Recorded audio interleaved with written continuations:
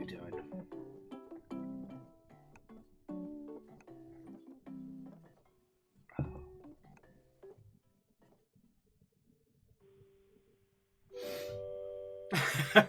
Hey, Lizzie. And Mega Boss. Watto and welcome. Hello, hello. How are you all doing, friends? Tell me your tales. Right. I have tiny tales. I actually have some stories to bring to you. I'm fucking overheating today for some reason. You're in a fridge now. But the question then remains, Mega Boss. Does the fridge own you? For all the things that we purchase, merely the things that hold us. Oh, Lizzie owns a blender? Fucking yo! All I own is some strange sponges and some soon-to-be spray-painted materials. Oh, Steppergen and Angel Kalina, Watto and welcome. Come on in, friends.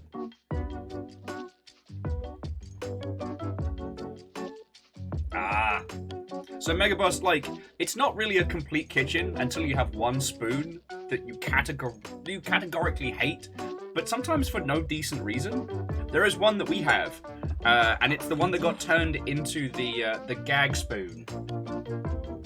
Of course, because it's too shiny for the camera. The fake Gundam spoon, which I'm very proud of.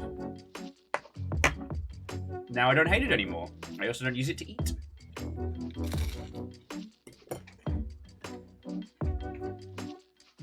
Speaking of which, I'm making sure I'm having food this morning.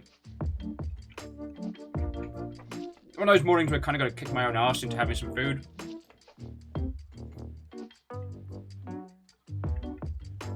Oh yeah, Steppergen. Favourite fork as well. But I feel like, if you find a fork you like, you can double down on that one. But the idea of throwing away a spoon because you don't like it is so counterintuitive. So you just end up with this one spoon that you hate.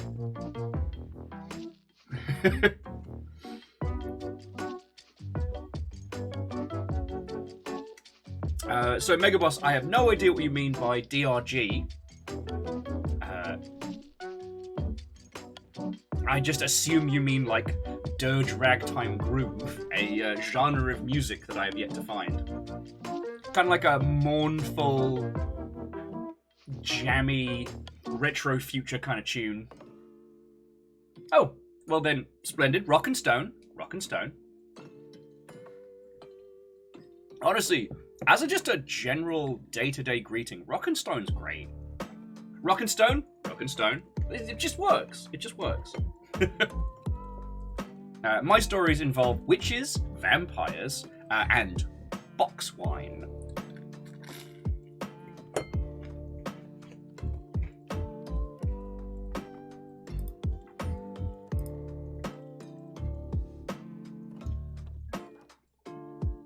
Oh shit!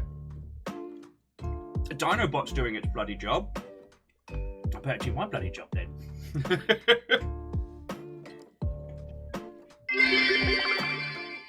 What ho? What ho indeed? My week, oh my fi week. So Vanderbeest, you are the first person to proc 55 months. The new high score is held not only by your good self, but also House Order. What ho? I recently met someone who designs cutlery. They were really on the cutting edge.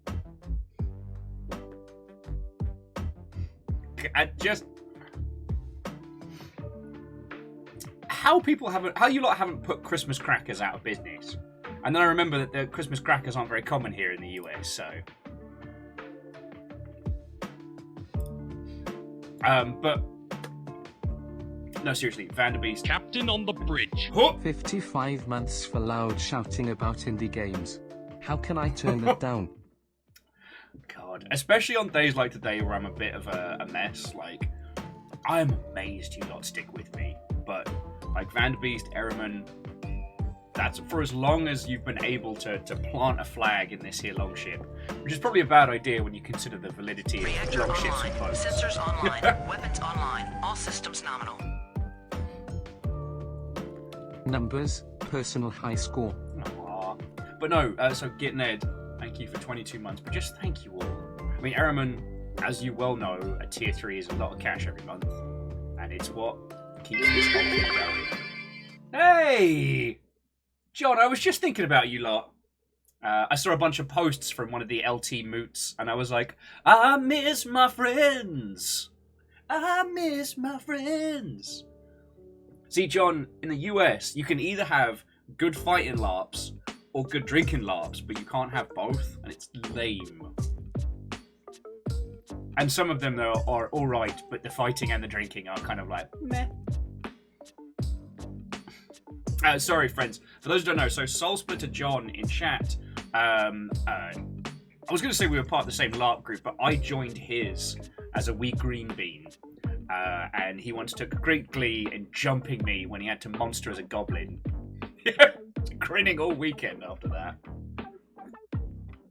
The system, and I know, I think Favor 6 also used to, but like, I used to play the, well, I don't know if John still does. I used to play the Lorien Trust. Oh shit, there's a train!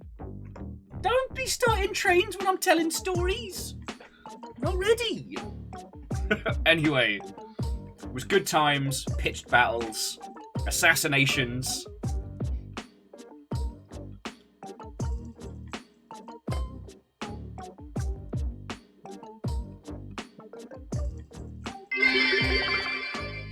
Set him up, knock him down. 55 months behind you. Heck yeah.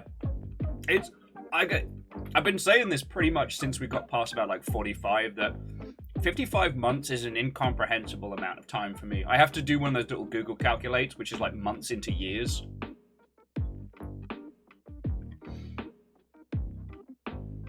Oh, fucking hell. And caffeine, like, not just thank you for 55 months, but also for all the fucking hours you put in behind the scenes and everything. So I'm going to be saying a lot of thank yous today, sorry. Trains and stories go together. Like, do-up, shiwadi-wop. Zippity big one. Sorry. Stephen, fucking thank you. Yeah, I know. I wasn't expecting my brain to dredge up a reference to Greece. But here we are. Brains be weird, yo. Level 3 cleared. Well done. Wet paint. So, okay, let me be a proper host.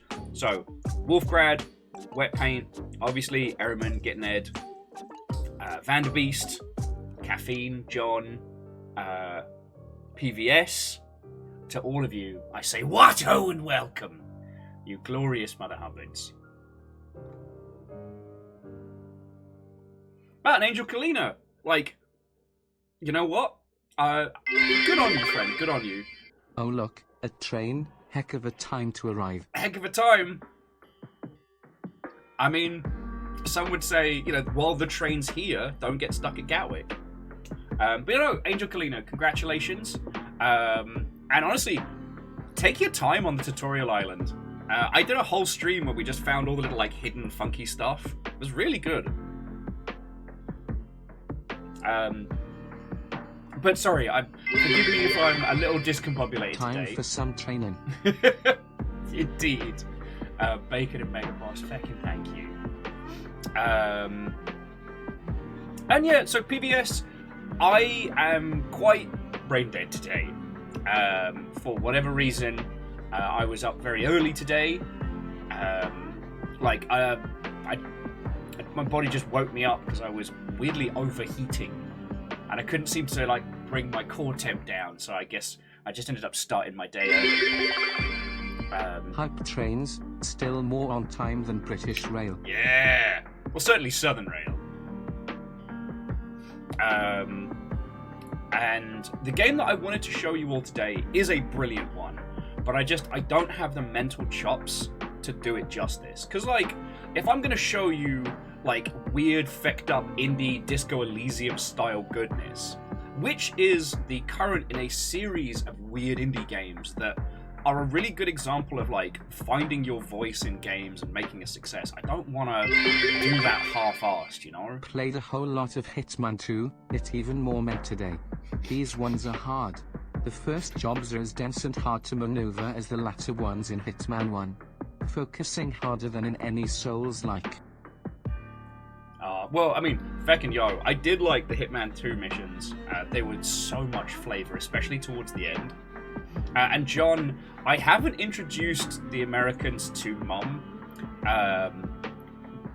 but I will say that the squad that I seem to have found Apologies, this hype train will instead be a replacement hype bus service. God, PVS, if I had the cash to commission it, I'd get a hype train but replacement bus service for when we do the weekends. There's nothing worse than a weekend replacement bus service in the UK because you're usually hungover and lost. You know, you went to a house party after a pub and you were like, yeah, this is a great idea. And then you're like in upper high ball bag in some county you've never been to. And you're like, well, I'll get myself to the train station and then I'll be fine. Just get on a train. I know where I'm going. It's a replacement bus service that goes to places that may not exist and will not exist again. Sorry, having flashbacks. You're all being bloody lovely. Thank you all. And Catastros, I'm glad you're enjoying Hitman. That's going to be my next one to chip away at for my downtime after... Well, I mean, at the moment, Redfall.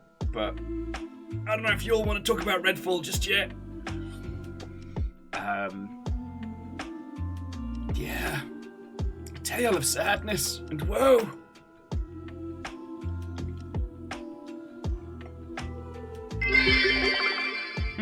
Like Soho? Soho exists! It's just Ubisoft doesn't think Soho exists. Where's your blue tack? I don't rightly know! There's a hype train, I'm distracted. Hype train! There's a hype train and I don't have any hype in me. I am unhyped.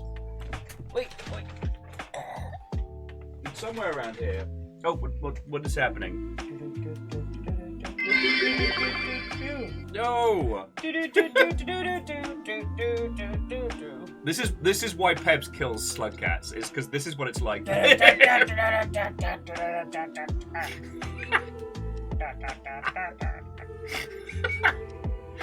This is the Pebs experience. Varbles, thank you for fucking 37. Merriman! No, I'm trying to find blue tack. We're getting assaulted by a slugcat. You can't keep doing nice shit. Oh, being bullied. Merriman, fucking thank you, friend. Fucking thank you. Cheers to you. Friends, I was so brain dead, I forgot to put in a part of the coffee machine earlier. Just put hot water all over the counter. Like, I'm not batting for 1,000. We all have those mornings. We all have those mornings. I just realised what I said, Ehrman. I have no power over you or your financial autonomy. But fucking thank you, little terror. Of course it's the monk as well. The most peaceful of us like cats. The one causing me the most amount of mischief. Our 4 reptilian heroes have overcome the arch villain Shredder. Under attack. Ehrman! Fucking yo! They're all cheering on the bullying slugcats. But seriously, having these like attack me does feel very much like going through the Ubisoft. The Pebs experience. The Ubisoft experience is pretending that Soho doesn't exist. You all are feckin' lovely, and I don't know where the blue tack is. It's got to be here somewhere. I use it for spray painting. Where are my tunes? Batting for. Oh, feckin' yo. Oh, shit. Wolfcrad, congratulations. You finally unseated Jackal, who had a strong innings. And Ehrman, thank you for gifting the subs to everybody. You hit Mandelbrot, Tenacious Chi, that's pretty good. Tnoff, Damakarians, and Kazile?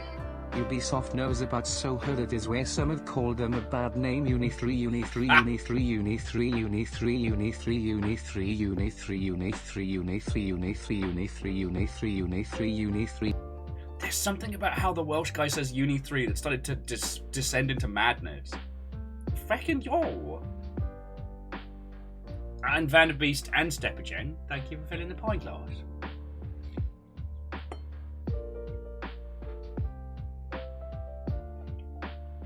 Thank you, you lovely Mother Hubbards. But yeah, I am not batting for 1,000 today. So I want to do Betrayal at Club Low another day. Because, and I'll talk to you about it a little bit later, but Betrayal at Club Low is a great example of small team wants to get weird with it, and they have the best time. Madness? This is Longship. Yes, a long ship! No one gets punted off, they just get handed like a little pint or something. But yeah, jumping back. So yeah, John, I've not introduced people to Mum because a lot of the people that I hang out with out here in the US would actually drink it of their own volition, and I'd end up destroyed again at my own petard. Mum is a very simple drink. It is 1 part mead, 1 part rum, and that's it.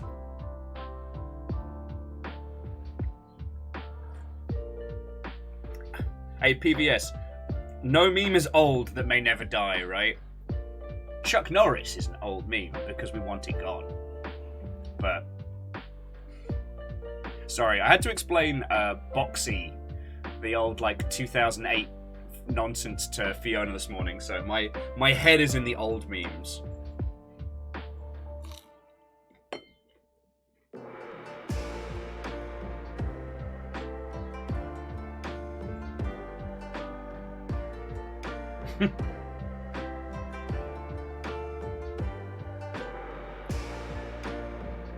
Ha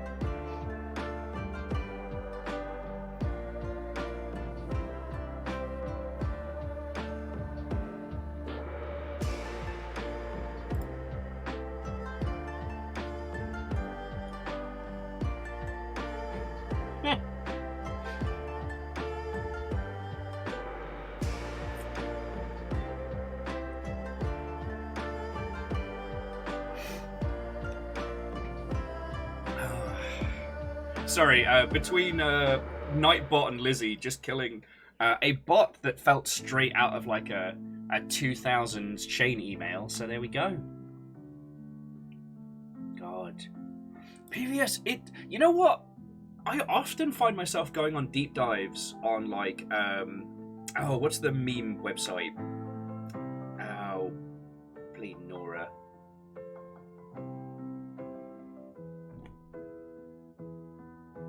See, this is how brain dead I am. I can't even remember. It's like Memepedia or something like that. It's got some nonsense name, but it explains, like, for lack of a better term, the etymology of certain, like, online pieces of humor.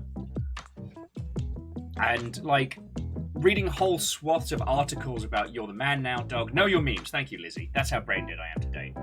And going on these, like, wiki holes, like, it's my TV tropes.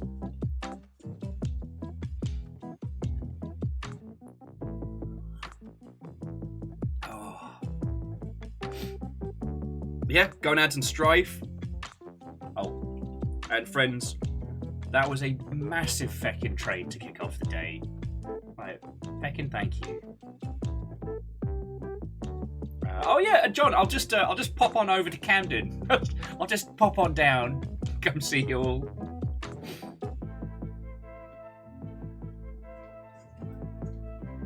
And XD Johnny XP, Watto and welcome.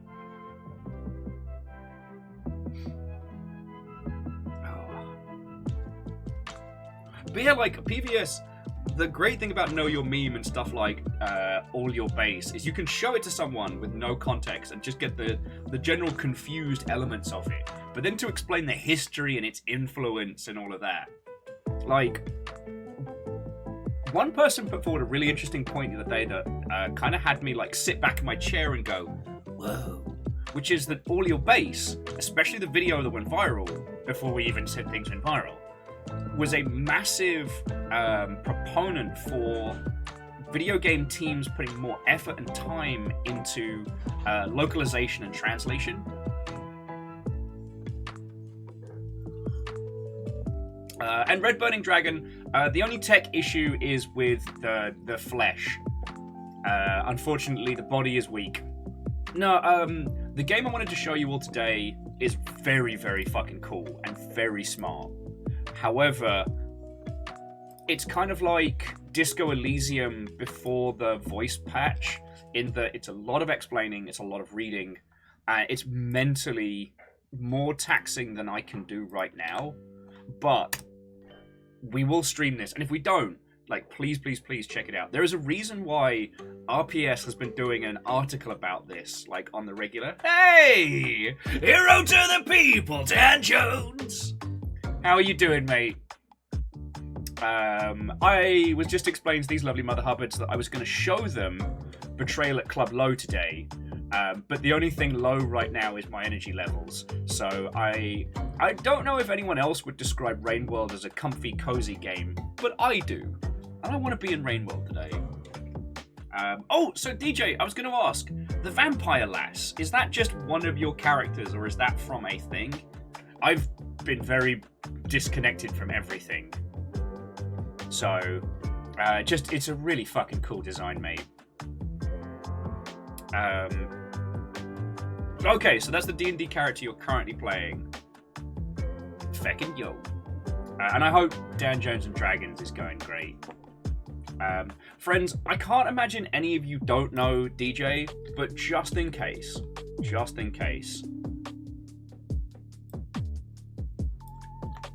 do give him a follow. DJ and I have, I often say, served together, and I highly recommend, especially Dan Jones and Dragons. Again, I can't imagine any of you lot who've been here for a while haven't met Dan, but just in case. And then, okay, you're playing tomorrow, so fucking yo. All I was going to say was, on the Friday thing, I'm looking forward to it, but if you can't make it, just let me know. It's no stress. I've got a backup pirate legend. But Friday's going to be Cinco de Mayo. Aw, Ehrman, you fucking legend. Thank you. Ehrman, that's super cool of you. So Ems is going to be captaining, and we're going to be on the sink shaming. We're going to get a chest of fortune. That is the only goal we have on Friday. One chest from one world event. What-ho, also. Snuggly. What-ho and welcome. Hello. Thank you for the 44. Yeah, Catastros, we will be on the HMS sink shaming. Late for hype train, I was asleep for 12 hours today. Got chicken and thinking of how to handle trying to make a JRPG video game. Yes, I have too much ideas in my head. Yeah, you just got to carry them through. Though I will say that don't underestimate the power of RPG Maker. As a very, very good friend of mine, Damien Crawford, of Damien Crawford's Golfing Experience, has made several genuinely brilliant RPG Maker titles, including Purgatory Dungeoneer. There we go. And Snuggly, what-ho and welcome. Hello. Yeah, hey, every fucking raid is great. So it doesn't matter if there's 2 of you or 2,000. Happy to see you, friend. Come on in. Oh yeah, Megaboss. Damien is a menace, but in a very different way than any other, like, chaotic game developer. And I've become more and more enamored with his work. And I have no qualms in telling this to his face, like. But yeah. So, Snuggly, how you doing? What are you playing? How is it going? And yeah, like I said, Dan, I'm fucking looking forward to it. I just wanted to make sure there was no stress. We're gonna hang out and we're gonna yell at people on the Sea of Thieves, and it's gonna be great. I was talking to Fiona about Sea of Thieves this morning and just how, like, I'm becoming more and more of a bloodthirsty captain. Like, the fact that we ruined some would-be Reapers so hard they rage quit the server, and we had to be server merged because we brutalized everybody else. Like, I still think about that. Oh, and Fearless, you're like a wizard. You show up when you mean to. It's good to see you, friend. What-ho. Yeah, PVS, here's hoping. But at very least, it's always lovely to see you. Hey, and Snuggly, if you need pirates, the Longship has a ton of people playing, like, off and on, like, all the time. So you can always find some crewmates. Because, like, solo slooping isn't the worst, but you're the lowest kind of... You're the lowest on the food chain, and it can be very frustrating when you're starting out.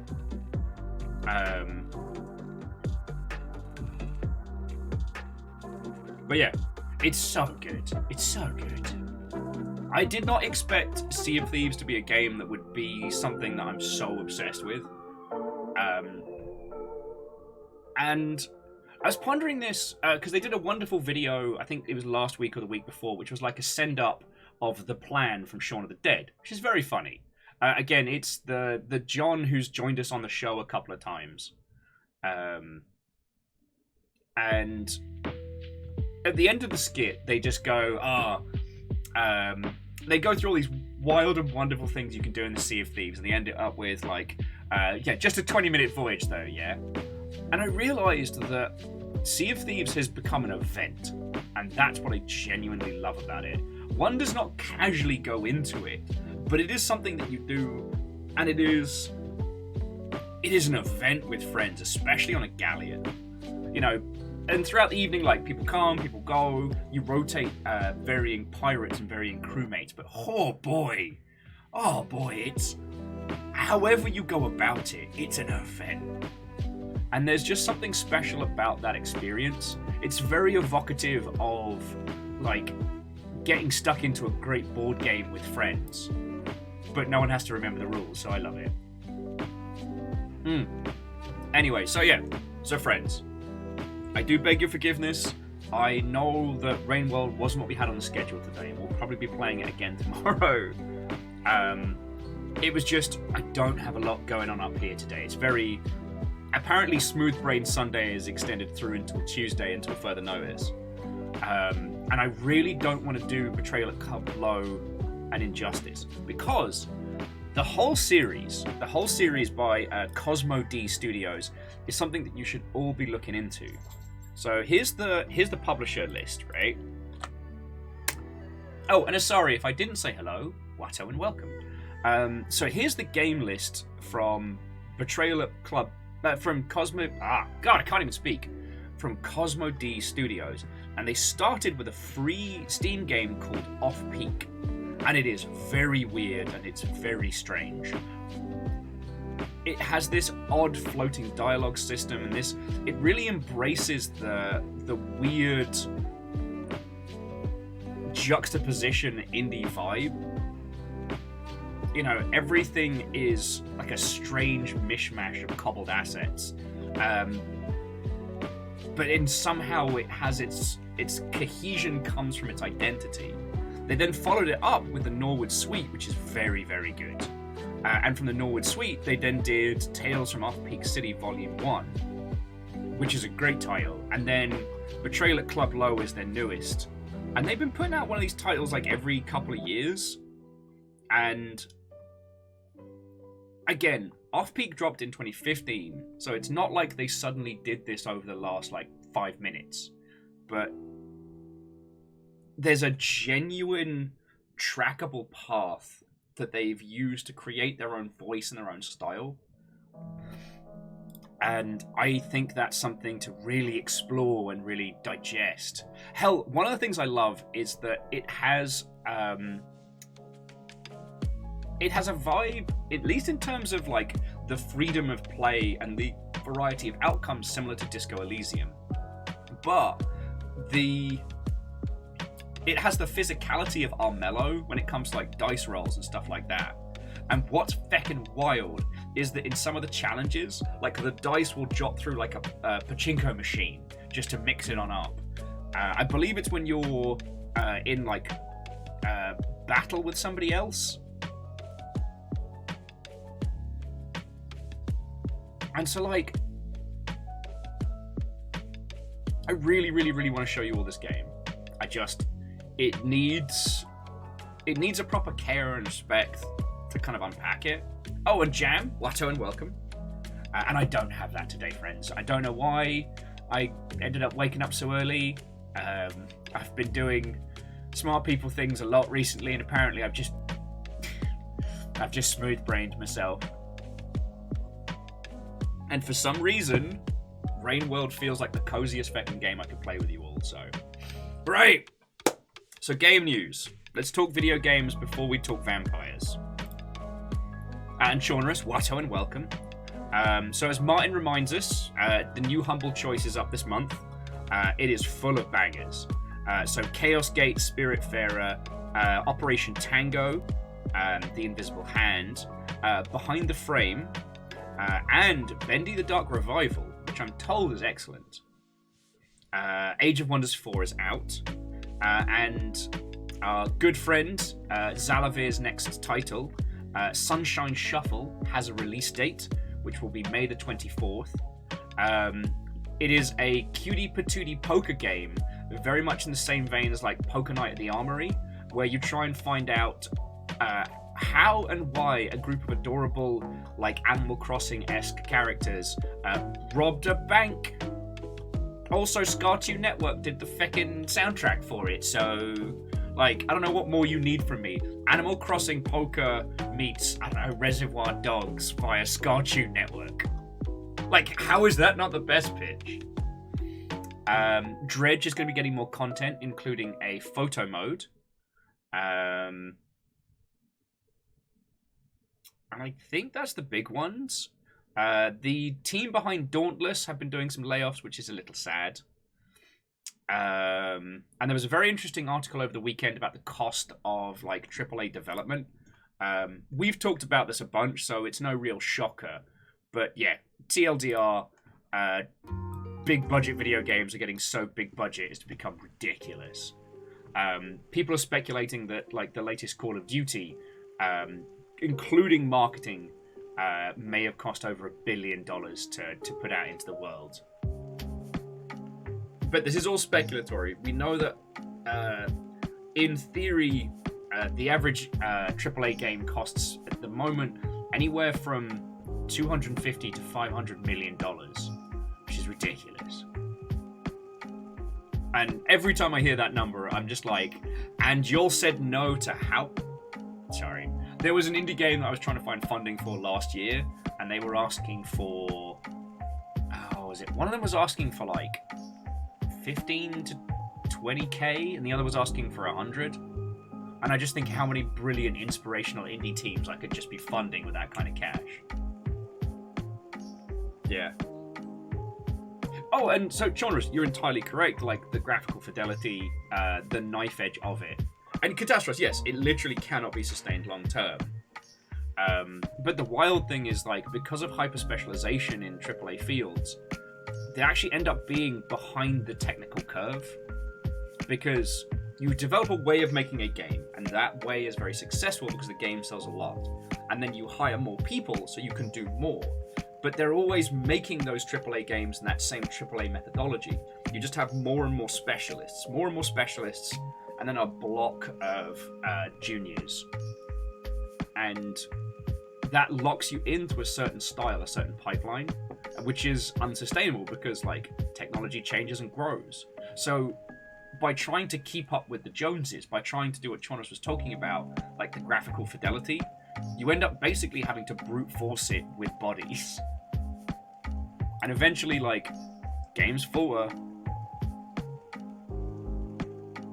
But it just means that as we progress, we'll see more and more of these AAA studios dropping off.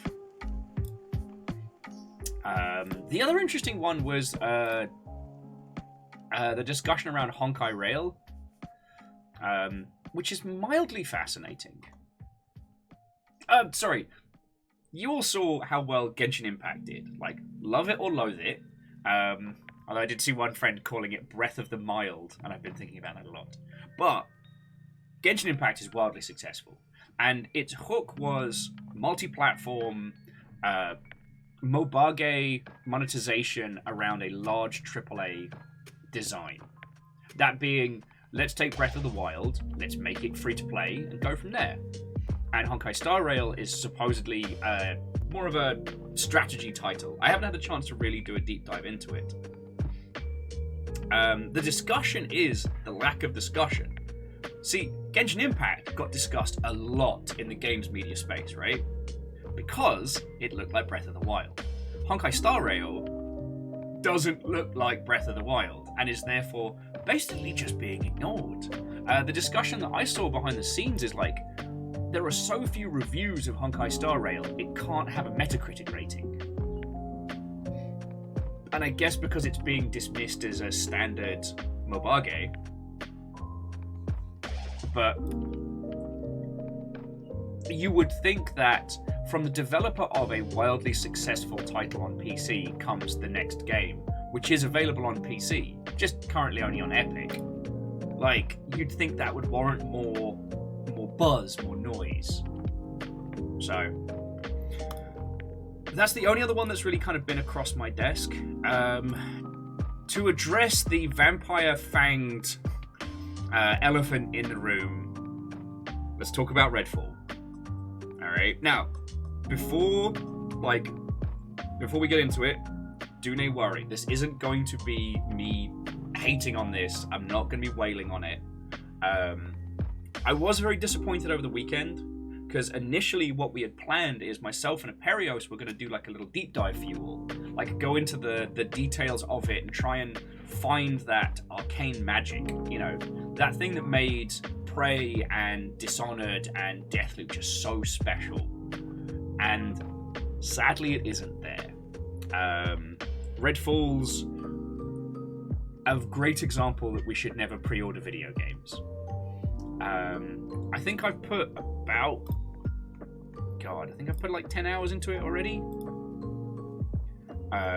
Yes, I put about 10 hours in. And if you do have Game Pass, you can download it on there. The thing to bear in mind is, I've been playing it single player, and it's fine.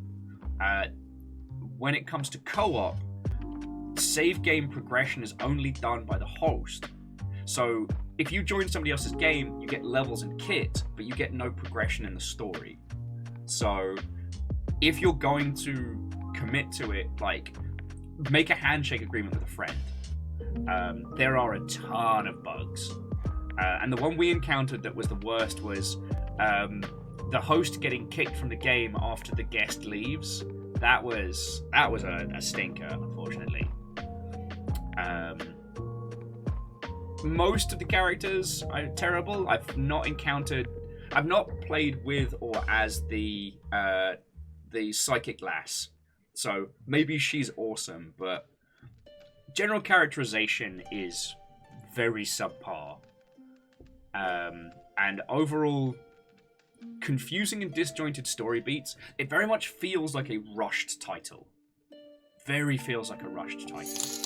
So, month-to-month plan was just purchased for year 9,99. well, cheers. What was that? And sorry, whoever that was, thank you kindly for picking up something on the Humble Bundle. I've not checked the bundles because I'm a carbon-based wastage today. Let's have a look.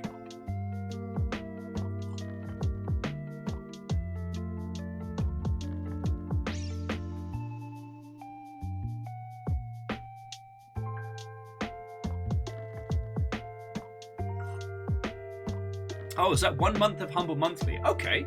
Well, feckin' thank you. As a quick aside, if you do find yourself gasping for co-op shooters, Humble is doing a $15 bundle with Back 4 Blood, Sniper Elite Zombie Army 4, Vermintide 2, Killing Floor 2, the Anacrusis, and then the Zombie Army Trilogy, which are all bangers. I mean, you know how I feel about the Anacrusis. I've just been waiting until the next story beats drop for the Anacrusis because I was a little burnt out.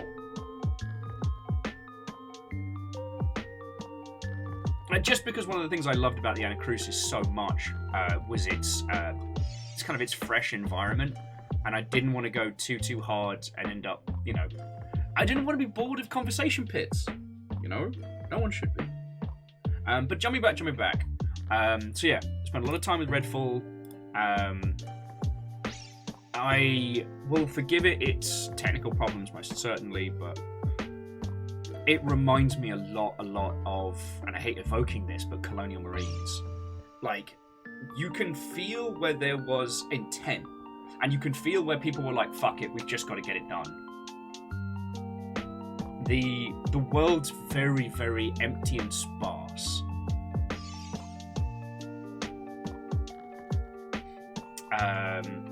Hang on, it might ring a bell. Let me have a quick look. Showgunners. Oh yes, this is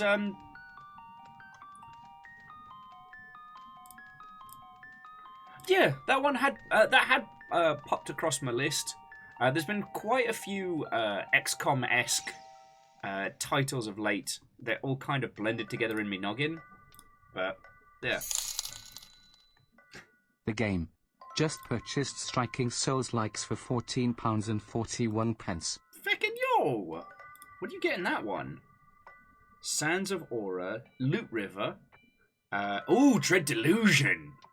Blade of Darkness, Mortal Shell, and Salt and Sanctuary. Okay, yeah. That's $18 for a banger.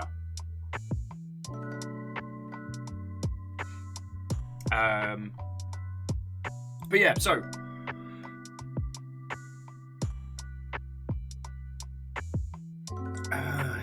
sorry, I was asking about a game called Broke. God. Oh my life. Yeah, there is a title I had very, very, very forgotten about. I think God.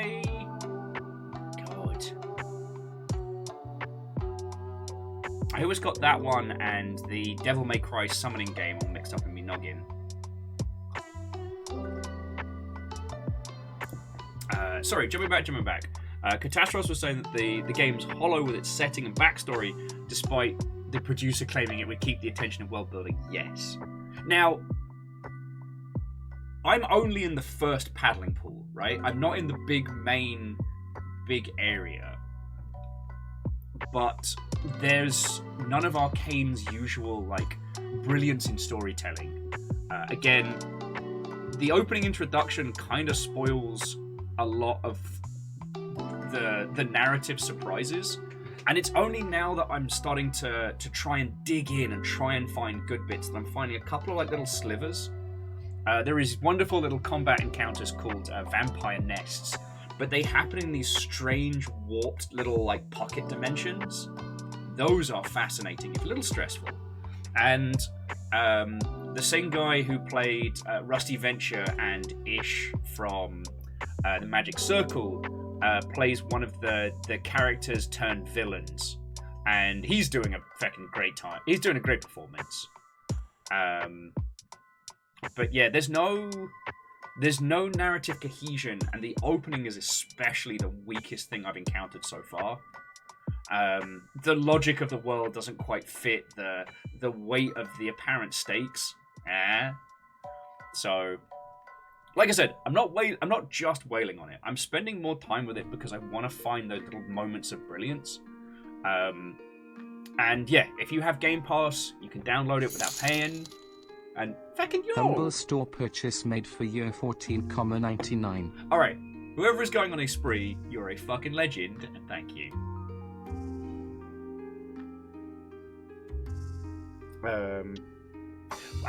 There's loads of things that strike me about it though. Like, one, why is it an open world game? It's so sparse. Like, there's no reason. Until you start hitting the story beats, or actually specifically going to missions, it's just empty. One of the things that I found so wild is like key locations. If you go there before you're meant to, there's just no one there, which is weird. It doesn't make a lot of sense.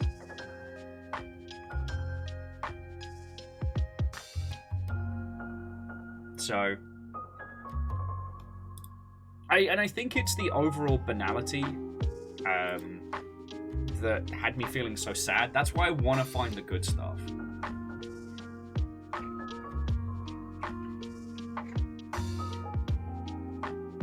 Yeah, Moose, I'm really looking forward to like any kind of like post-mortem or deconstruction on it. Like, when did it become an open world game? Because here's the thing, they could have just done co-op level by level, and that's clearly where their strengths lie.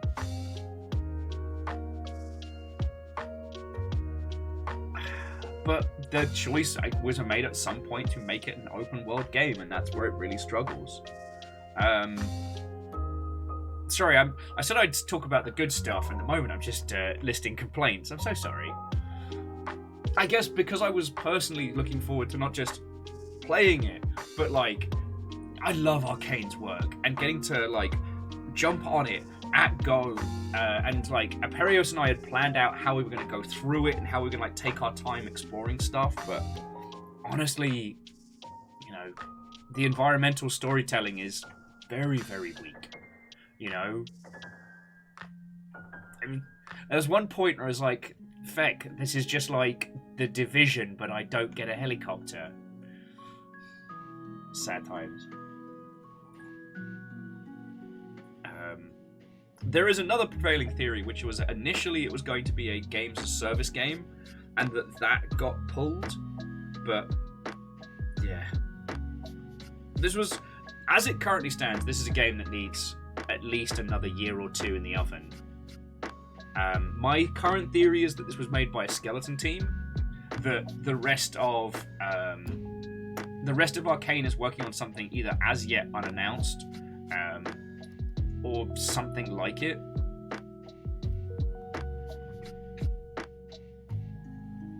So yeah, like I said, I'm working on trying to find the good, and I'm slowly finding these little snippets. But yeah, if your overall goal is to play an interesting and satisfying shooty gunbang that Arcane has put together, play Deathloop. If you haven't, go back and play Prey again with a different build.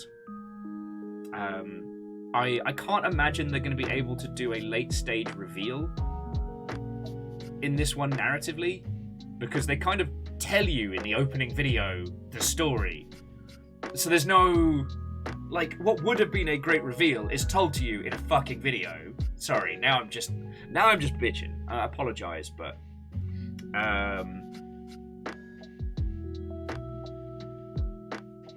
sorry, I hope so. You know, Microsoft have the money to support the game, but whether they will or not is another story. See, Favor 6, here's the interesting thing. Like, I played through Cyberpunk at launch, and it was buggy. But there's the moment-to-moment feel of it was very good, and there were pockets of absolute brilliance. So it's those pockets of brilliance that I'm searching for, if you know what I mean. And I haven't found any yet. You know, I want to find the racing game. I want to find the little moments that really make it. I think I told you all this, but I was out doing missions in the desert in Cyberpunk one time, and then I had to head on back. And driving back into the city, because I had a strictly no fast travel rule for Cyberpunk. And Caltriel? God, sorry, I'm failing on words today. But yeah, as I was driving back from the desert into the city, and as it's, you know, as the sun's going down and the lights of Night City were coming up, like, it was framed beautifully. You know, I'm whipping through on my weird little, like, Akira knockoff superbike, just feeling like a cool shadow runner. You know, I'm done in the boonies, I'm done with this stuff. It's time to go back to the city. And I'm hoping to have that moment in Redfall, you know what I mean? But... And Favor 6, you're right that they are... Okay, so from what I've seen, the Jedi Survivor game just has a very, very limited and a bit crackly around the edges PC port. But from what I've encountered with people playing it on console, they're having a great time. So, you know, oh, shock and surprise, EA gave their PC port, like, feck and all. You know, not to be the old man of the house here, but I still remember when EA's PC games would ship with native Xbox control buttons on the UI. Not like we have now, where if you plug it in, it changes. Nah. Like, Red Alert 3 had Xbox button prompts. It's fucking wild. And with Cyberpunk 2077, the hype that they ran was above and beyond.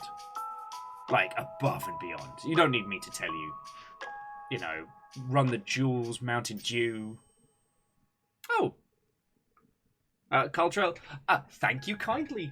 It's full of Gundams and a skeleton. So, yeah, this is my little corner in the world. Yeah, Favour 6. The EA PC ports where they gave some guy down the market 50p and a bag of skips to get it done. But...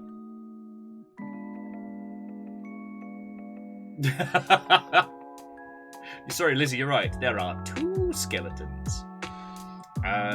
Sorry, I tell you what. This is the current sucker I'm working on. So I'm currently working on this Mother Hubbard. And these real grades, I always forget how detailed they are. So it's slowly coming together. I just finished inking it yesterday. So.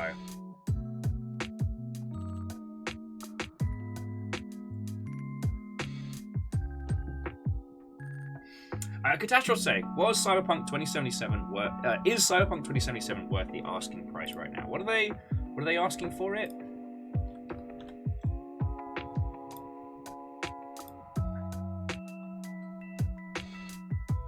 So they're asking $60. You know what? I played it for 80 hours, and the story and experience that came away from that is one that will stick with me, you know? And that's before a large proportion of the improvements and additions, or before they slapped an Animu over it. Like, you can feel the overreach in Cyberpunk. You can feel where they badly mismanage their time, but you can also feel, those little pockets of care.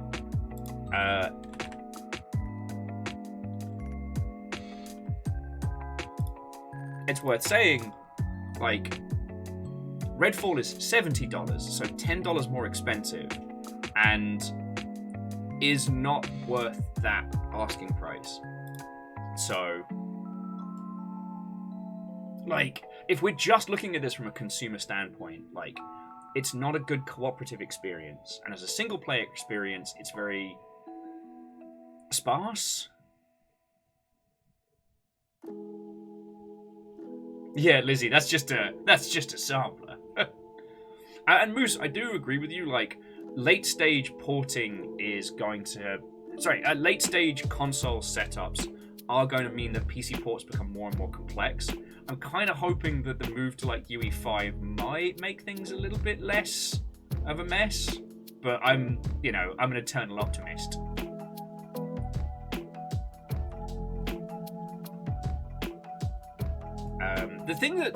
The thing to remember about Cyberpunk is that it's the story of Johnny Silverhand set in a gigantic open world. And as soon as I got that, God, the main story just clicked. But a lot of the side stuff is pretty spot on. So who knows? Maybe I'm going to have that clicks moment with Redfall. I'm going to keep clicking. I'm going to keep at least trying to chip away at it.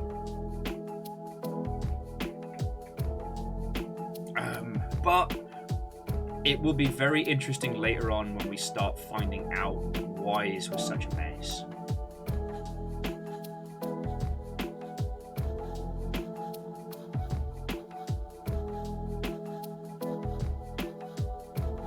Oh, sorry, Aperios, and I hope I haven't been dampening your fun. Like, with Jedi, I am so happy everybody's enjoying it. I don't really... It's not a game that needs my say-so or anything like that. And I'm going to keep going with Redfall because I want to find the special mojo of it. The frustrating thing is that I can't just say, like, hey, Aperios, do you want to jump into my game? Because, like, I don't know how the scaling works in multiplayer. We'd need to be the same level, I think. Because I think it scales to the host.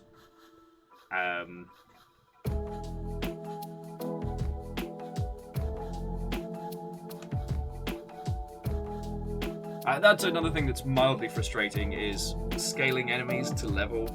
I always get a bit frustrated with that because it's a lot easier. It's a lot easier at the very, very beginning.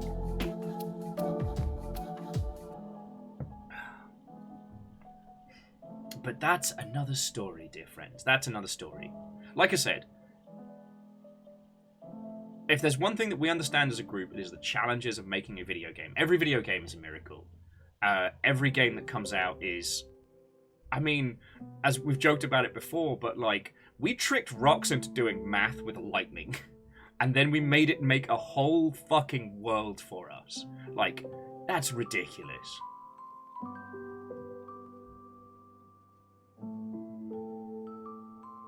So Moose, again, I think it's time, and I think we're going to find out in the years to come that there was a lot of either like fiscal constraints or time constraints. Like, because if you have enemies that auto-scale to the character, then all you have to do is put the enemies in the world and then they tweak as you're moving through, rather than creating bespoke areas and then trying to tweak them. Yeah. So Aperios, my current prevailing theory is they were initially provided the resources and then those resources were pulled. Because especially the way that the cinematics change drastically in style. There's no consistent through line with cinematics or videos. And the characterization is incredibly stunted, as if like certain parts were done much, much earlier in development and then kind of cut. And yeah, Aperios, I'm sorry you've been cursed on video games.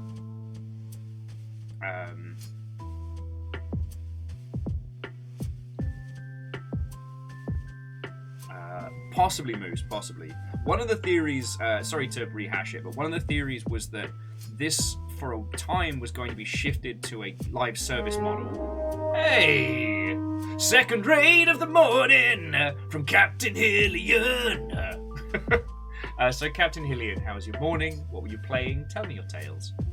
But yeah, the current prevailing theory is that this was going to be a games of service type game, and either they changed that or they couldn't make it fit. So I can definitely see how that theory comes together. But you know, I don't know who you chose character-wise, Aperios. I went with Snipey Guy, and God, he's the most boring character, but you know what? Clacking vampires in the noggin feels pretty bloody good. Captain Hillian finished Prince of Persia and the Sands of Time. Feckin' yo. Which is weird, because I just watched the Prince of Persia movie. Ticked another one off my every video game list. The only thing that one can really say about the Prince of Persia film is it would be very good if it wasn't so racist. It's brutal, but there we go. But yeah, so jumping back. Yeah, and Aperios, that caught me off guard, because I thought that maybe it was, I don't know, but like, you get the opening cinematic, which kind of spoils what would have been a great reveal later on. So I could only assume that they had plans for story beats later they couldn't do. So they just decided to tell the audience as they're walking in.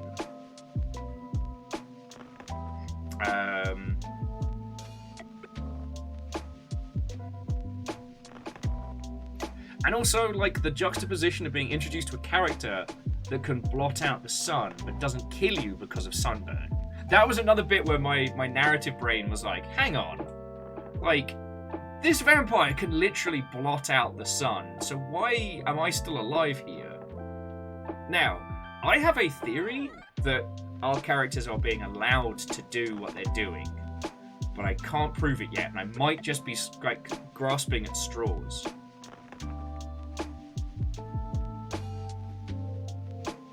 But we'll see how it goes.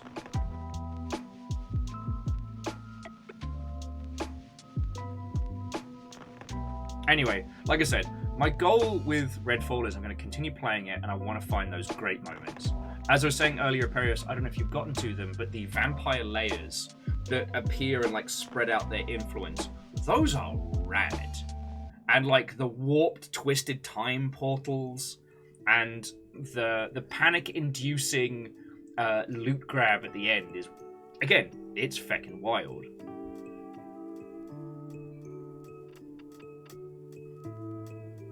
So yeah, that's probably what I'm going to be playing after stream tonight.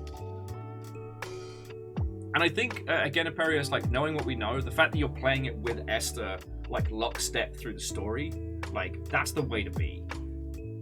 You know?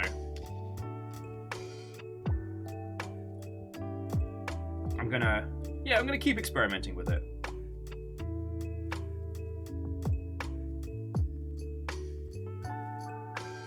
Oh yeah, Perios, the cloak is feckin' great.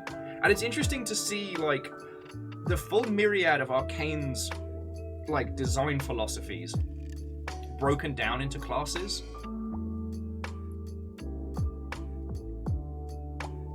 But holy crud, Snipey Guy's ultimate is ridiculous. Vampire go bye-bye quick. Oh, that's cool. Yeah, actually, I had seen that in some of the early trailers. Sorry, Aperius was saying that the inventor guy, or the gadget bloke, other people can use his teleporter. And I did see that the cool witch lady has like an elevator that works like a springboard. And verticality is incredibly powerful. And there's nothing quite like the vampires screaming at you, "Ah, there's nothing you can do," as you clap them in the gob and then put a flare in their chest and watch them go out Buffy style.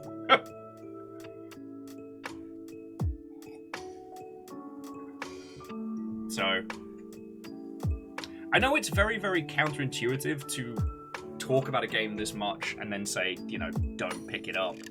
But, I mean, if you know what you're in for and you already have Game Pass, give it a whirl, friends. Experiment with it. Like, see what you think.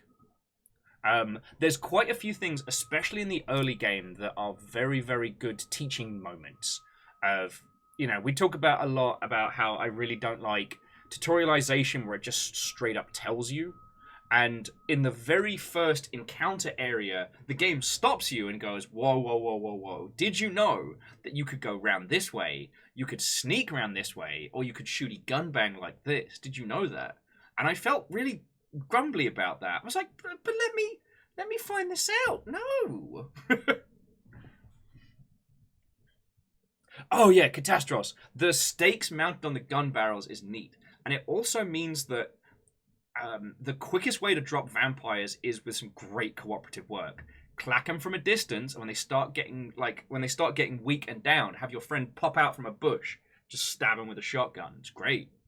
It's fucking great. Let's go back to the classic Zelda and chill. There we go. And yeah, the aesthetic. Honestly, the character concepts, I think if they were given more time in the oven, Snipey Guy is probably the weakest of the bunch, because his whole bit is, oh, I was a soldier, and then I became a mercenary, and then I quit the mercenaries because I'm so edgy and cool. I'm like, come on, mate, come on. However, there was definitely the start of an interesting character there. It is not explained how your character gets his powers, by the way. You have to watch the trailer video to explain it. And it doesn't make a lick of fucking sense, by the way. But again, that's because of where we are. Oh yeah, no, not just literal demon eyes, but also Talking Bird, who does have some of the best lines. But yeah, the other characters are feckin' cool. You know, there's a guy who was doing there's a paranormal investigator who was doing like a very unsuccessful podcast tour. You have the civil engineer turned mech specialist. And then last but by no means least, you have Cool Witch, who's cool and has cool witch powers. Like, I don't know what to tell you.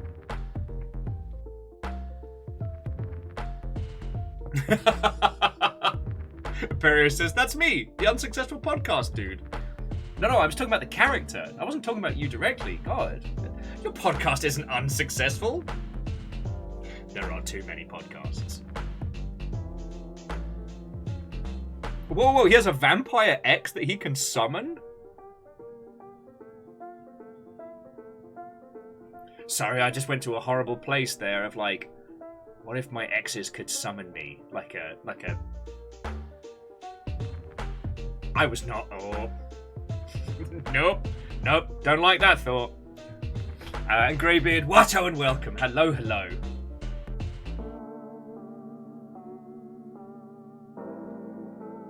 Oh, nice.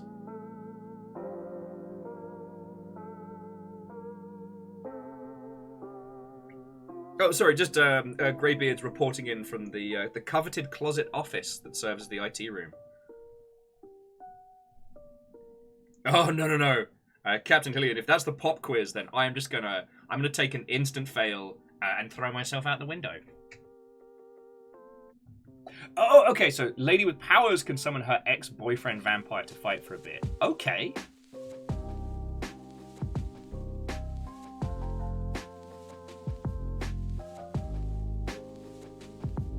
So yeah. Thank you for letting me talk on this one, because, like, I initially had that sinking feeling with the game, and I'm glad I kind of got that out of my system and got to share it with you all and kind of talk through my frustrations on Discord. And so, like, last night, like, I was having a bad time in general, but, like, in terms of, like, experience with the game, I was doing pretty okay, you know? And trying to... If there is any nuggets of brilliance, I'm going to find them. Because this is Arcane. Like, they're not perfect as a team, but holy crap, they don't feck around. And one of the things that has was... I just forgot what words are. How's your Tuesday going? Sorry, one of the things that a friend pointed out to me is that Arcane has one ace up their sleeve, one habit that we've seen throughout, and that is it's always about the DLC. That is to say that Dishonored was great, but the DLC was incredible. Prey is good, but Moonfall is transcendent. Now, we haven't gotten any like DLC for Deathloop. That could be what the rest of the team is on, and so we'll see. They added an extra ending, which is kind of cool, but like, honestly, by the time you hit the ending in Deathloop, it's more about how you feel rather than like a grand conclusion. And you're right, Catastrophe, like, BioWare did used to be in that point, and God, long before Anthem happened, there was a time when BioWare could do no wrong. Like, everything they touched turned to gold.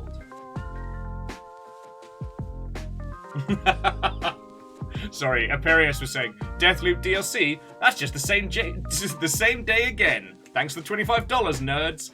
Deuces! Feckin' yo.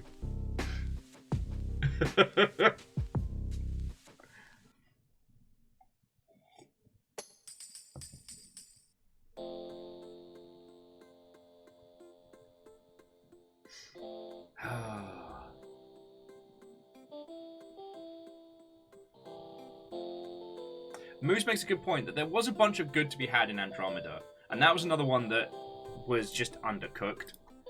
Oh, okay, so from what I've heard is Andromeda was a triple threat of like short turnaround time, brand new game engine, and a larger portion of like the more senior staff at BioWare leaving because they just fucking had enough.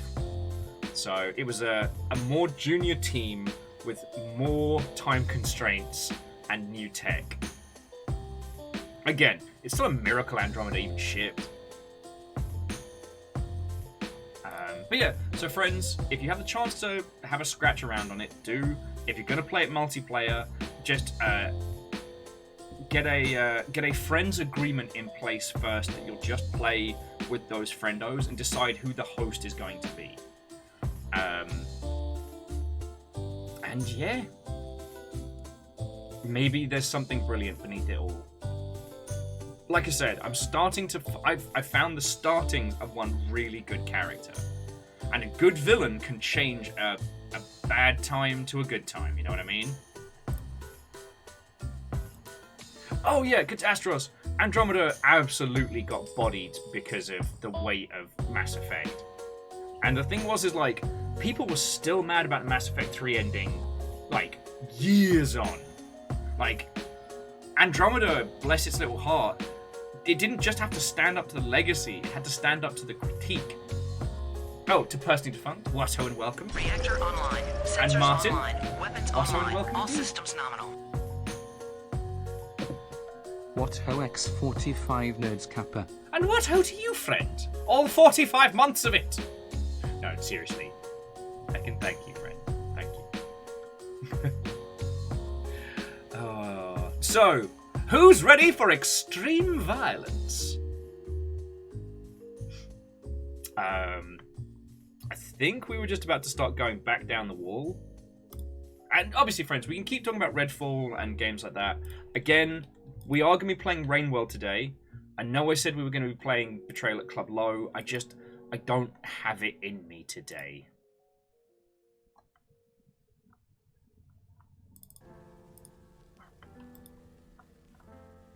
But if you don't already have it on your radar, Betrayal at Club Low is one of the indie greats, and I'm looking forward to sharing it with you all.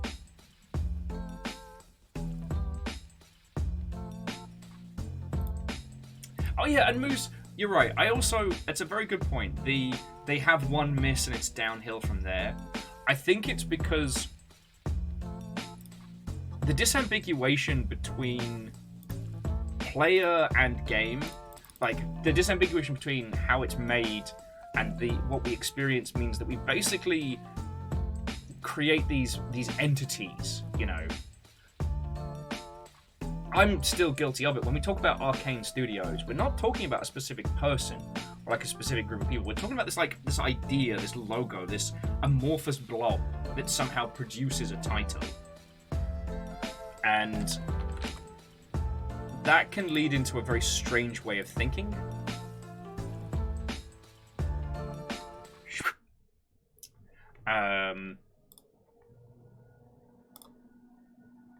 And that can get very, very complicated very quickly. Oh no, Aberios, it's absolutely Bill's fault in accounting. He knows what the fuck he did. And I mean, it's Catastros. I agree with you. It's a frustrating thing that's annoyingly part of the human condition, but there's an intellectual satisfaction in someone wailing on something that you already don't like. It's like, my friend used to say this about plot holes in movies, that, you know, no, you could not make a huge, gigantic Hollywood blockbuster, but if you can point out how it's wrong, you can feel like you could. You can feel like you would have done better. When it comes to a lot of the, these big budget titles, the amount of time it asks you, plus their success and their cost, creates this feedback loop where if it's bad, then you can feel a certain amount of smugness, like that you can look at a title and have to invest no time but feel like intellectually superior. You know, that whole thing of like the rage cycle in video games. Game bad! Oh, I knew game were going to be bad because thing! Oh, totally thing. When people did thing, they went bad, so bad. And that whole discussion, you get to feel right and you get to feel validated without having to invest time. And investing time and genuinely caring for something is hard. You all know this. Like, I ain't telling you anything you don't know. I also know this is why I'm not wildly successful on the internet, because I like to talk about the nuances of the things that we love. And even with something like Redfall being a mess. It was really funny with doing Mystery Science Theater 3000 with everybody on Discord. But the reason I'm continuing to play it is Reactor online. because I want to Sensors find online. the Weapons goods. online. All systems nominal. Rain World. Rain World! And British Beaver, whoa and welcome. Yes, I did not intend for today to be a Rain World day, but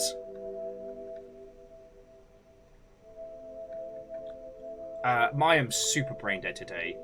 It's not like tired, like I'm going to fall asleep in the chair. It's just, it's like Smooth Brain Sunday never ended. And as brutal as Rain World is, this is kind of a cozy game for me. This is a world that I love and I know, so that's what we're doing today. Again, we will be doing Betrayal at Club Low at some point, but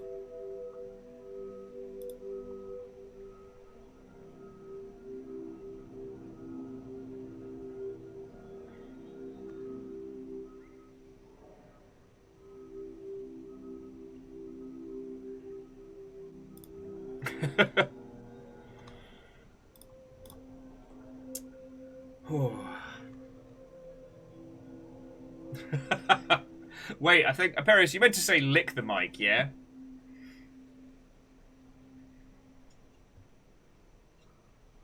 Oh, no. No custom colours. Because I'll get confused in the playthroughs.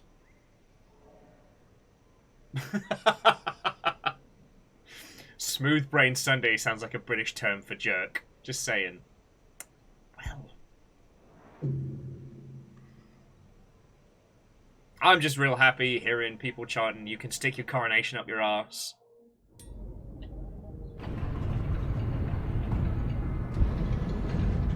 Oh shit. Which is the... Oh, it's the red one is the one that Pebs pulled out of our chest. Right? Okay, so... Just very quickly, so you're all up to speed on Rain World type stuff. We went to see Pebs. Pebs has not given us the gift of speech. So we do not know language. He flipped out, pulled the pearl out of our chest, and then immediately threw us out in a rage. So whatever it was that we were, whatever message it was that we were sent to deliver, absolutely fucking, he did not like it. So we can't go into Pebs' area. Yeah, Catastrophe, Pebs definitely needs more coffee. They should not have taken a message before having a cuppa. But one of the things that we can do is we can intercept messages from a new supercomputer, a new iterator. So it was like 7 red suns. 7 red suns and no significant harassment have been talking about Pebs. We don't know a whole lot yet, other than we were sent as the messenger. So that's where we're at right now. So we've got to go back down the wall, and I guess we're going to Moon? And yeah, Red Burning Dragon. If we walk back in there, death. Like, Pebs doesn't even hesitate. He just straight up kills us. So that's where we're at right now.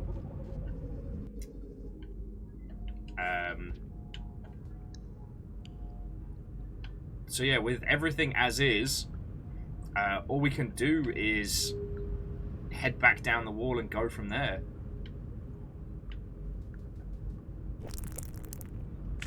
Now, it does mean that we've got to basically babysit this gem all the way down to, I guess, Moon? But yeah. So, jumping back. So, Caffeine says they picked up Meet Your Maker for their monthly allowance. Oh, lovely! And just adding that it's gotten the base building, and they're already itching to build bigger maps. So, is it like with Mario Maker and stuff like that? Do you have to be able to clear your own base before other people can play it? Because, hey, I'm just impressed that someone managed to take the Castle Doctrine, the game, not the philosophy, and make a fun one? For those who don't know, the Castle Doctrine was an indie game ages back that was, like, super fascinating to talk about.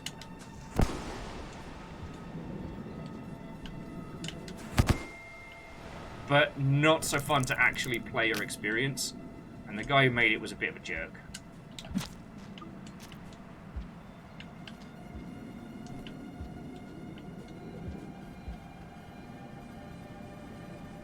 See what I mean about cozy? I'm just like naturally killing scabs. Alright, so Caffeine says you just have to meet the criteria of have party goal and minimum defenses. Fascinating. Yeah, Pebs, I'm going. Leave me alone, mate. Or you're observers, sorry.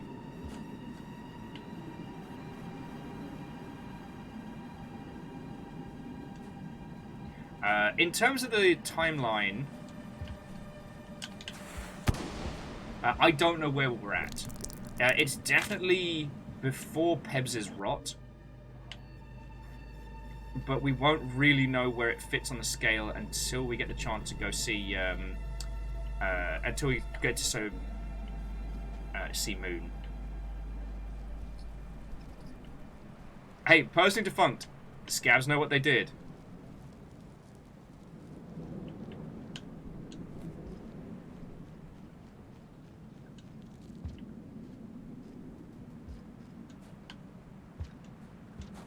They know what's up.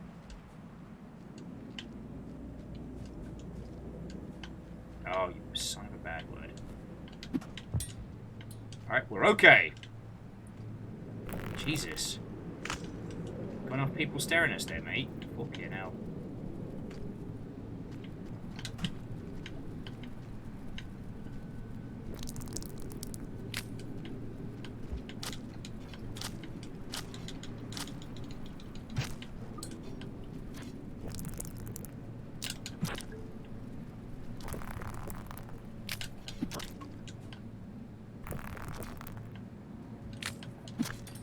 Thank you.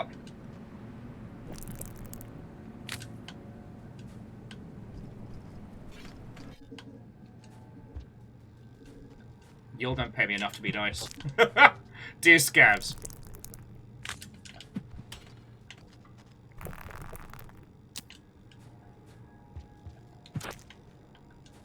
Y'all don't pay me enough to be the good guy.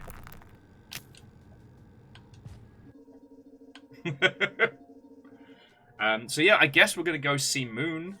I don't know. I don't know where else we would go. There is another communication that we haven't intercepted yet, and it's kind of on top of the one of the nests.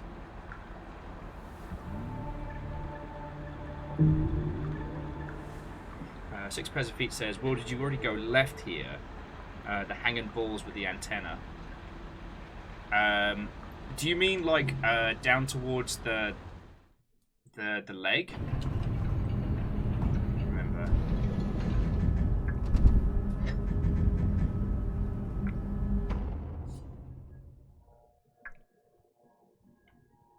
Oh, do you mean the big old sphere area there?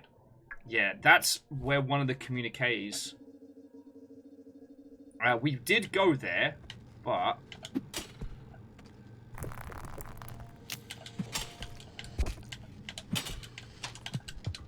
fuck you. We did go there, but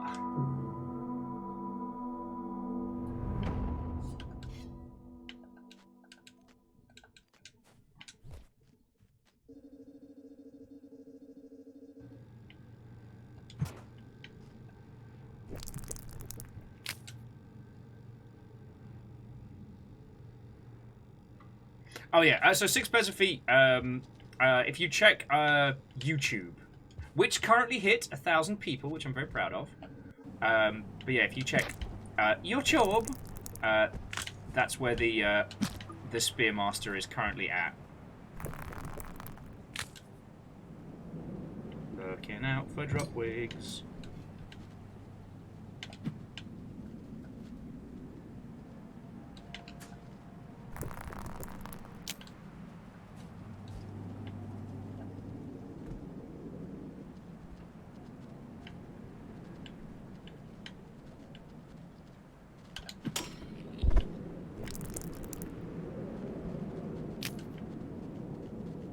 Sure we're not dropping this feckin'. I mean, I guess it's a pearl?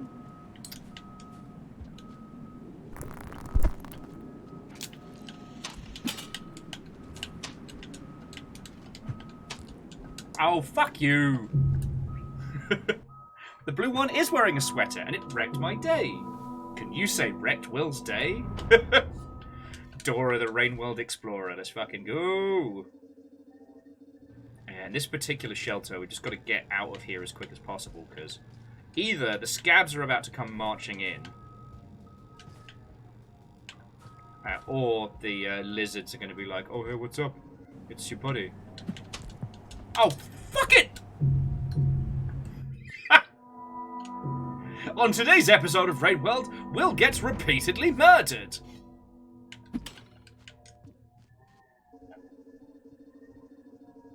You wonder why I end up wiping these poor buggers out.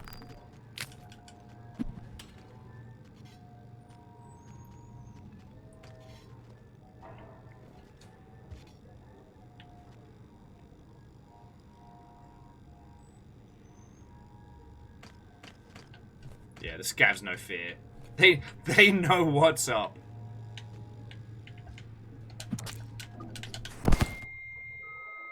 Ah, that was a little bit too much, Ducker.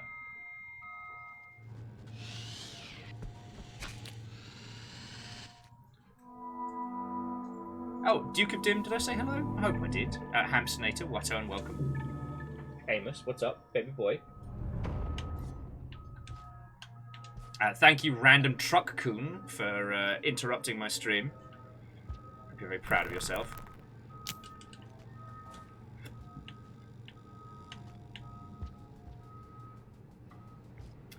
But yeah, the reason why I'm continuing with this, and I'm not just trying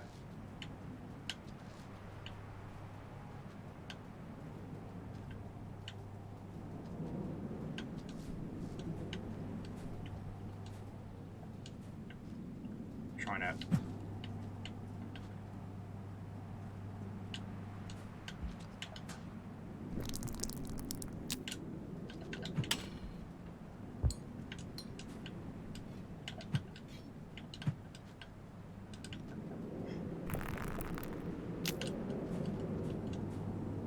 we've got enough food in our belly that if we make it further down, then we can have a snooze.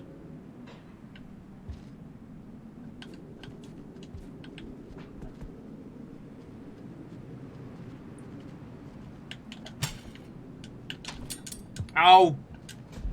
Piss in a bin bag.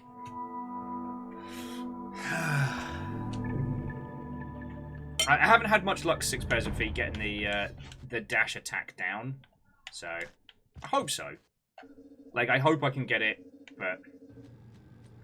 Like, I kept trying with the Gourmand and it got me killed a lot. So...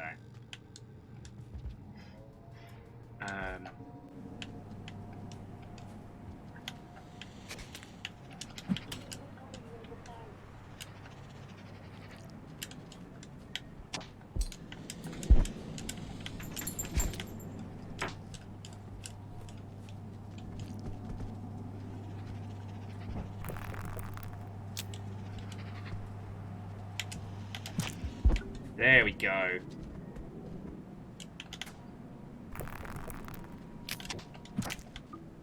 That is how we hunt. That is how we hunt the lizards. That is how we hunt. God. Okay, with their ability to use tools and their combination of adorable and lethality, slug cats are basically the Fraggles of this world. And the observers are like the little dozers, because they do stuff.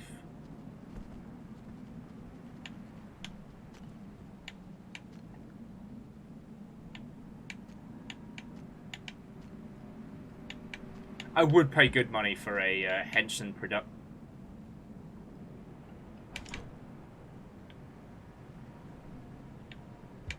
I would pay good money for a Henson production of Rain World.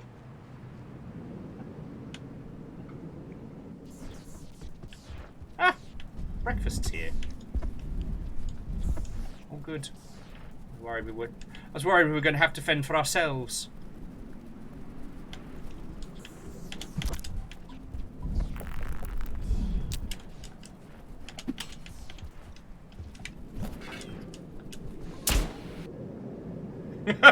I made it angry.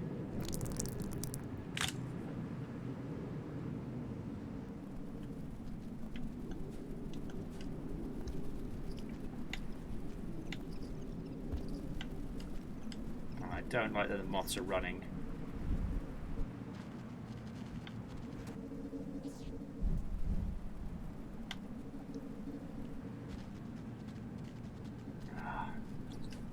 Yeah, we're getting into jump lizard territory here.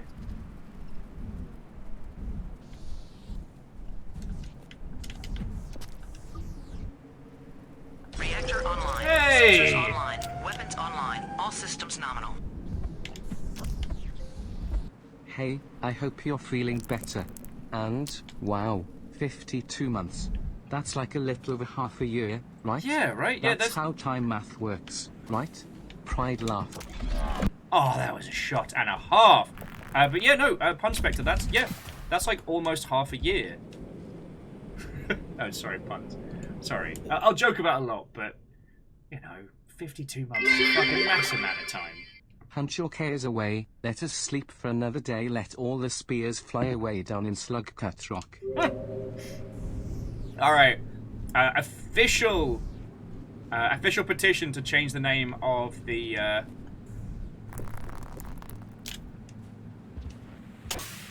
Oh, fuck.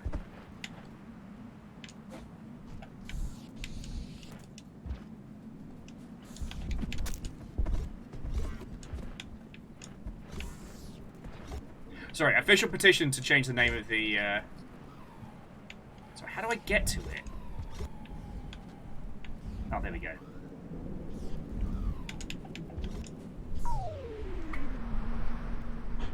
Alright, here we go. Story beats! Live broadcast. Private. 7 sons to no significant harassment. Hereby referred to as sons and significant. Son says, I'm so frustrated. I feel like I've doomed not one, but 2 iterators. And the whole process, I've lost a great friend who won't even let me help him.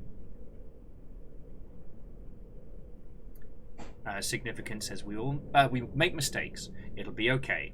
You know, 5 Pebbles really looks up to you. And Son says, yes, I know that. And then Significant adds, I think he's scared.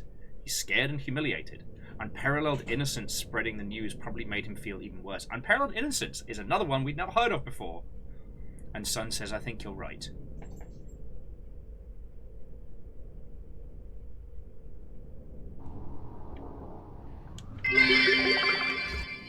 I can't see an end.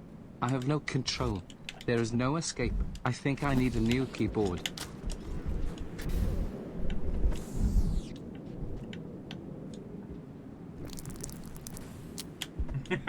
Sorry, puns, that did take me a second.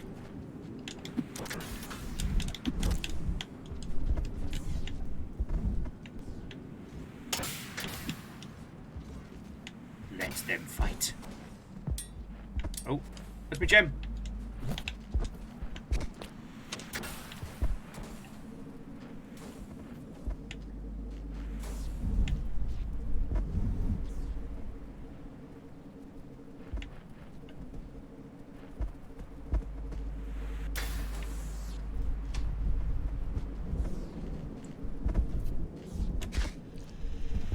There we go.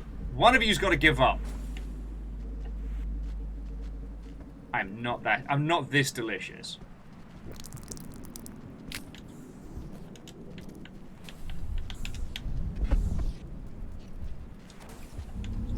Alright, feck you all. I am out of here. Nap time. Let's go, nap time. Let's go.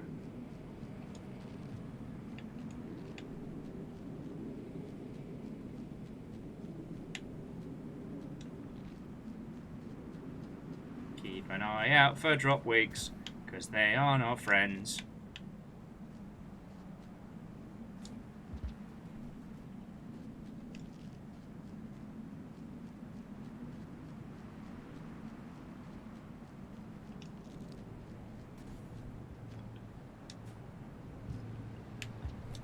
I don't know how much time we have left in the cycle, and at this point, I'm too afraid to ask.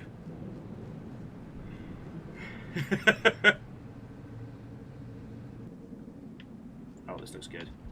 Yeah, here we go. Nap time. Oh, no!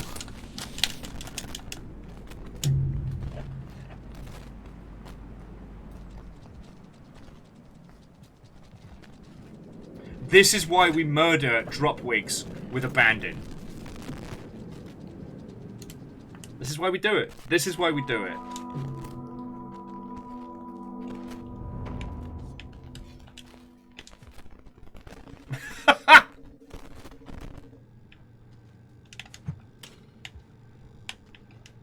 Alright, once again, permission to rename Slugcat Home to Slugcat Rock.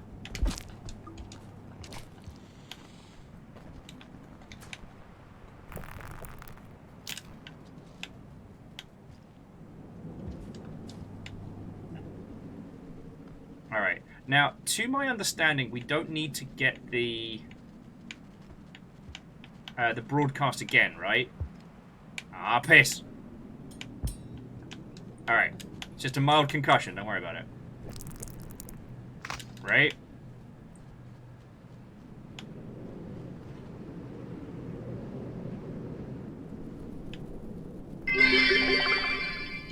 Snipe, and as my first Gial decree, I renamed dropwigs into roof shucks.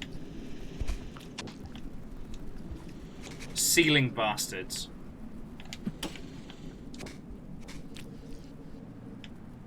Ha! Tricked him into eating a moth. They don't like moths.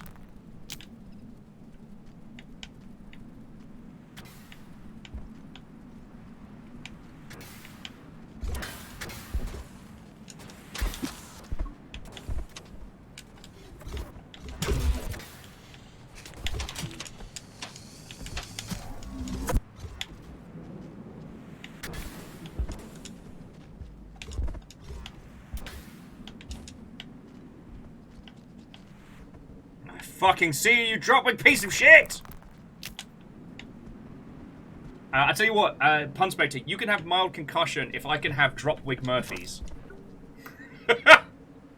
Deal? God, absolute bastard. I thought I saw a dropwig setting up, but they might have made a run for it. Yeah, they made a run for it. Revenge! You're not even tasty. I don't even get good food from you. And Biggs, Watto and welcome.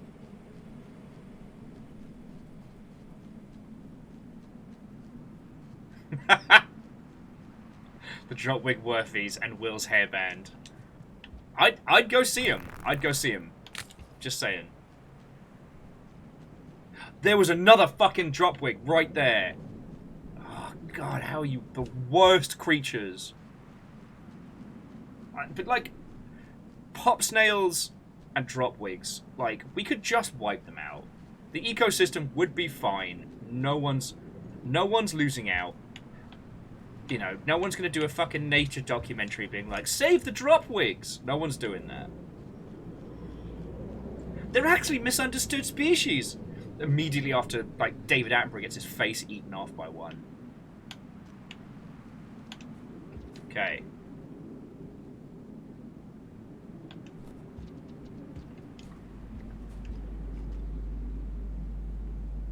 Now, before I jump in there, do I need to get that broadcast again? Because I don't think I do, right? If we see another broadcast around the world, we should try and find it, but, like... This roof shark infestation seems to be getting out of hand. We should hire some exterminators. Or just hand every slug cat to explosive spear. Yo, there is a bright red slug cat that I know who would make short fucking work of this. But no, so, Bacon and Personally Defunct, seriously. Thank you for the bits. Like, I am so not with it today, and you're being fucking lovely. So seriously, thank you. Alright?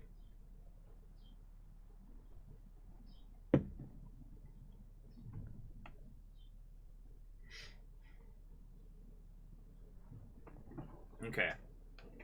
Alright.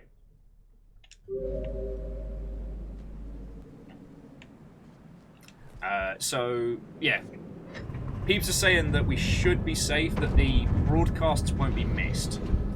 Because we did get a different broadcast before and after we saw Peps. And that's why I was just making sure.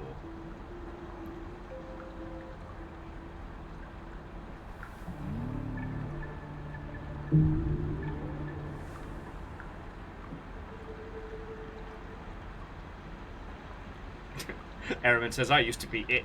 Then they changed what it was. Now I'm no longer it.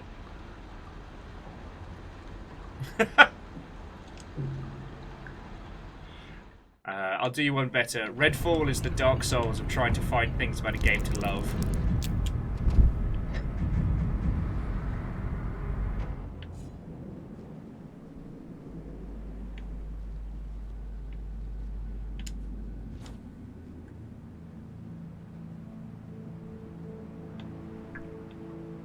So yeah, I'm not entirely sure.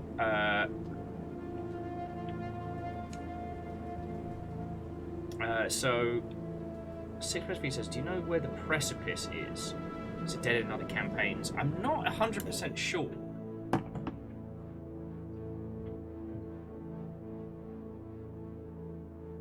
I would need to go a tiny bit into the direction of the leg. Hey, if it's for more story, I am down. Because, like, correct me if I'm wrong, our current goal was to go see Moon, right? And Aperios, so we only learnt it at the end of last stream, but we were a constructed slugcat made by a supercomputer iterator called Seven Red Suns. And our job was to take a message to Pebbles, to 5 Pebs. We did that. We don't know what was on that message, but Pebs is fucking furious. We don't have the gift of language. We can't speak. And we don't have enlightenment, so we can't... Things will be challenging.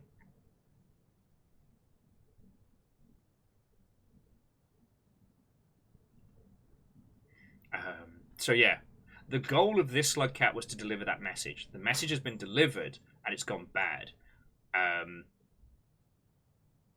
So now we're just trying to get this pearl down to Moon. Alright, so 6 pairs of feet saying we'll be heading into the underhang. I think it... You know what? I think it's alright if we bring up the Rain World map for this one. Because we're in Downpour. We're the cheeky little Spearmaster. And we're currently in... the Wall. Now, if I remember rightly, we couldn't get to 5 Pebs via the usual method, could we? Right? We could only head to him... Okay, yeah, so we're on the exterior.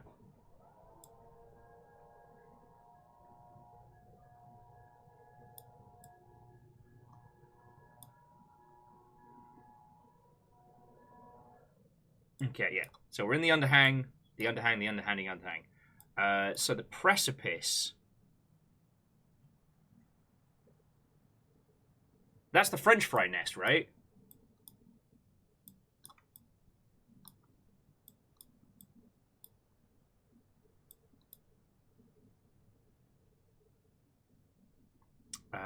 No, it's one of the nests, isn't it? One of the ones we usually avoid.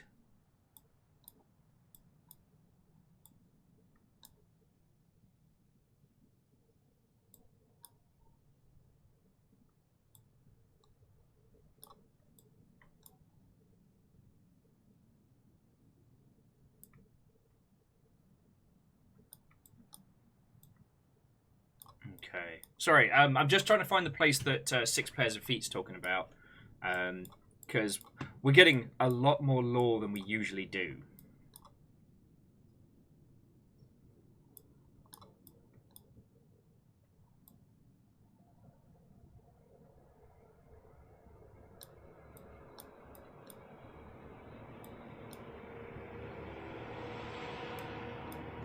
Okay. Well, I'll tell you what, we'll just... How much food we got in our belly? Ah, not enough. We'll keep going. We'll get another snack in on the other side of the gate, because there's nowhere else to be going.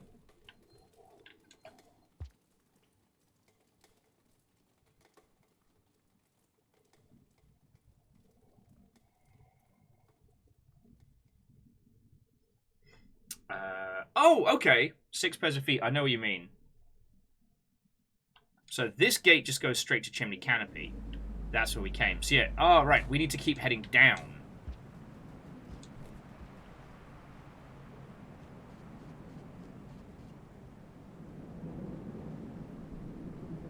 Hamstater said, as someone who got very lost with Spearmaster, there's a lot of lore in places that you don't usually go. Hey, you know I'm fine with some focus and some direction. This is our playthrough together, friends. So, yeah, if we're going backwards through the leg, then jobs are good.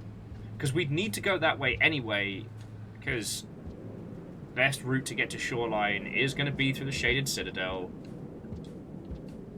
Maybe we can be the terror this time round.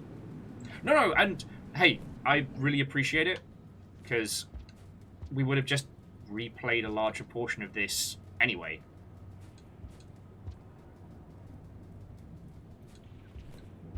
Like, this is the most, like, iterator-flavored conversation we've had.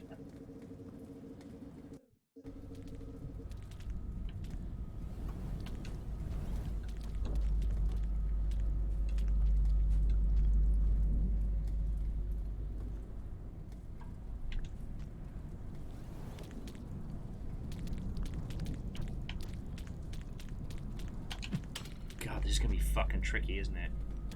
We need the grapple slug to get around. But we need the spears to eat. God damn it.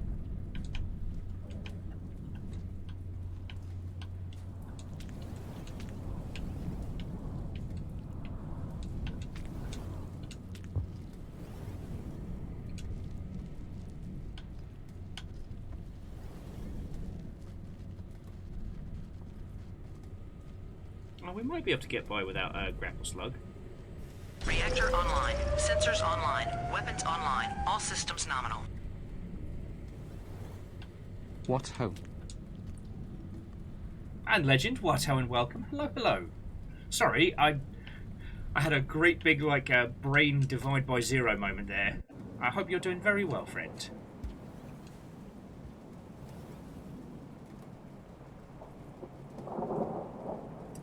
Yo! Isn't there usually a fucking... Isn't there usually a save point here? Oh, I fucked up now.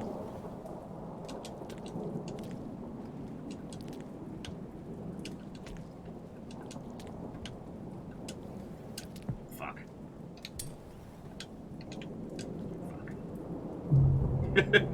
And Legend, thank you kindly.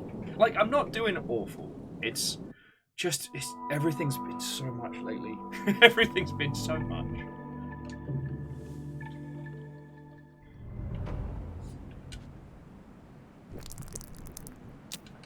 So I'm just... The game I wanted to do today was very clever. And I don't have that in the tank right now. But yeah, so to recap, we're heading through the leg backwards, and our goal will be to try and find these communiques and then head down to Moon. This is going to be very challenging, and not just in a Will's massacred everything so it's challenging kind of way.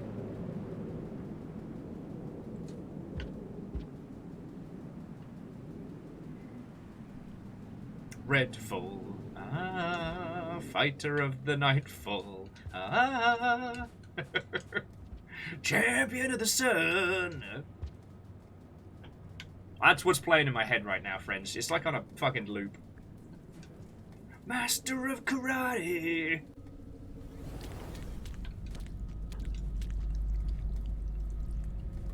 Alright, let's see how far I can get without taking a grapple slug, because it definitely didn't help me last time.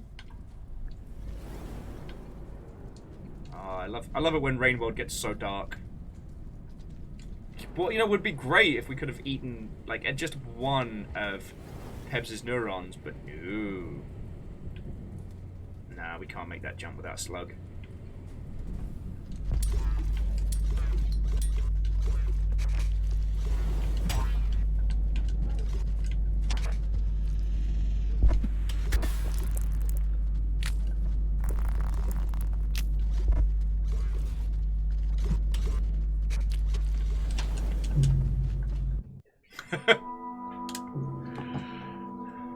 One more time with feeling!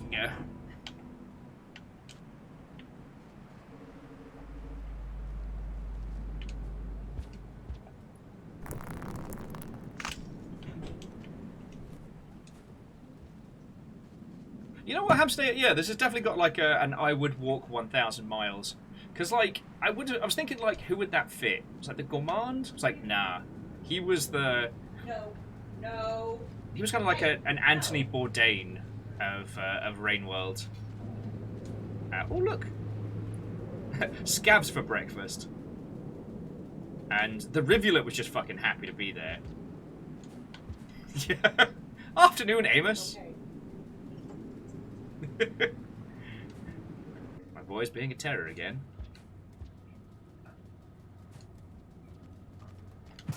Oh, shit.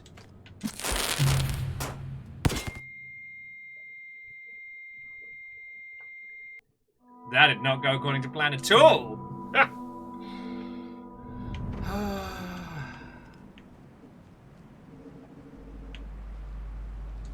Darn it. Could have eaten that scav. Morning, River. Afternoon, Amos. Evening, Peru?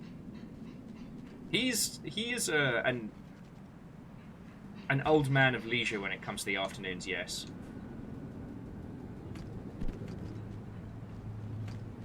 So the scavs are currently hunting observers. They consider the observer's eyes to be like a...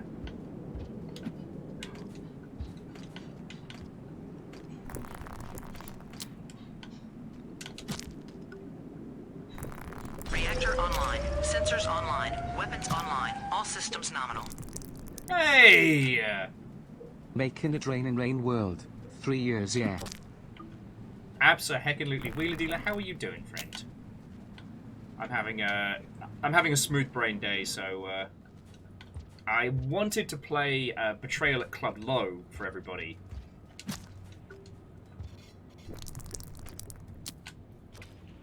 So, mate, if you want to try me, try me, but... Sorry, that scav, I just bumped into him in the darkness because this poor slug cat has such bad night sight.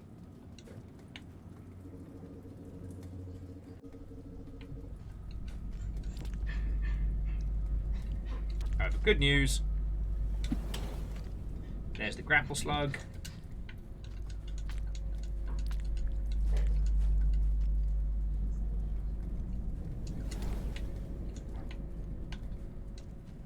Jobs are good.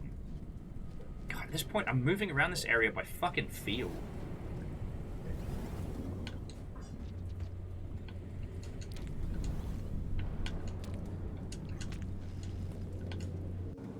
Yeah, between the lights and being unable to see where we're going, this is an interesting challenge.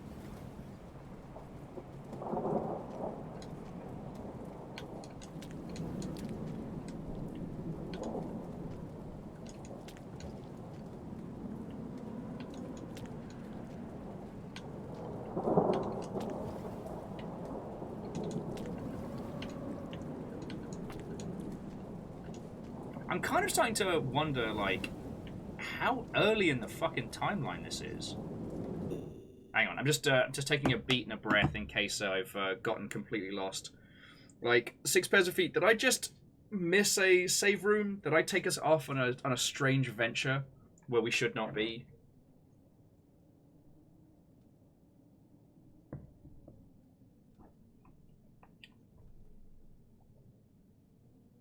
I'm on the right track. Okay.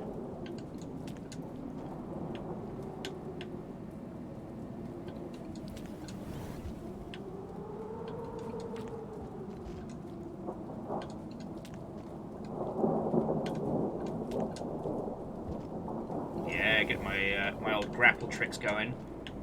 Making me feel like I know what I'm doing.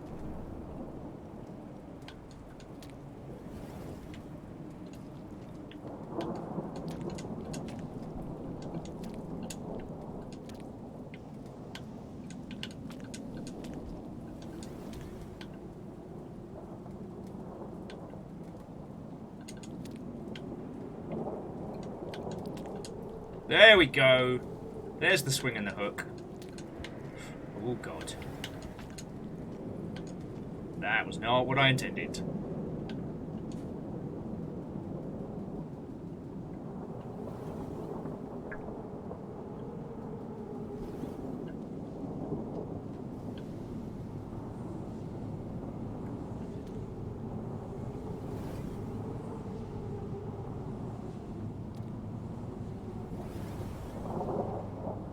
Wait, so I passed the safe room.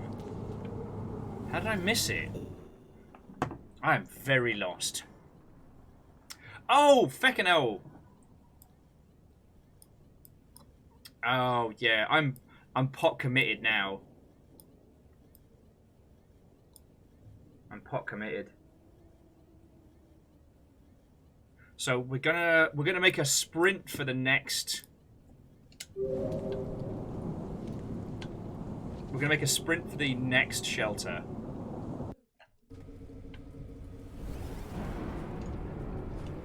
Yeah. So I think this might even be before the hunter. Like, we might be playing the earliest.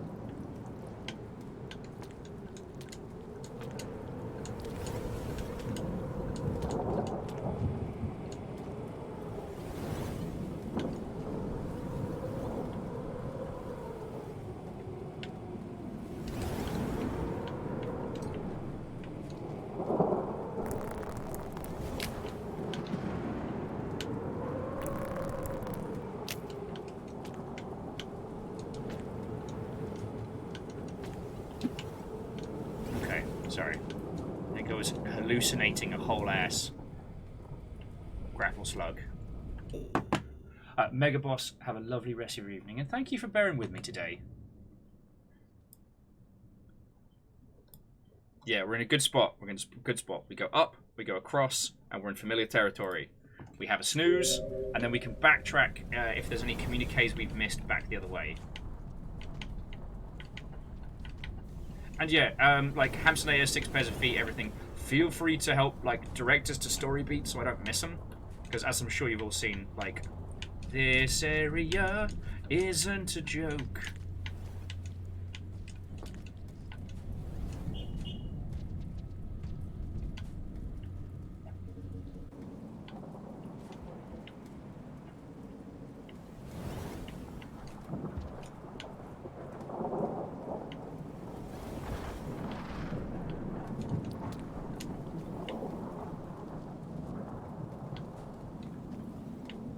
That's interesting.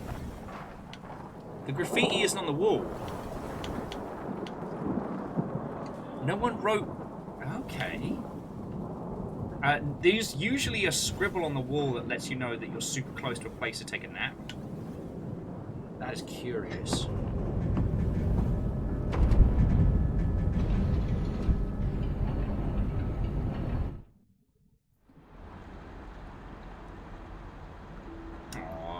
Poor little sleepless slug cat. I feel you, buddy. I feel you.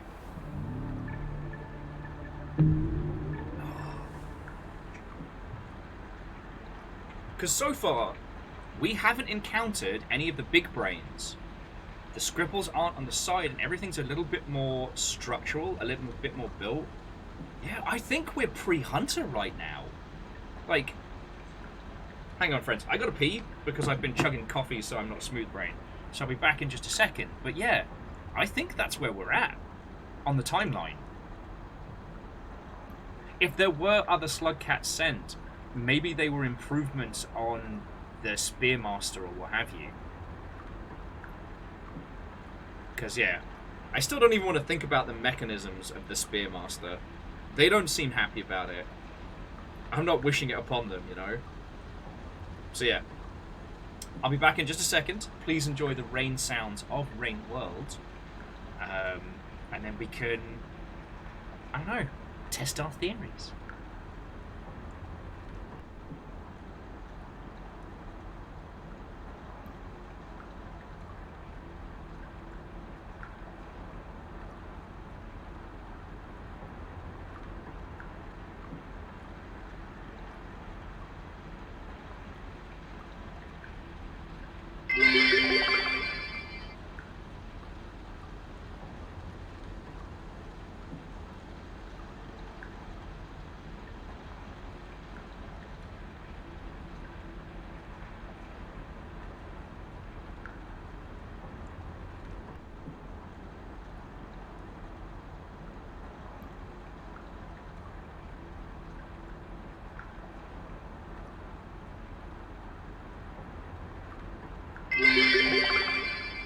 And a snipe.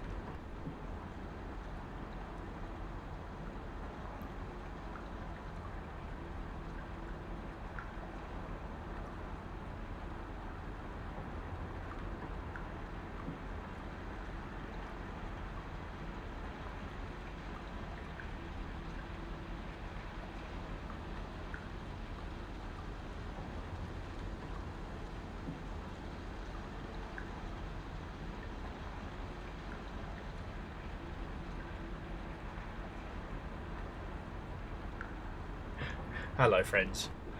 I was just telling Fiona about you all and how everybody's being fucking lovely and I'm having a good time.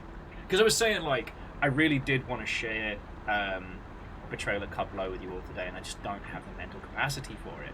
And then Fiona's like, sounds like you're having a good time. I'm like, yeah, I really fucking am. I love chatting with all of you lot. And as I said, I'm very lucky that my biggest crutch is also my profession.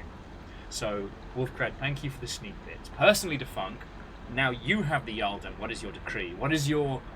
How will you use your powers? But, like, just thank you all, alright? I've definitely been struggling a lot with, just everything. But, keeping my head above water, I will tell you all if it's, like, you know, danger zones and whatnot. Oh, and I'm hoping that waking up early this morning will allow me to start setting my sleep patterns out of all-nighter mode. But we'll try. Anyway, the TLDR is thank you, cheers to you all, and as a small aside, do you want to see what I got Tobias as a little surprise present? I found, because I didn't tell you the stories of my weekend, which wasn't like super off the chain, but it was Beltane on Sunday, and it's a holiday that Fiona observes. However, because of just like life and dogs and challenges and money and stuff, like Fiona couldn't do like a proper.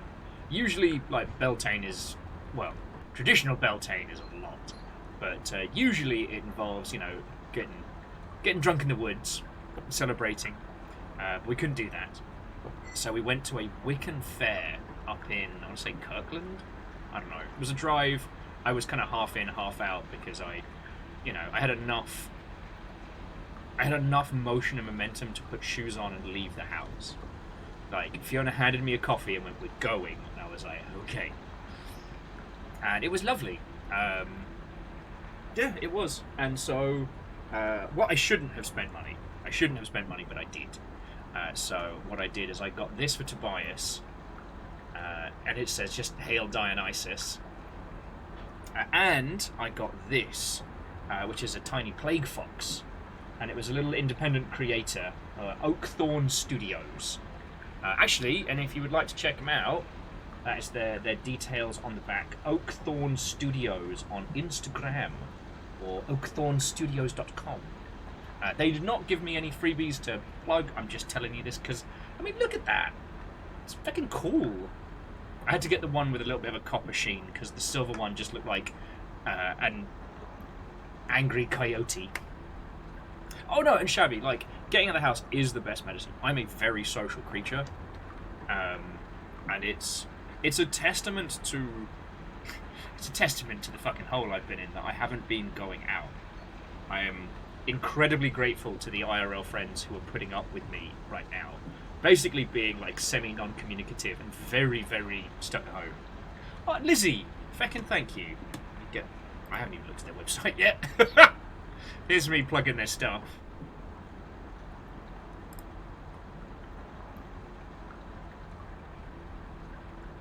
There is a great sticker that's a group of witches in like a classical medieval ink block style that just says "This could have been an email," and I live for that. Anyway, back to the Rain World.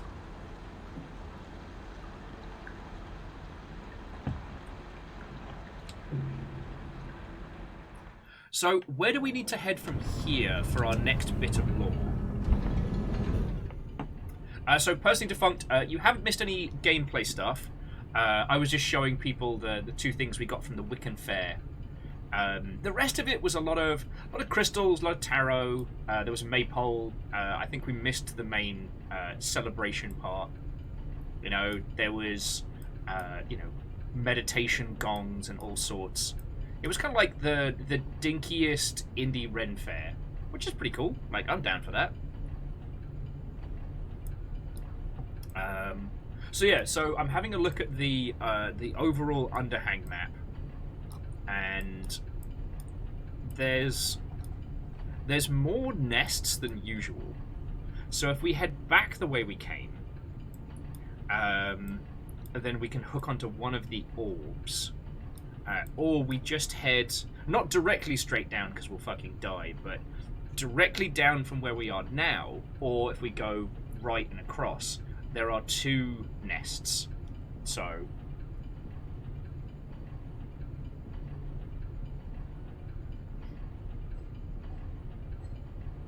But yeah, no, Angelina, it was absolutely lovely.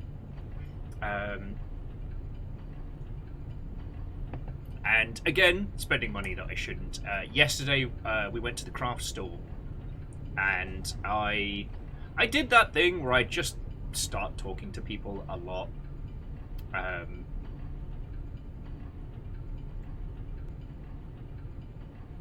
But I bought some sponges, and I bought some lace material, which I'm going to be using as Gundam stencils. There's an airbrushing channel on YouTube that I've been watching, and they did this incredible build. Hello, baby boy. Oh, you all toasty warm. I guess Amos has been lying out in the on the balcony. Yeah, there's this YouTube channel I've been watching a whole bunch, which does different stuff with Gundam airbrushing. They did a wonderful fancy one where they took like old lady doilies and then clipped them over to create this gorgeous effect. And I really want to test it out.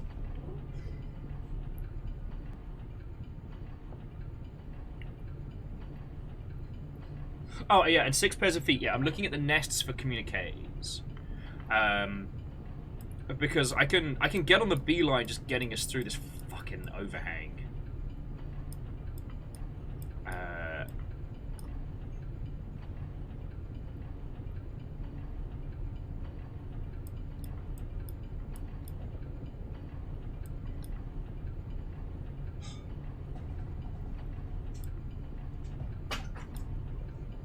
You okay, baby boy? Just coming in here and coughing? You just coming in here and coughing? Same as being. So Greybeard, I'll have to go and dig it up, because it's the same one that taught me like the marbling effect by pulling apart wet wipes. Although I didn't use wet wipes, I used dryer sheets that had already been used. But yeah, Greybeard, I'll pop some into No Grey November when I get the chance.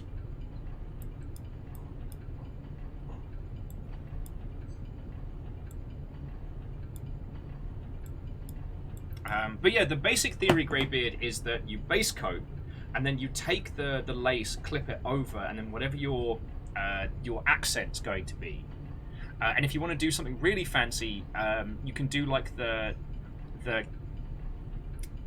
bright candy style of colouring by black base coat, bright silver over the stencil design, and then do a film of like the candy coat on to give it like a bright colour over the silver. Now, I've not done that yet. That many runs at it is quite time consuming, but I'm really hoping to try.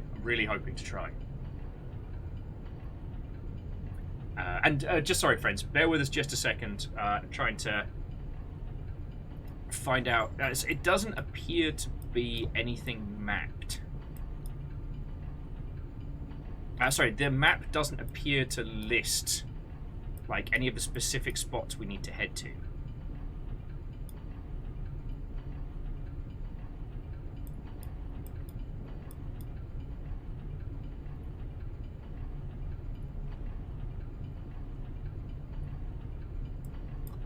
So I tell you what, we're at lowest, we can just start exploring. Like, we've got nothing to lose.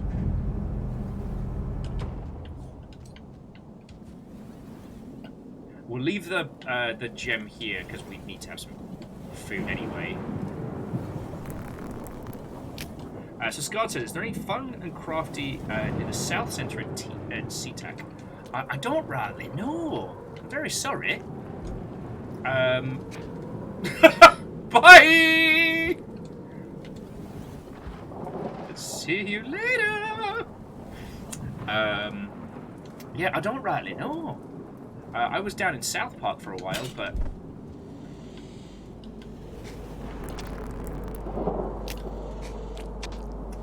Excuse me, that's mine. Piss.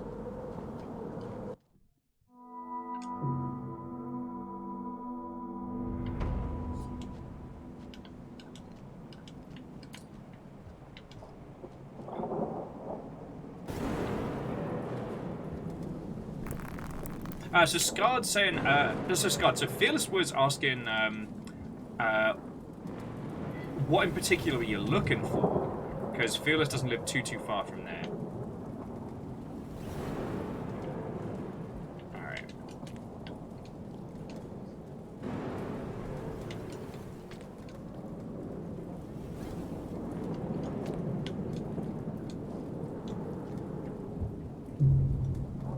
We're just gonna pretend that cycle never happened, it's fine.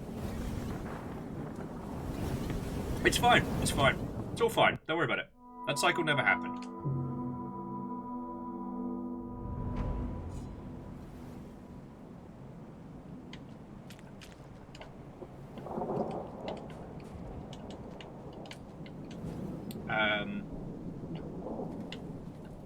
And yeah, 6,000 feet, that sounds fucking fascinating. Because the expeditions are basically like challenge mode, yeah?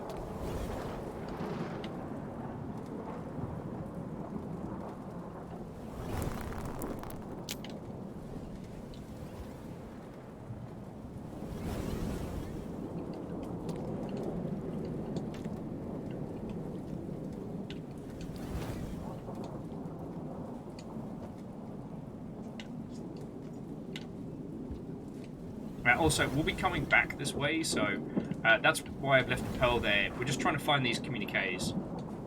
The communications.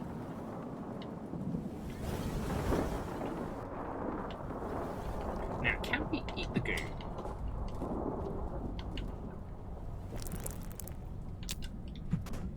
We cannot eat the goo.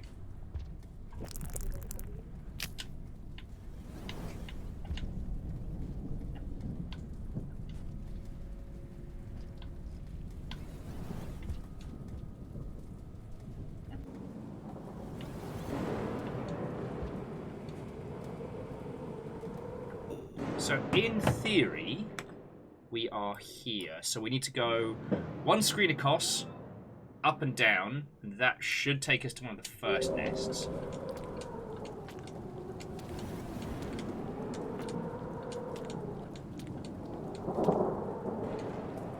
God, I love it when the grapple... When you get the grapple on pat, it makes you feel so good. Honestly, I'm really looking forward to playing as the Saint, if only for that. But I'm sure the Saint will come with some additional shenanigans mechanic that makes me swear a lot. Alright. Amos, mate, please.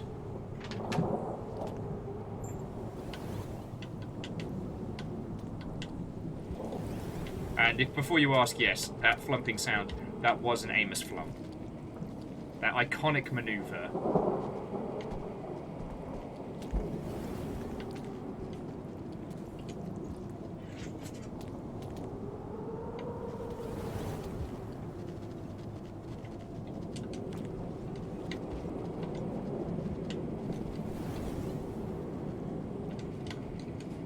Okay, I'm going to need you to... There we go.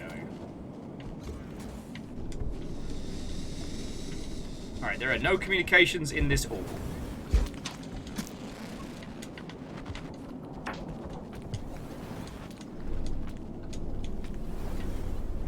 I have fucked up now.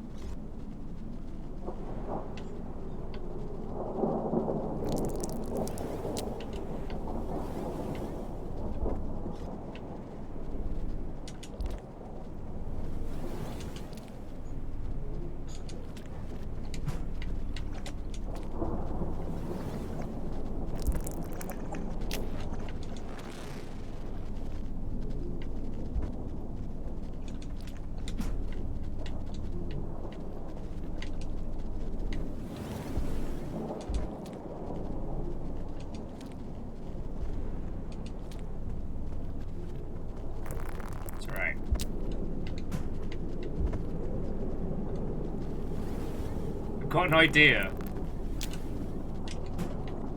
Ah ha ha ha! I'm gonna cliffhanger this shit.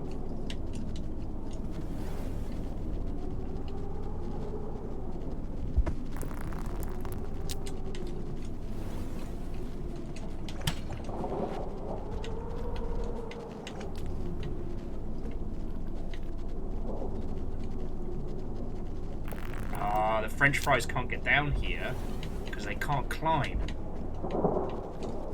But I'm a fucking slug cat, so I can. What up? What up? That's one.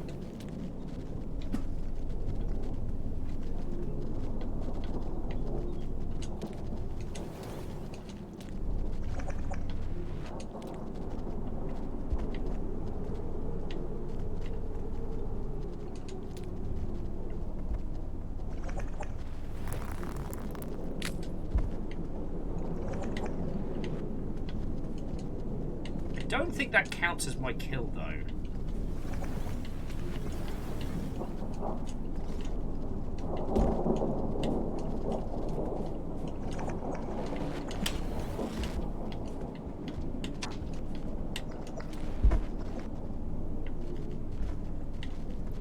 I'm delicious!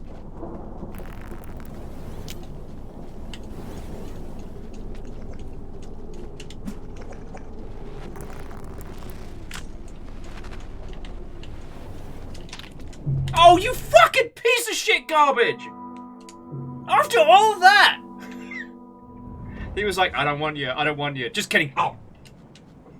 Alright, so we don't have to go that way. Yes, yes, I was delicious. Wait, put my pearl down.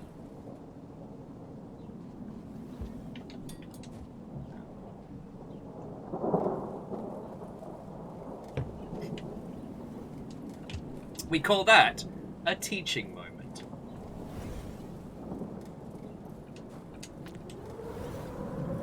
Oh!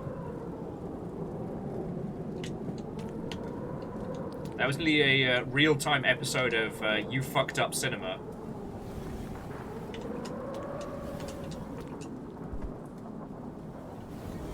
Alright, so we're going to check the other orbs. Again, if anyone knows where I need to be heading for the communications, just let me know. But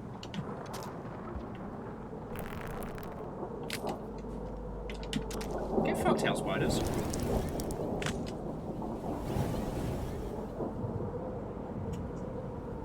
Hello, Amos. What's up, buddy? What's up? Hello. Amos.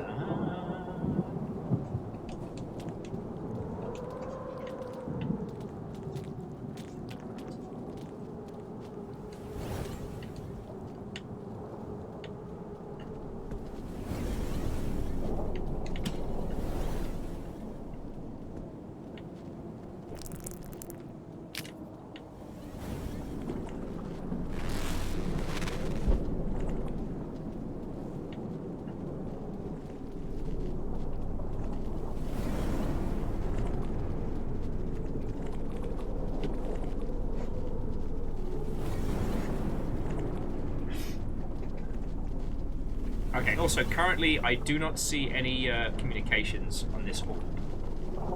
I see Big Dead Spider, but no communications.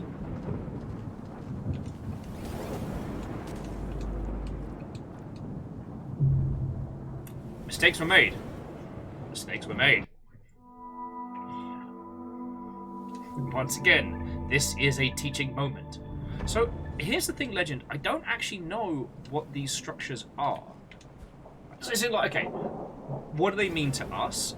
They're currently where most of the French fries seem to build their nests. They seem to have some, like...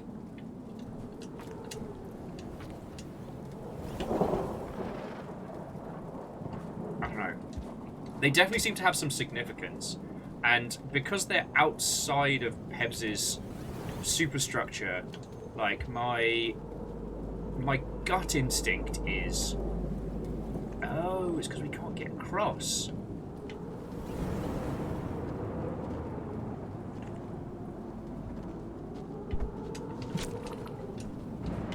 Ah.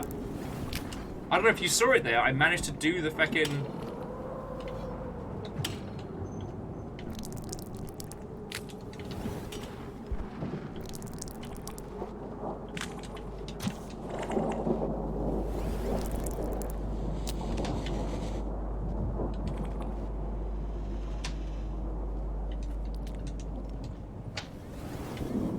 managed to do the slide and grab.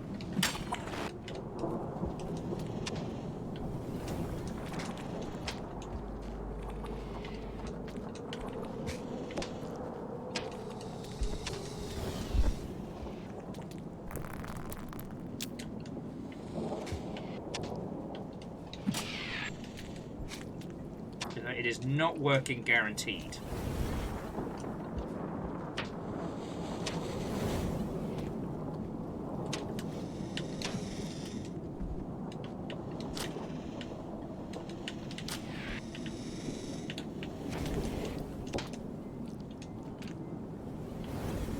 Where the fuck am I? How am I here? Where even is here? God, I love this game.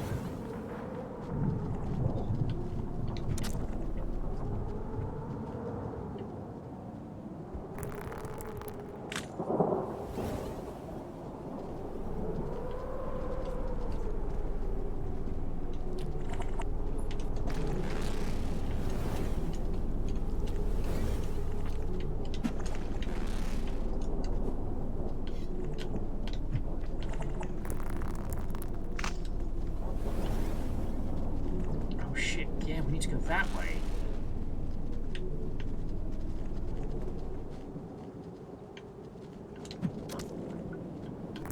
So long, French fry! You were delicious. Oh yeah, it does have a big, Oh,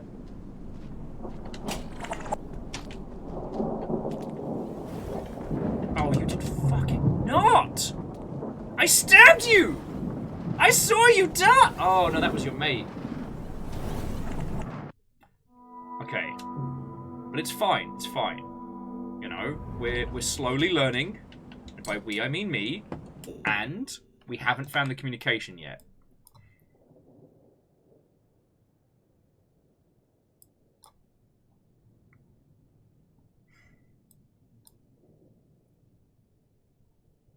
But again, like if any of you'll know where I'm supposed to be heading for this one, like. You said it was, like, called the Precipice, right? Because this looks pretty precipical. There's a term I wish I'd never said out loud, and I hope to never say again. With precipice-like tendencies, you know?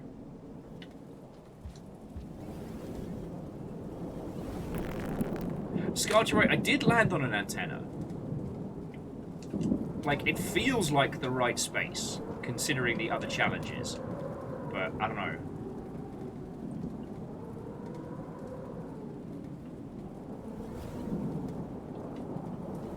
Okay, I guess 6 feet. What I'm asking is, which area is the precipice specifically? So you're saying like head from here, like just head up.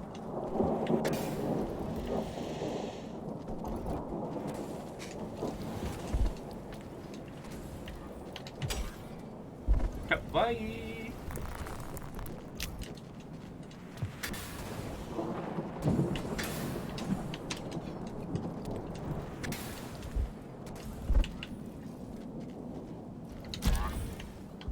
Yes, that was personal.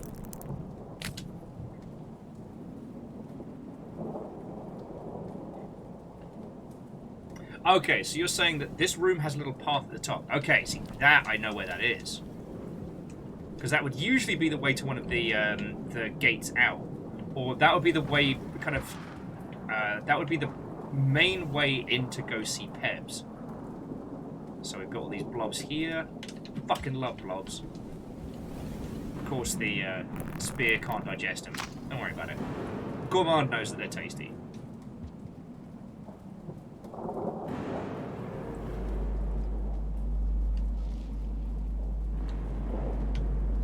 We're just going to master that slide, and then we are golden. Oh, and I can't eat fruit either, can I? But I can spear a plant, which is fascinating.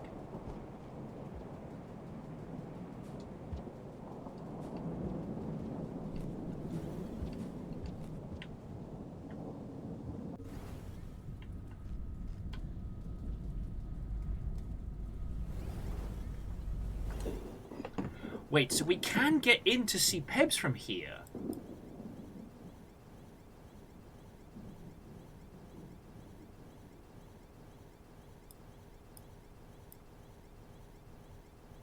We can go through this gate.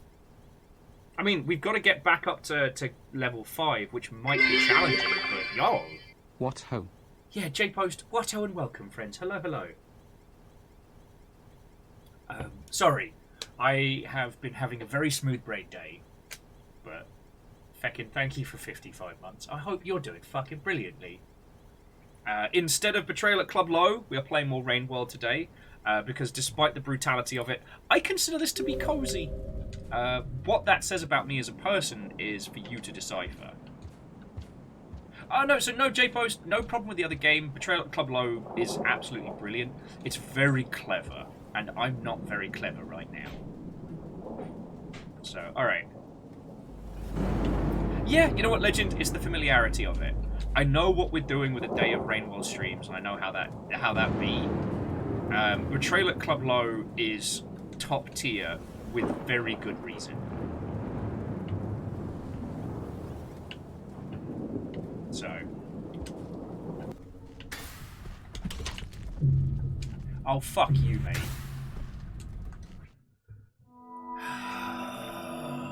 How are we gonna get 5 levels in this area? Alright. The goal is to just find easy meals.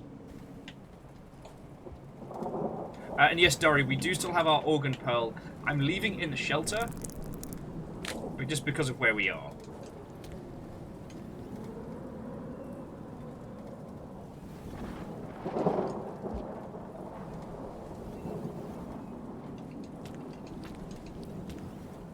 But yeah, I really think the timeline of this is like super early on.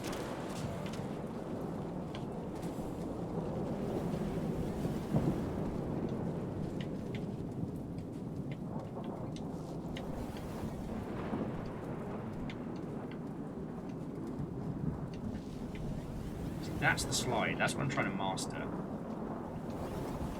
Because especially with the cyans and stuff like that, getting behind them is very tricky. Oh, come back here!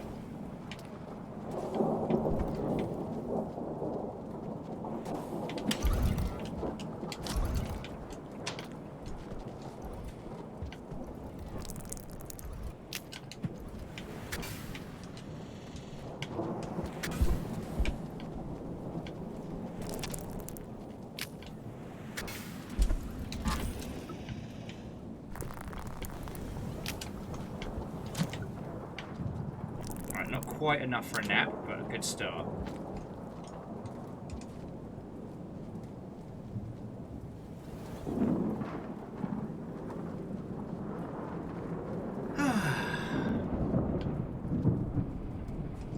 God, I wish I could eat those. That would make my life super easy.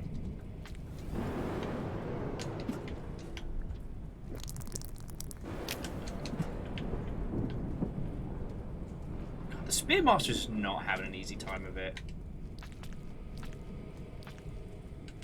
You?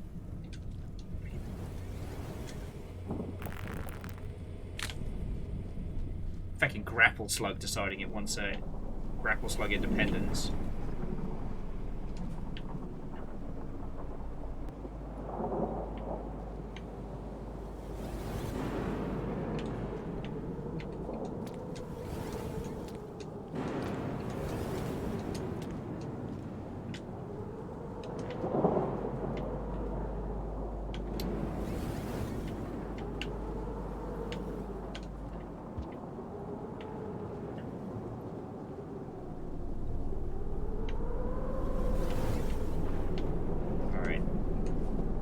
If I'm smart, the French fries...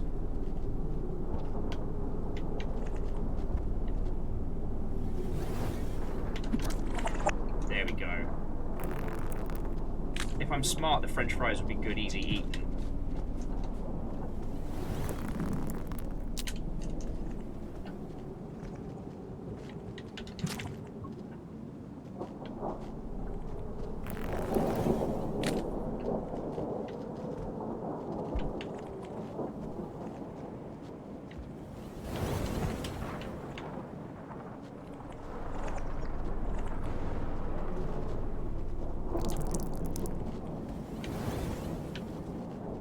Sorry, we can absolutely goon this.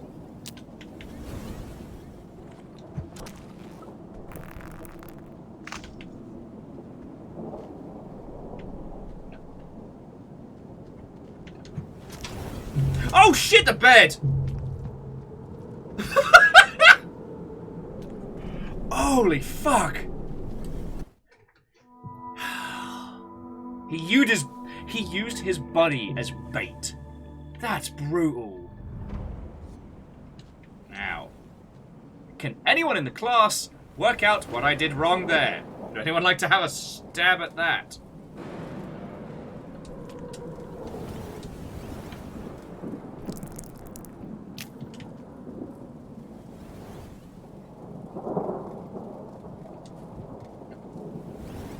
It's alright. I could just get 4 good sleeps in. Job's a good un.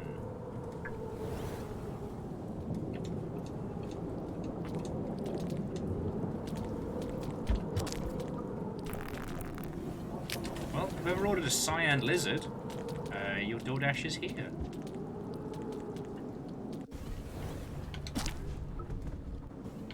Oh, that's a hell spider. Good meal in a pinch.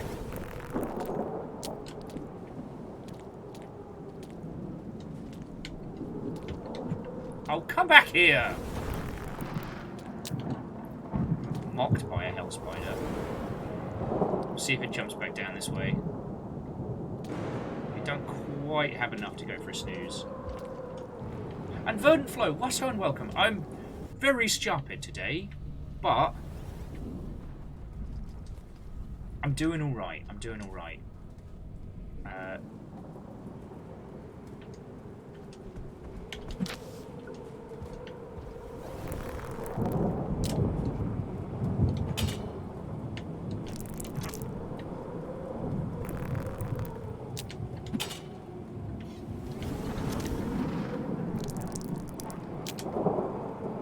Right, good news. That's enough for a snooze. I've also realised something about the, specifically like the Spearmaster's campaign, that I hadn't really considered until now, which is that, unlike with a lot of the other slug cats, the food that we get becomes more abundant as we play, right? Because the more you kill lizards and stuff, the more aggressive and larger ones will show up. But, like, that's a fucking difficulty all into its own, right?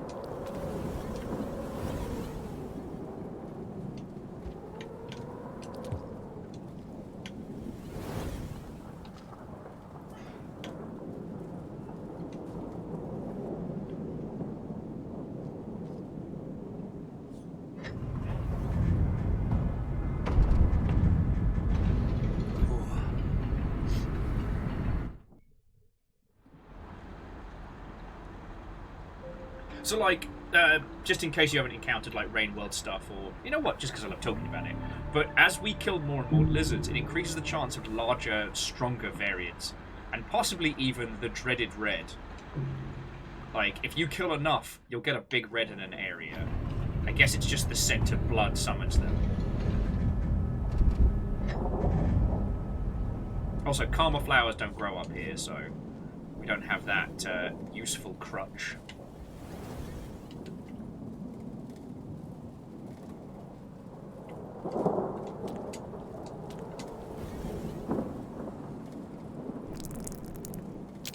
But yeah, so when you're playing as like the other slug cats, any like fruit or vegetation that you eat won't be there for the next cycle.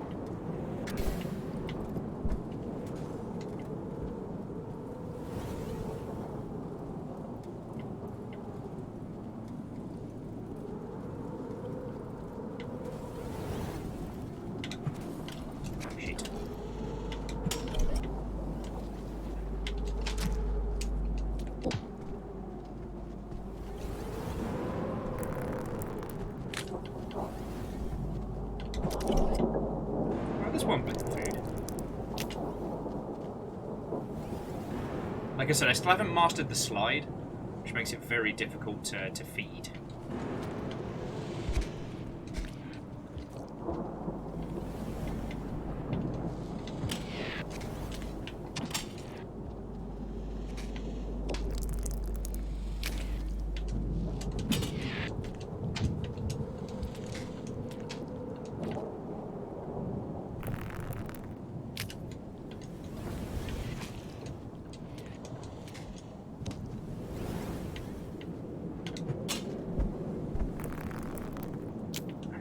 Would not be having these same problems, let me tell you.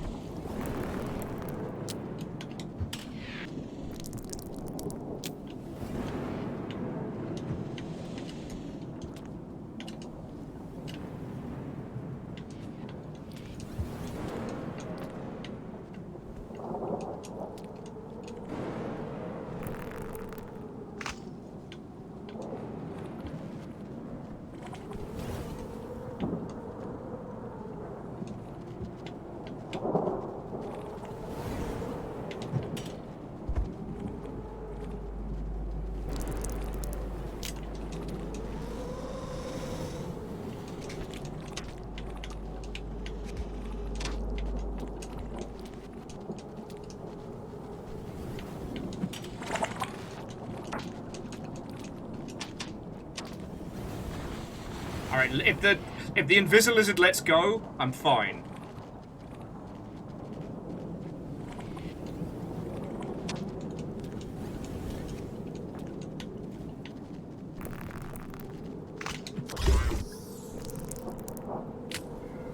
Whew.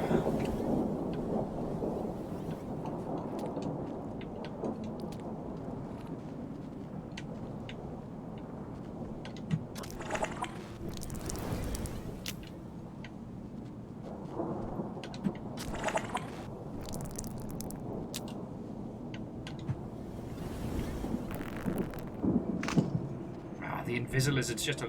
There we go! And that's lunchtime!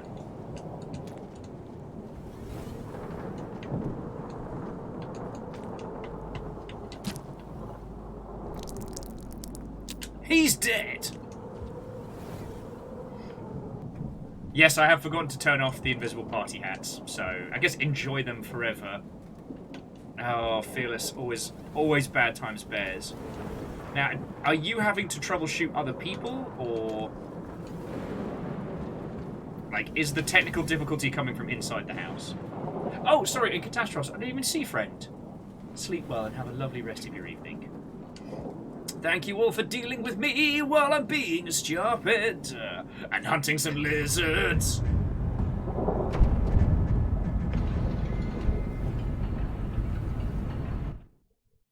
Because, yeah, I have to remember that French fries are pack hunters.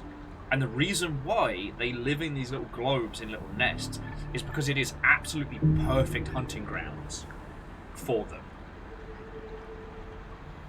Oh, shit! And we got the Dragon Slayer. Nice.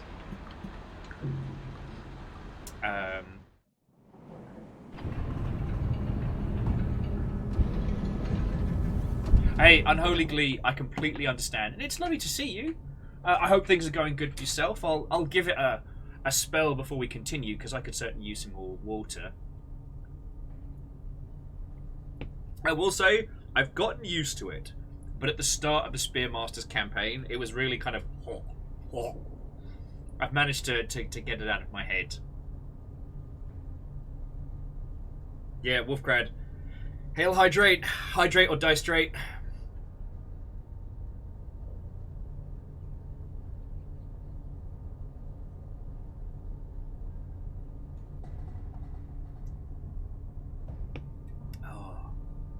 But yeah, I hope things are going good with yourself.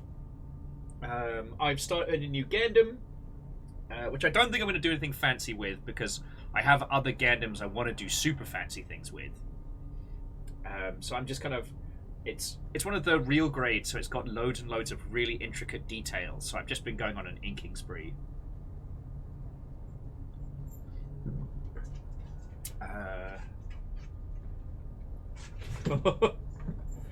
Yes, friends, that noise was a certified Amos tier flump. If you'd like to see the baby boy, I think I can get an angle on him. Yeah, there he is. Just lying in the door. He's doing the thing where he goes and sits out on the balcony and has a lovely time and then realises he's overheating, so he comes back. Durry says, after a bit of research, it appears there's no more broadcast in the immediate area. Oh, yes. We need to head up through the gates, right? Like, that's what we got to do next. And yeah, the one I'm working on is a white Zaku. Shin Matsunaga Zaku 2. And while it's only a 144, it is very intricate. So, it'll be a challenge. On a Holy Glee, it's not as hot as it was. It's just Amos will go and lie out in the sun until he overheats and then be like, oh, I'm too warm. And then waddle back inside. And because the faux wood floor is nice and cool.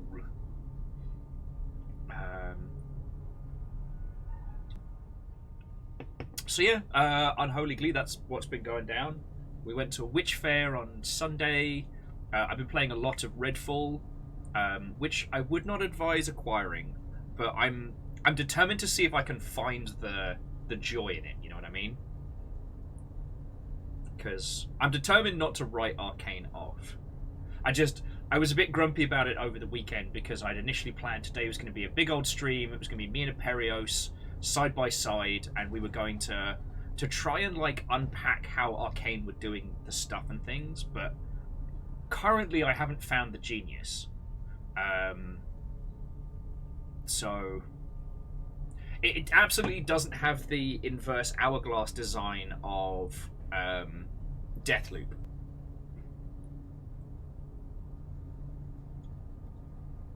But I don't imagine Arcane would set out to just make a quick cash grab of a title.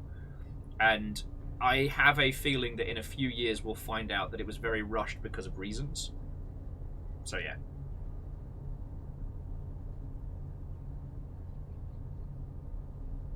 Oh, okay. Sorry, Durry. 6 pairs of feet may have led me astray.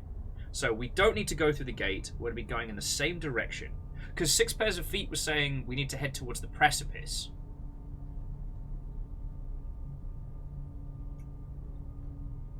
And yeah, it was quite cute. The other evening we did like an MST3K Longship edition, kind of snarking our way through Redfall. It was quite funny.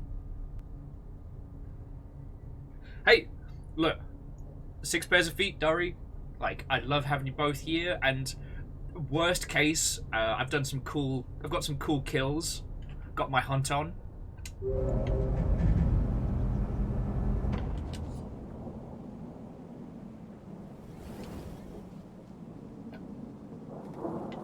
Well, see, Wolfcrad could be, but the team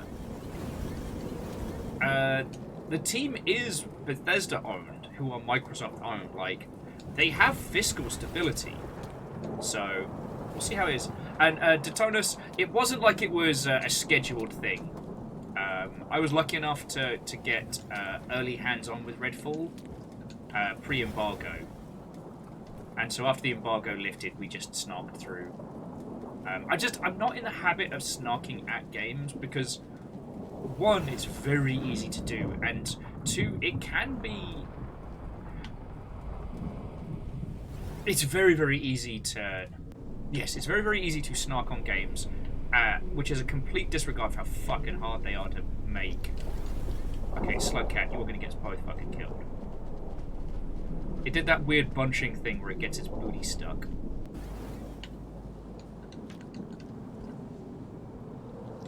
Oh, yes, I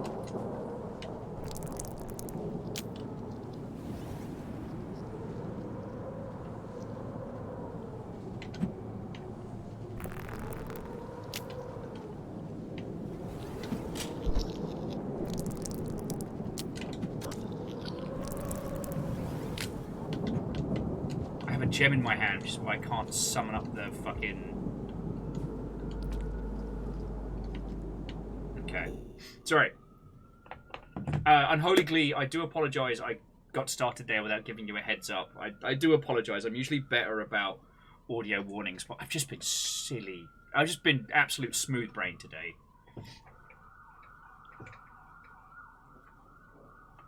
Okay, so Precipice is on the way to the memory crypts. Thank you, Dari.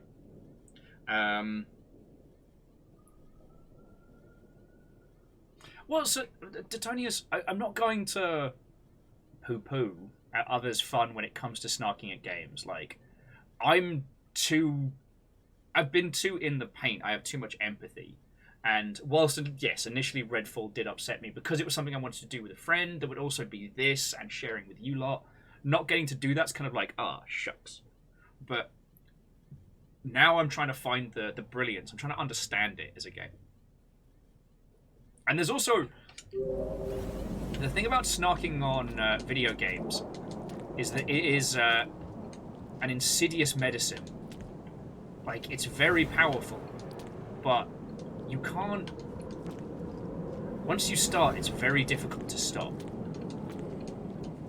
Like, it's hard enough to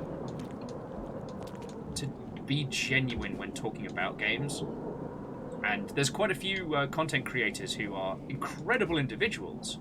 And I love what... I've met them and I very much enjoy their company. Oh, piss.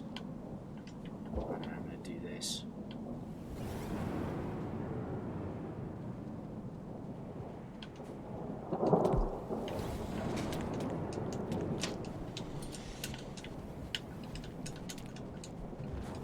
Okay, apparently I'm going to do it like that. Introducing the world's dumbest ambush predator, distracted by shiny objects. Oh, it's a fucking rumble in here. Alright, kids. As we play Not My Circus, Not My Monkeys, the exciting new game. How much time have we got?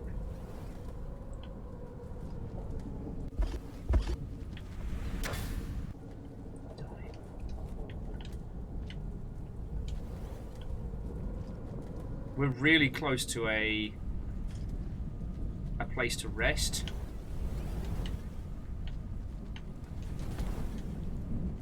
We just don't have enough.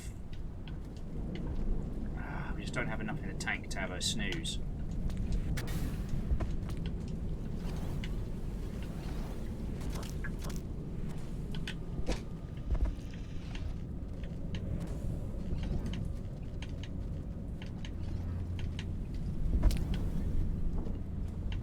Oh, goody! That's the spicy hell spider. That's the one that comes with poison.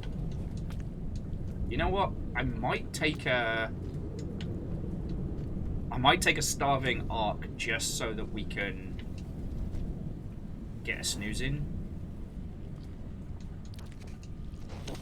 Because it's trying to keep this pearl and this fucking...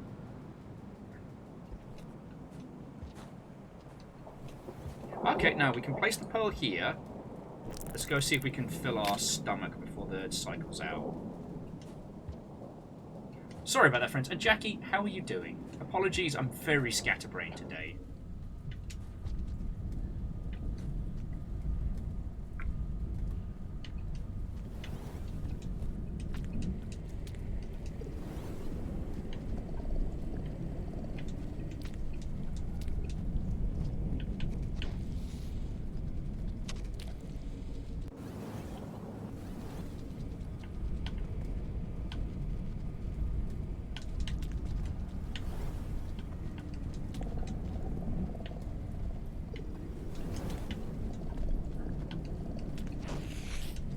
Nice try, fucko.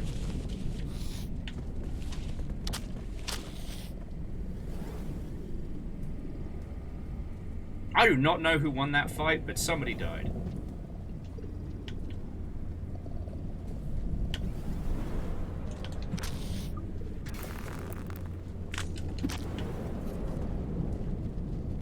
Apparently it was me.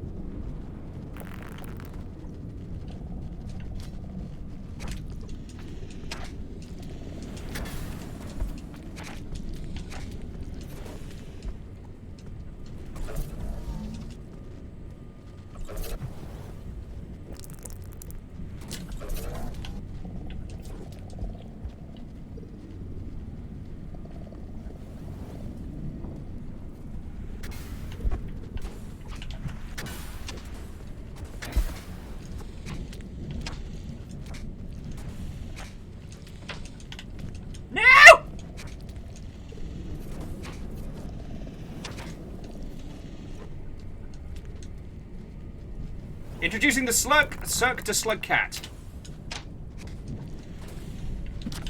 There we go. That's one.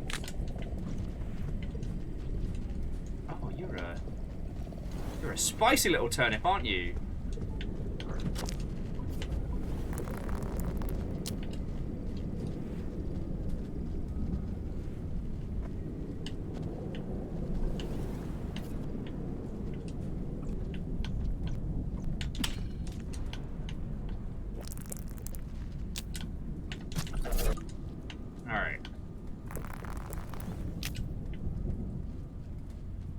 There's something very haunting about the fact that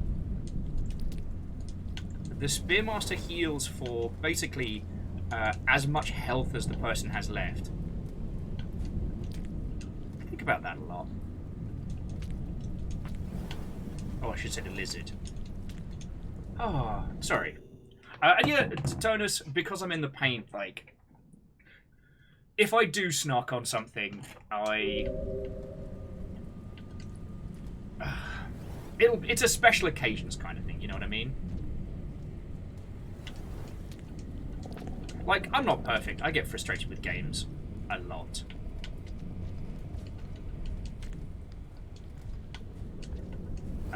Yeah, the problems we had with, like, Resident Evil 4 the other day were very much infuriating. But that was also because I really wanted to share it with you all.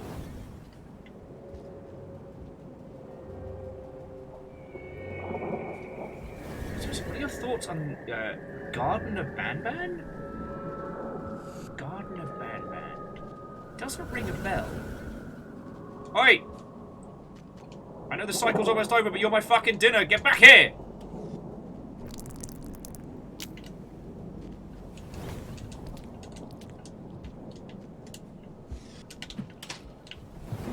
Oh, fuck you.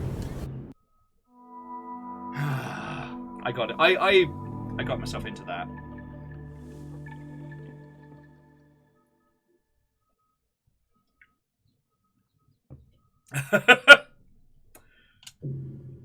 Topaz, that is what we would call instant karma. Just add water.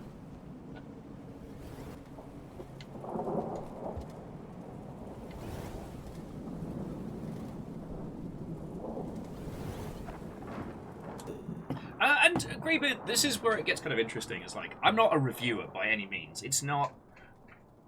I cannot give you a full-on critical reason as to why you would potentially enjoy and why you should spend money on a game. I can tell you, I absolutely stand by it.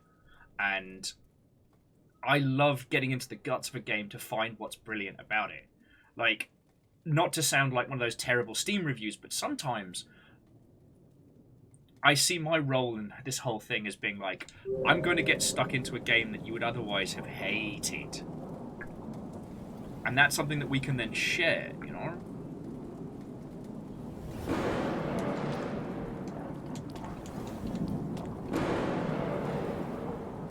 So, like, there's a lot of people on the Longship who have tried Rain World and just haven't gotten on with it.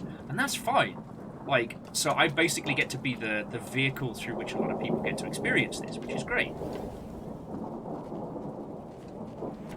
I fucking love that.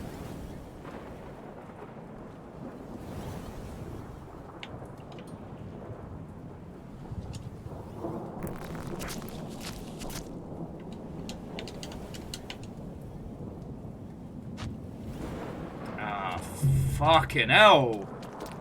I didn't even see that. God damn it. Yo, if I go up Pebs, can I go get some fucking enlightenment? I know it's easier said than done, but...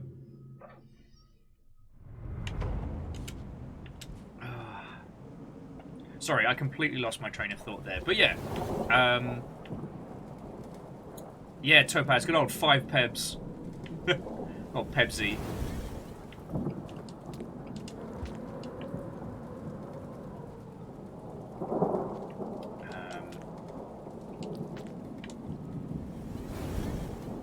Yeah, that fucking hell spider is around. You see that little... Okay, you see that little thing wiggling top right? That's one of its poison sacs. There you are, you piece of shit.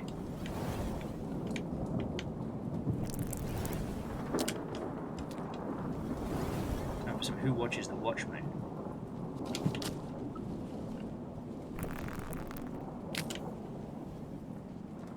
You got more life in you, mate? Just need enough for a nap. Nah, he did.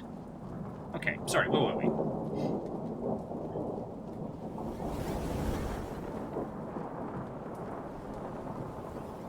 Yeah, topaz. They're super gross. Sorry, I call them. So they're hell spiders, and those are spicy hell spiders. But yeah, that they spit semi-living venom sacs that don't kill you, but they render you unconscious, and that's when it grabs you. So they'll like tag you with one or two of them, and then wait for you to tucker out, and then run after you. Yeah, ice spicy spiders. You get me.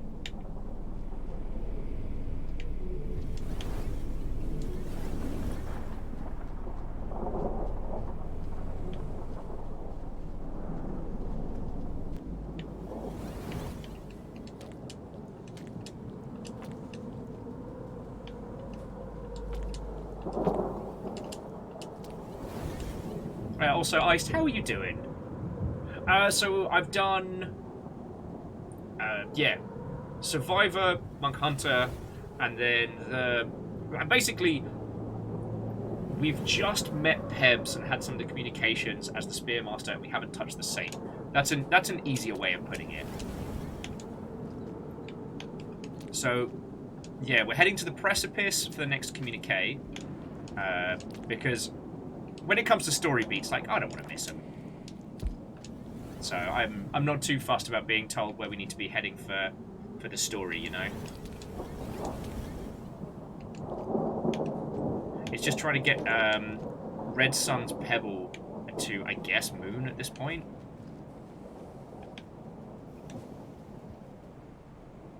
But no, it's lovely to see.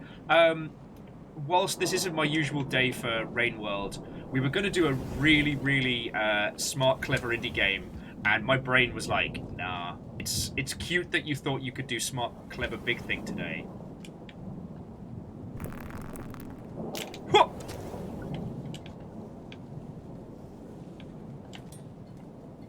Spiders, that's what's for lunch.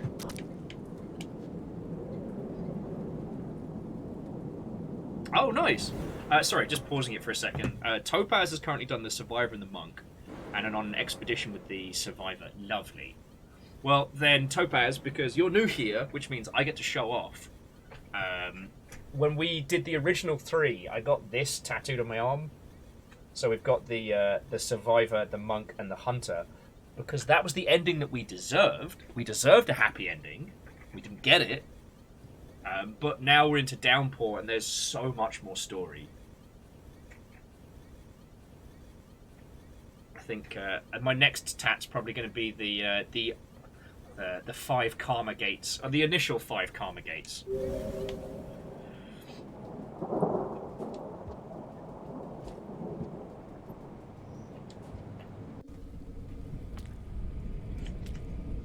Alright. This is a good place to keep the jewel for a second. So how much food do we need? 3 blips, bleeding Nora. This could be challenging.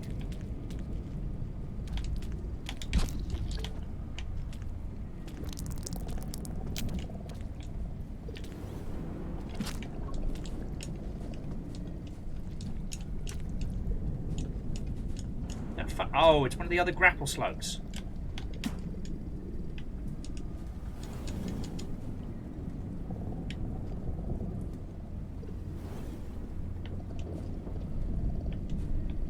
Little fuck.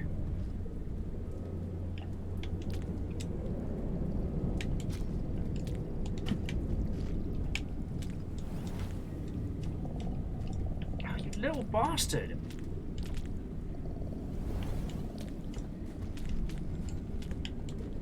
Captain on the bridge. 55 months. Fuck That's yeah. almost a whole year.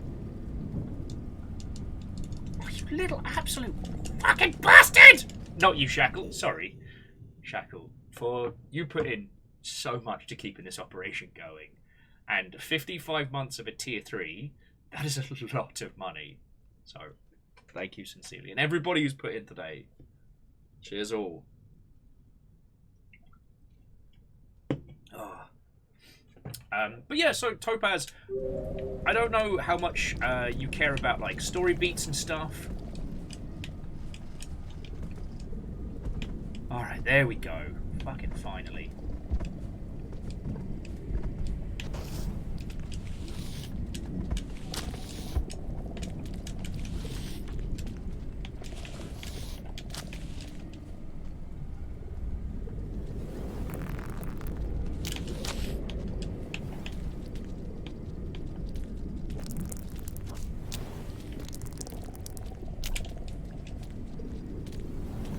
Where are you, you fuck?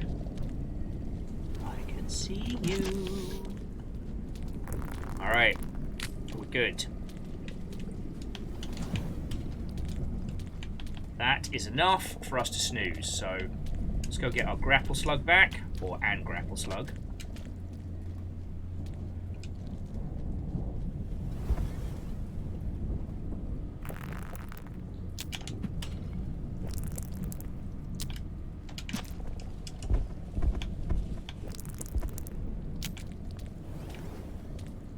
Okay, I do not know what the fuck just happened there, but I have fucked up now.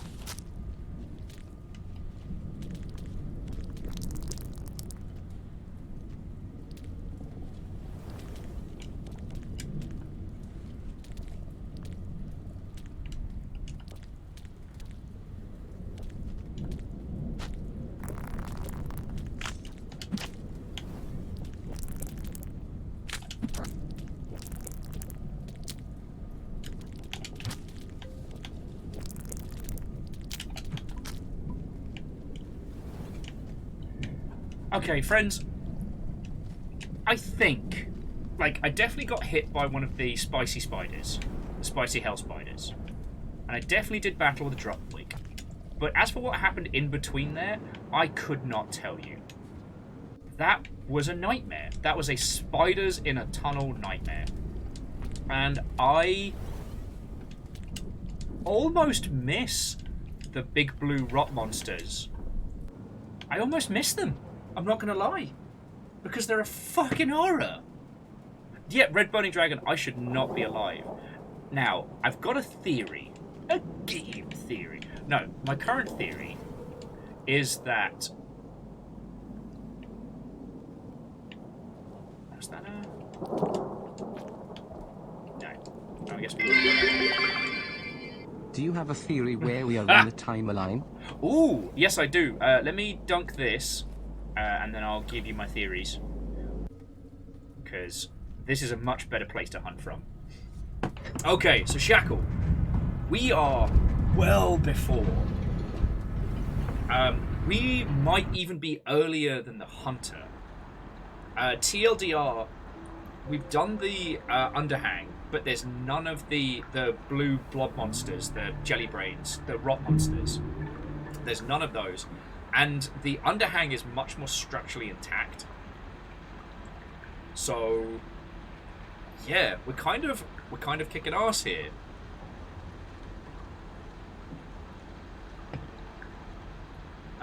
Up and right from this shelter. Okay. Oh, okay, so the Spearmaster is the very first campaign in the timeline. Interesting.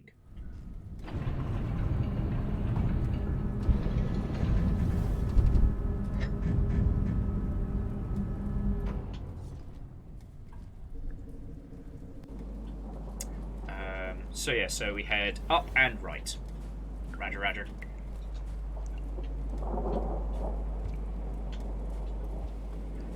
So my theory on what we're here to do, we were sent to give a message to Pebs, right? And whatever message we brought, he did not want to hear. And since we brought the message, we've started getting communications, or intercepting communications, between 7 red suns and no significant harassment.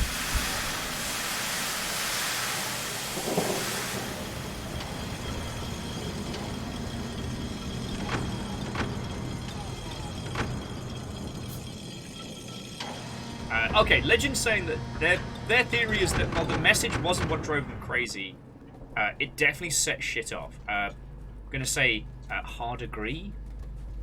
Yeah, it could be the other iterators were asking him to stop, especially considering that he's just stealing all of Moon's water. So it's quite possible Moon is... Ah, piss. It's quite possible... Hang on. That Moon is still alive.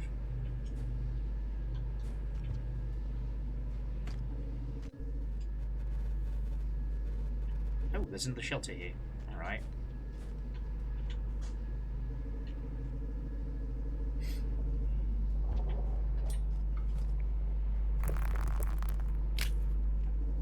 Alright, let's go get ourselves a decent meal.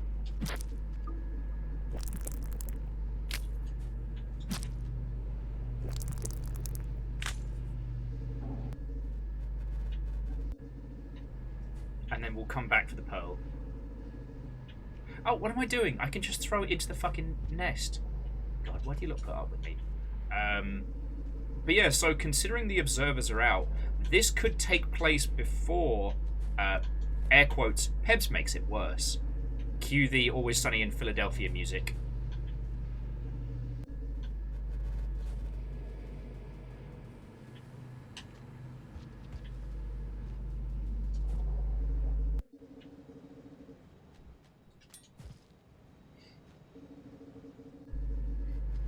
Oh, and I probably don't need the grapple slug, do I?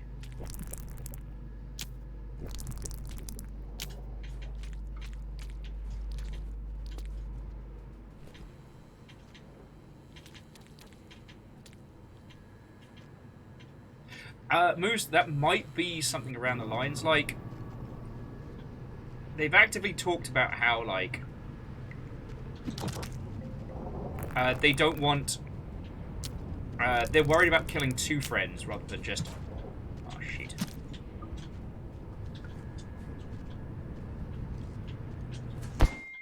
Oh. Piss. Alright, I did that to me. Also, I desperately have to pee, so I'll be back in just a second. And Topaz... I don't know if... Did you get Downpour with Rain World? So, like... Because I don't know how much it changes the original map initially. Because I haven't done a replay through as the Survivor. I do know that... things change a little bit. I don't know how much you want to avoid story spoilers, but... After you play through the Gourmand, that does change things for other campaigns. Anyway, I just need to nip to the loo very quickly, friends. I'll be back in just a sec.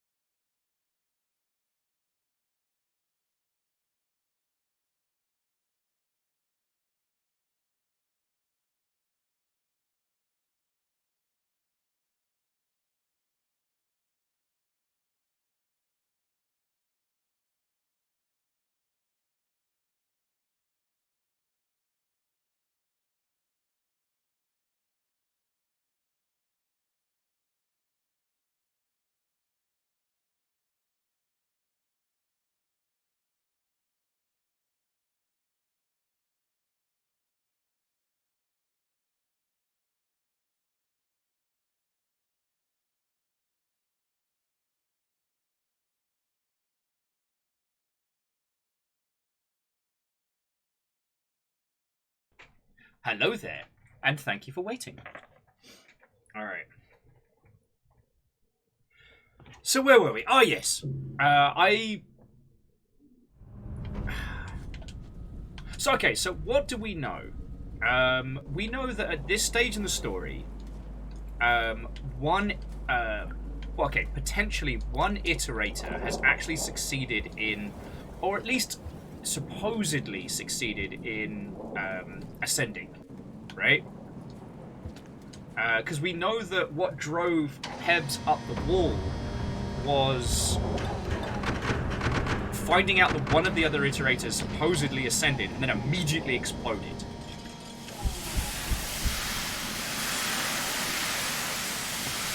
So it's kind of like Pebs got told that it could happen, but he can't do it.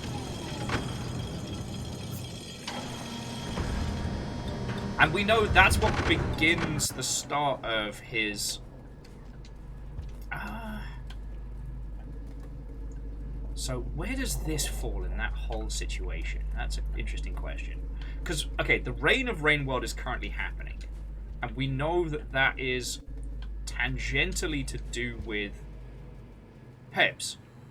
We know that,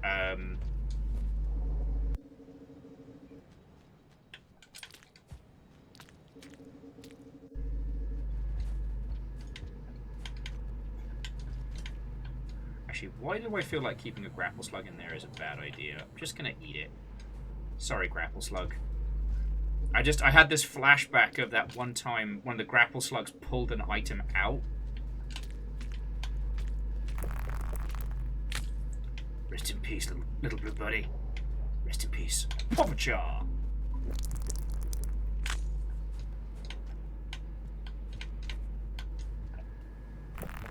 But yeah, sorry.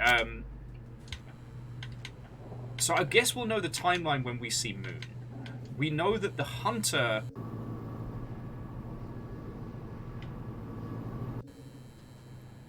is after Pebs has gone, like, proper loopy.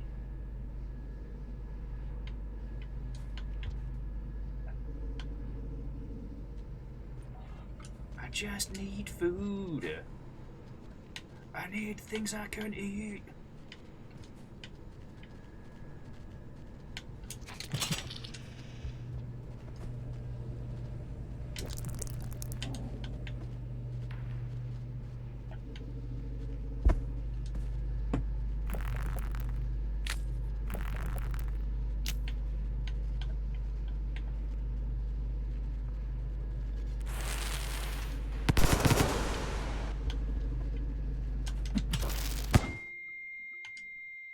Oh, are you kidding me?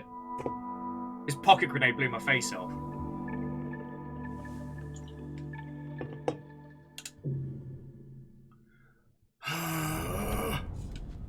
It's a calming game. It's a calming game about ponies.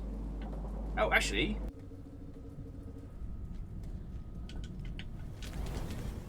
there we go. Grapple Slug, you live there now. That's your home.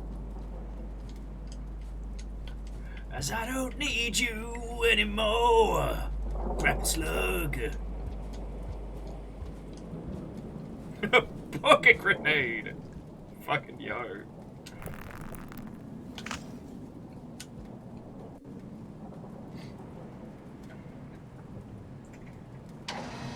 Okay. So yeah, so we need more data to place it, but... it could be that the message we brought was just the other iterators telling Pebs that it can't be done, or telling him that he can't simulate one of the other iterators. Because, so far as we understand, it wasn't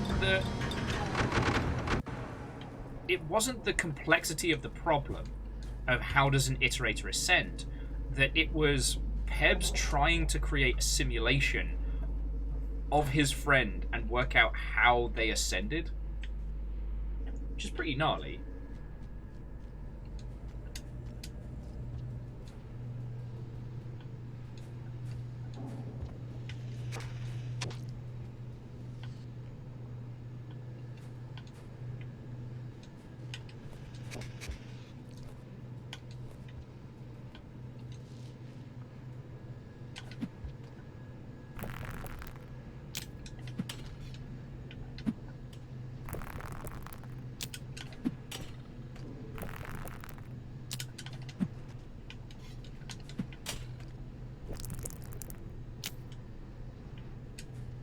No bricks around? Nah, darn it. Alright, we'll find a different food source.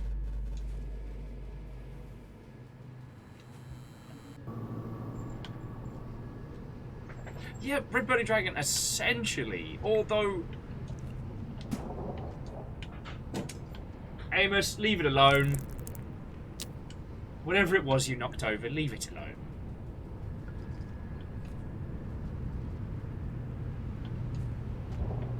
I'll eat a drop wig.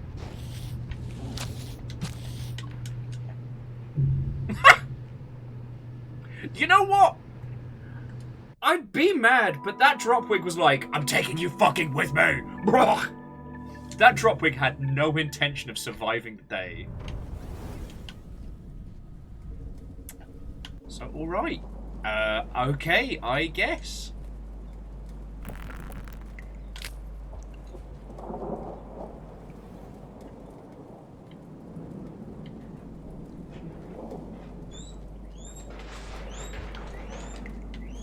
Like, I want to be mad, but, like, they had no intention of coming back from that fight.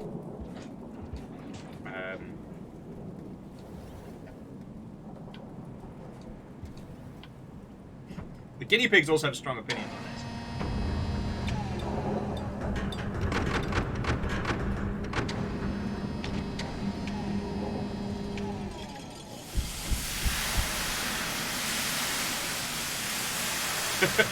Yes, the guineas, they scream for salad. You wouldn't think they live the most blessed of blessed lives.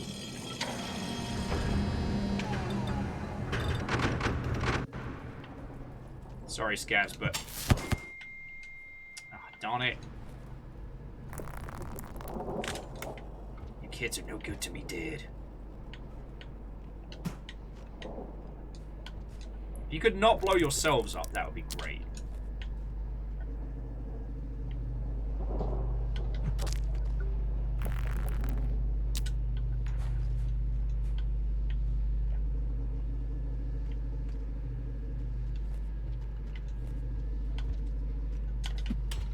Oh, shit.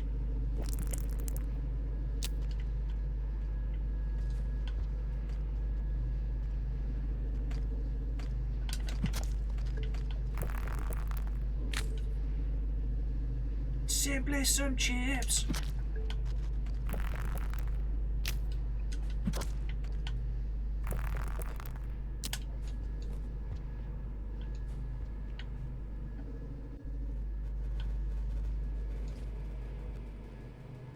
Maybe we'll get lucky. We are not getting lucky. Okay. I can't wait till the scab hunting parties are seeking out my adorable fleshy flesh.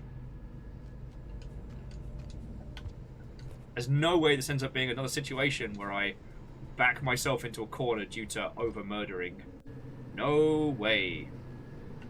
Not a chance. Huh. I really thought that was a mimic.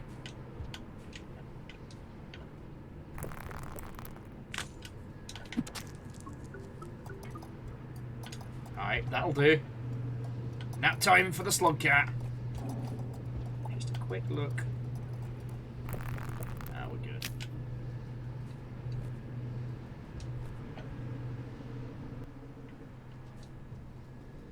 We are doomed. Doom to doom doom doom doom doom. Doom to doom doom.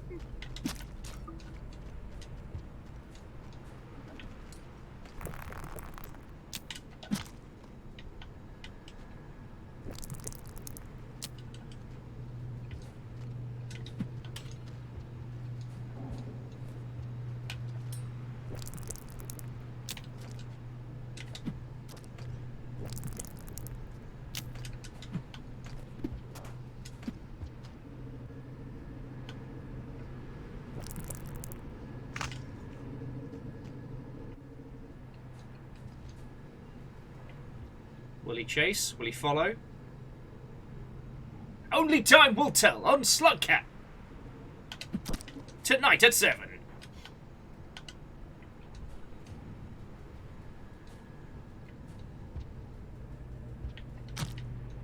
You better be dead.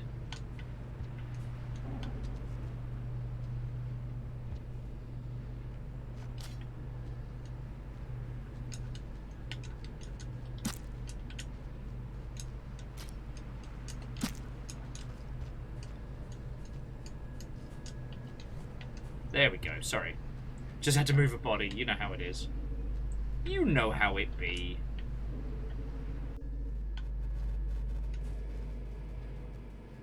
I kind of feel a little bit about how easy and delicious the scabs are sometimes, but yeah, I don't make the rules. Hello, River. The next of the flump sounds. Okay. Now it's time to go exploring.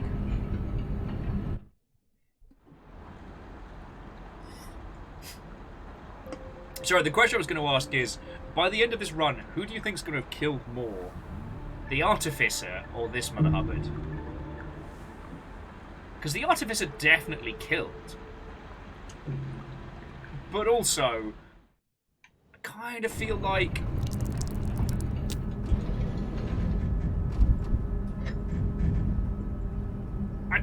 because we're feeding off of them as well, that we're just kind of stacking the murder.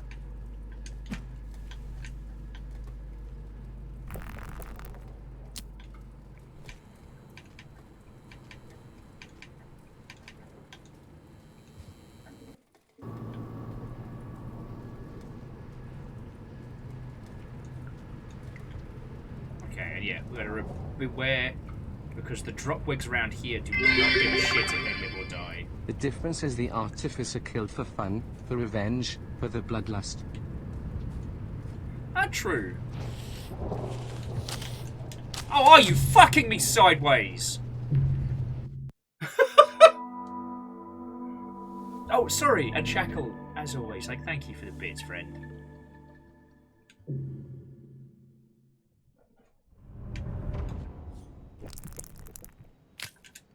Maybe we'll get lucky and find one of the mystics around this way.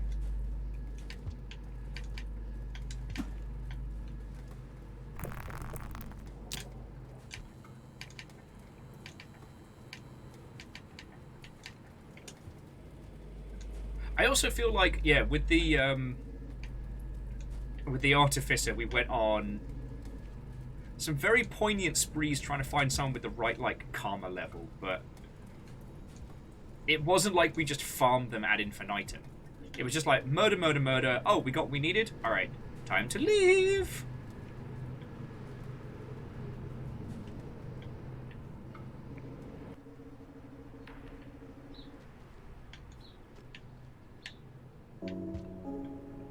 And here we are.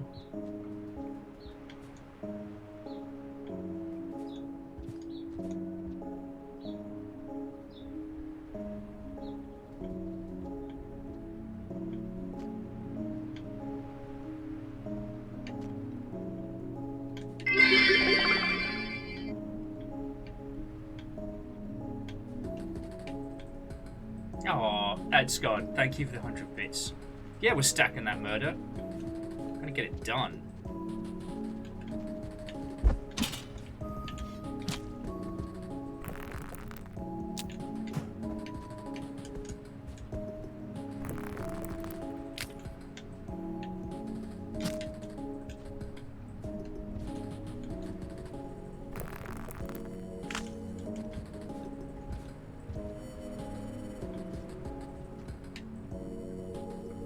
You know we're getting serious, because anytime Rainworld gives us even a snifter of music. I do think it's very fascinating how Rainworld is so restrained with music. Sorry, Squid Cater, but you might be the only thing I can have for breakfast right now. We'll test to see how up is.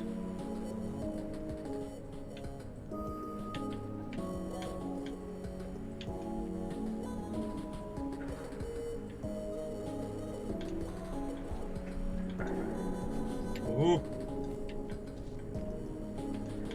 I very nearly fucked up.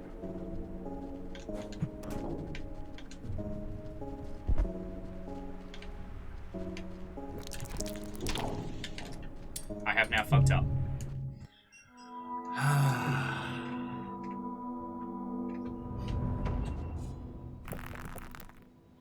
Alright, so I guess we'll check out the other path as well. And to those who know, like, feel free to direct me towards the comms.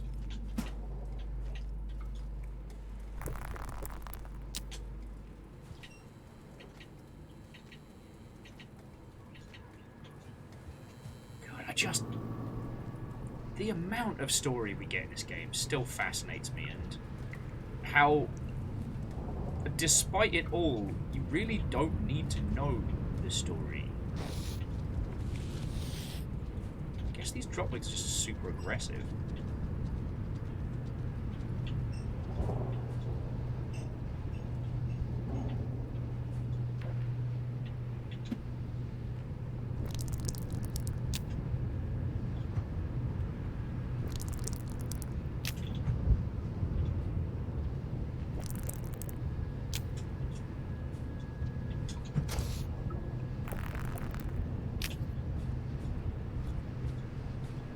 It's very interesting when you start talking to people about Rain World, and like the realization that whilst this has an incredible story, you don't need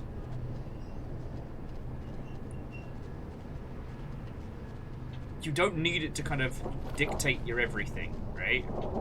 Sorry, I'm trying to think of a good way of phrasing this, but I don't have one.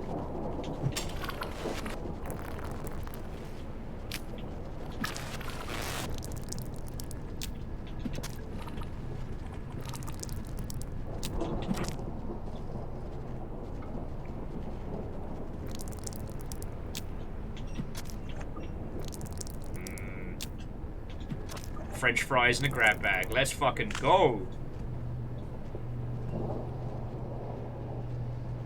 Karma never tasted so sweet. Probably shouldn't phrase it like that, considering if I keep this up, I'm going to summon some very large predators. Oh, the scabs are here. You know what they think about me.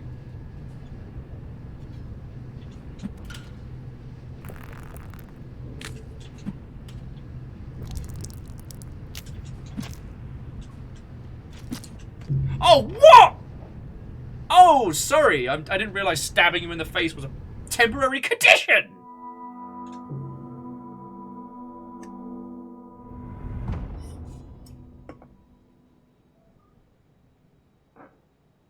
Yeah, Shackle, that was absolutely it. Like, the information with us was kind of like grown in there, which is mildly terrifying.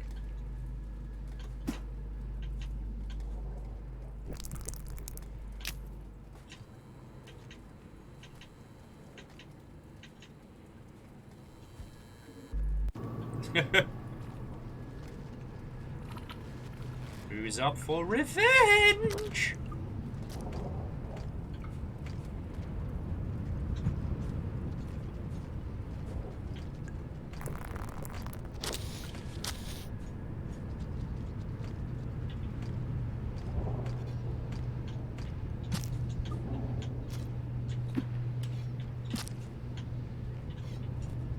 Alright, where's your mate?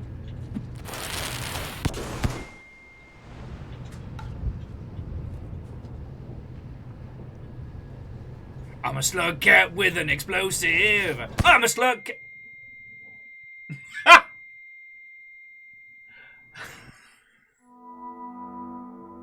Once again, who would like to tell the rest of the class what went wrong there? Will started singing, which indicates confidence. And yeah, Topaz, I stabbed that scab, and he was like, "Ugh, you got me. But if I'm going down, stab, you're coming with me." Got cocky. I got cocky.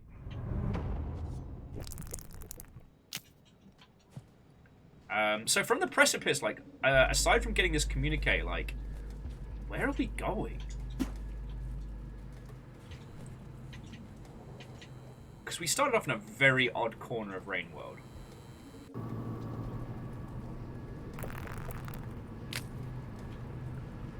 Okay, that's fucking cool. I don't know if you saw that, but that's a little bit of dropwig behavior. It's found a bomb, probably from a dead scav, which it somehow knows is a valuable item, and has left it there to lure us to our death.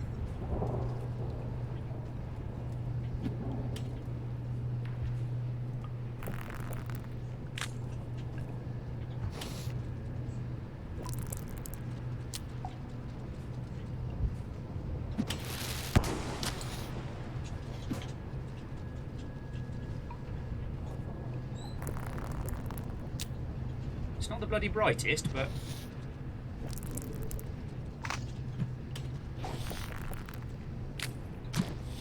I don't know what was going on with the drop wig there. Just make sure it's fucking dead. Sorry, Lizzie just saying, penguins approve of this death. I'm still sorry about that.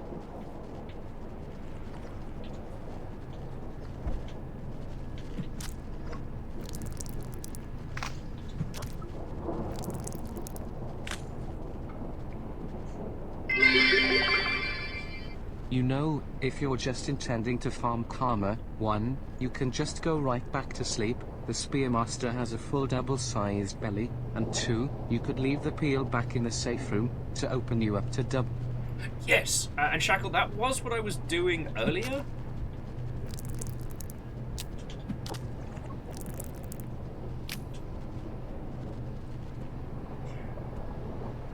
So, I guess I'm trying to re-engage that same drive. And I don't think we need to farm karma. I was coming down here more to explore. Because, like, so far as I know, we don't have another big karma gate, at least not right now. It's just, we get a full belly like that, and it's really tempting to just, yeah, do as you're saying. Go and snooze for 2 cycles and come back. But considering the scav hunting party, and how much I've wrecked these French fries, I think it's fine to...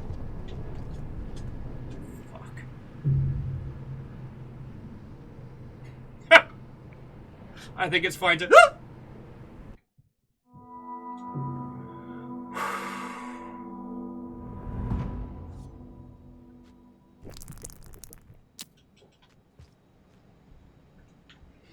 By the 9. By the 9. I don't know what I was attempting there, alright?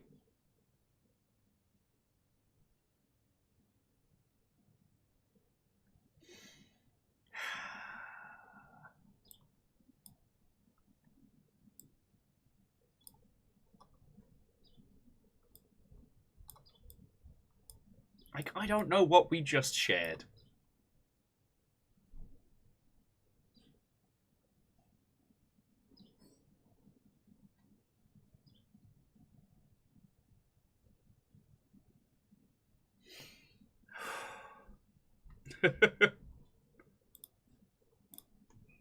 Yeah, Durry, I would not mind that at all. Sorry, Durry was asking if I'd mind some vague directions.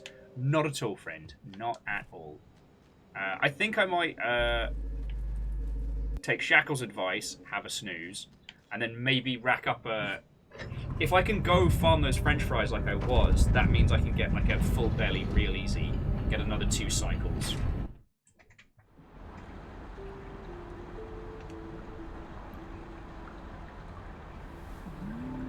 Like I said, I'm not the brightest of sporks today.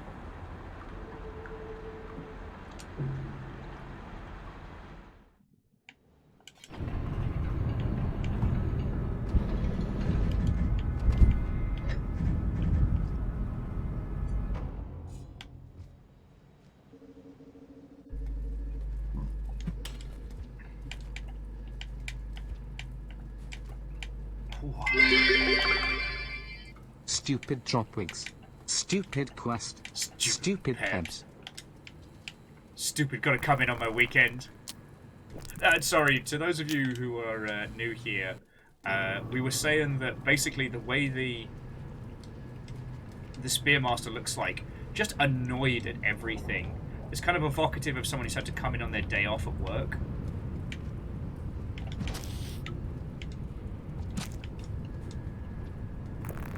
And so, like, that's why they spend all night doodling, because they're just fucking mad about having to come in the office, sort everything out for everybody else, Like, this was supposed to be their weekend away.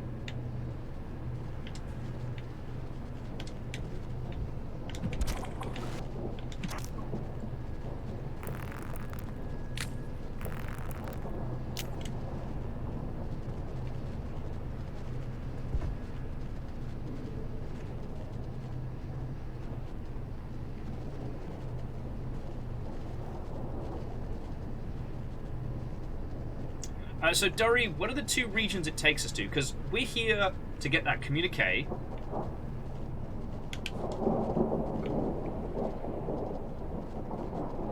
And I guess after this we're heading down towards towards Moon, yeah?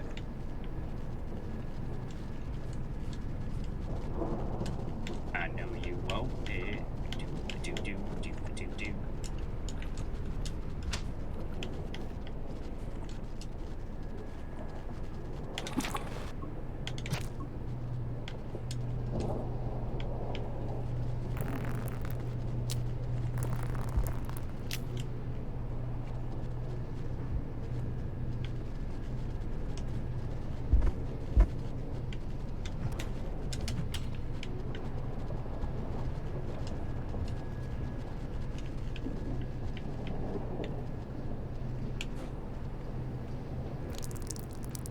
Okay, either way we'll eventually get to Moon's area. Alright. Well, I'm none too fussed about the how. It's more about the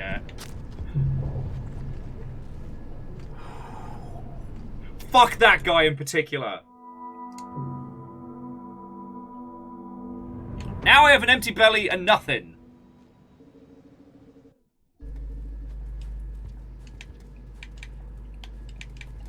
Oh, what's that? What's that? That's the sound of revenge! Alright, fuckos. It's me, the Spearmaster. I have 2 spears and nothing else to do. Let's fucking go!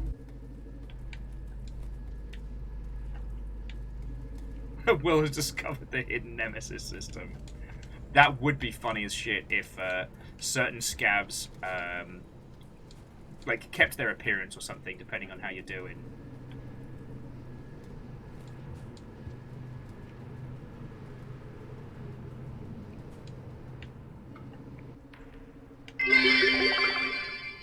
That scav has been deemed Karen. And you know how we handle Karens. With 2 spears. So mad. What do you mean this is a problem of my own making? What do you mean that mercilessly killing scabs at the beginning?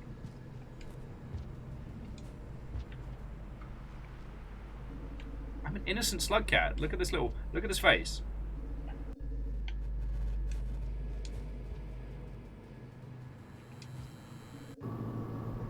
Alright, you hunting bastards. When I'm hunting bastards.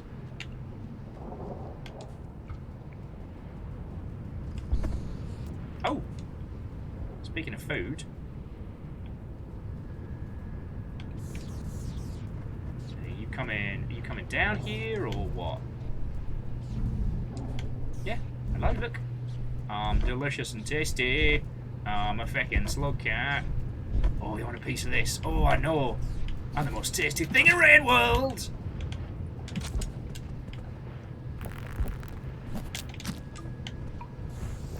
Got your mask.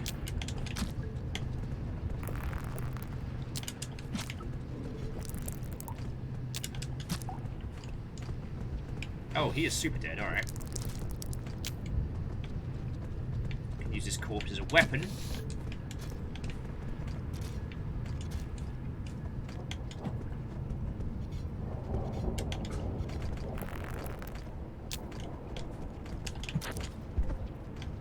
Oh, fuck! Get fucked!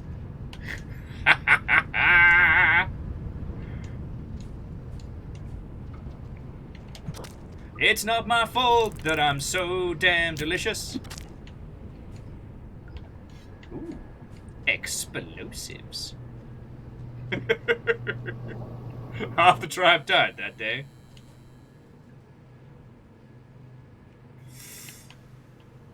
Alright, let's bank a dunk.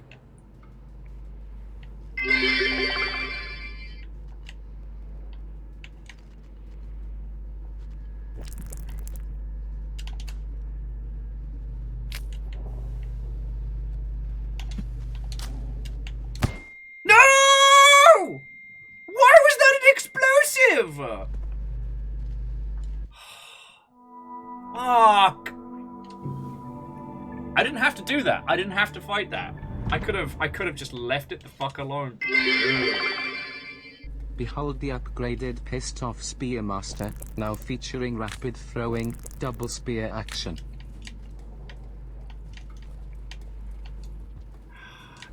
Like, that scav saw me, I could have just walked away, but nah, I was like, oh, I'll just get a blip more food.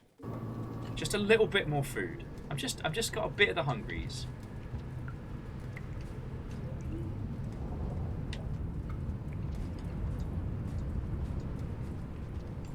Alright, well. Start the day with a spotted drop wig.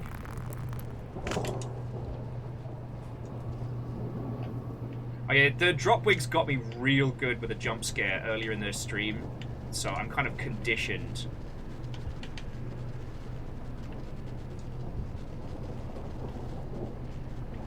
I know you want me.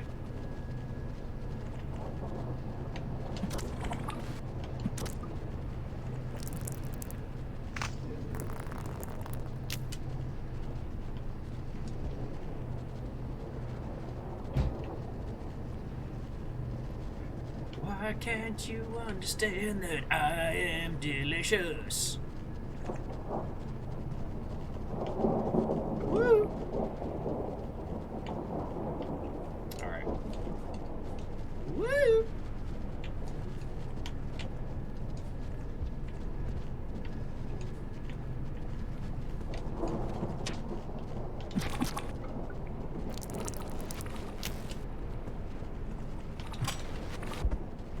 Ah, well.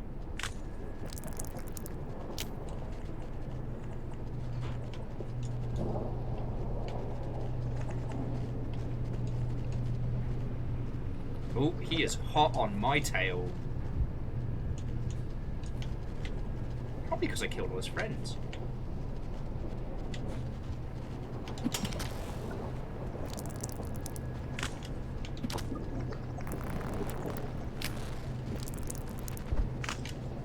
He is pissed at me. Okay, so we have most of a full belly. Let's just go. Let's just go back. But yeah, as he's the only one we don't see sleeping in the shelter, I like to think the Spearmaster actually doesn't sleep. He just has to wait out the rain each cycle with angsty doodling. I think you're right.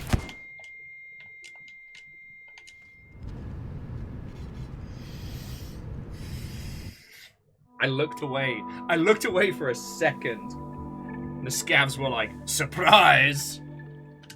I feel like the fucking Predator in the movie Predator.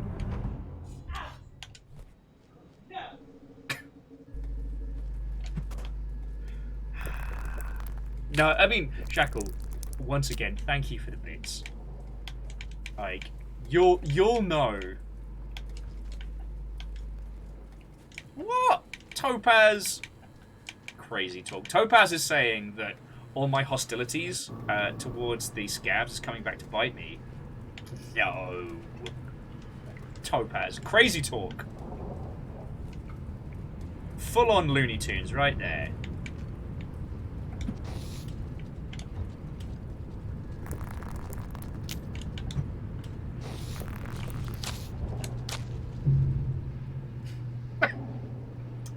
I mean, that was pretty Looney Tunes, if only for the... That's all for... Oh, there's the communique. All right, do you see it? All right, we know where we got to go. We know where we got to go. All right. Vernon says all the scabs are coming out for the writer's strike. Oh, God, yes. Sorry. I don't mean to be flippant, and obviously, you know, we at the Longship, you know, we support guilds and unions. I'm just... I worked in film and television. I've done my time there. I hope they get the conditions and things they want. But just... Video games has enough drama in it. My life has enough drama in it. I don't need successful writer people drama as well. Where's that drop wig? There it is!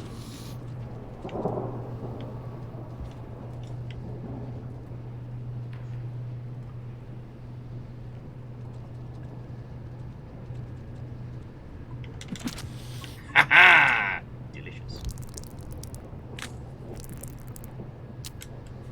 But yeah.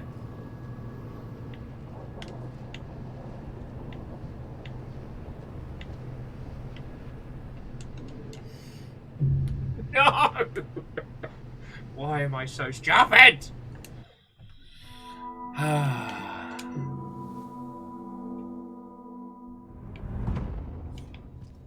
Why am I so stupid?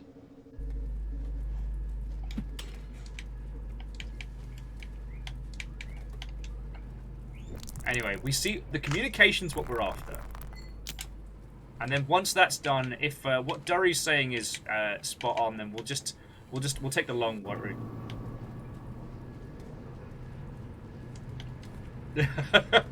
Yeah, you're right. At this point, me and the Spearmaster are sharing one brain cell, and I don't know which of us got command of it today. Also, the dropwigs seem to be able to like dodge attacks. That is to say, like they preempt. Oh, not preempt, but when you start throwing a spear, they drop off their perch to avoid getting hit, which is kind of fascinating behavior. Alright. It's French fries for lunch again, friends.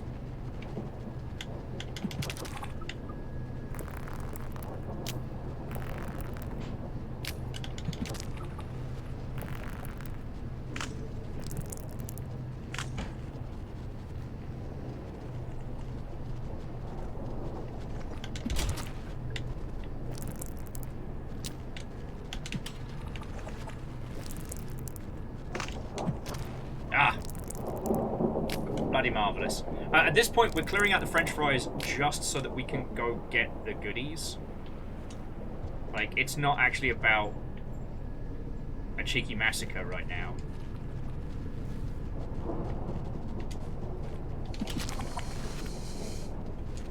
As fun as those can be.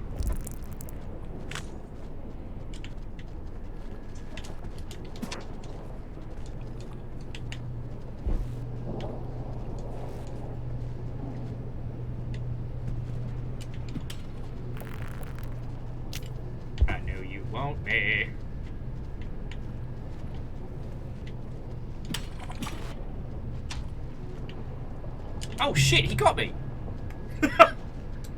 I have to stop singing. As soon as I'm like, haha, I'm a slug cat, I do cool shit, immediately dead.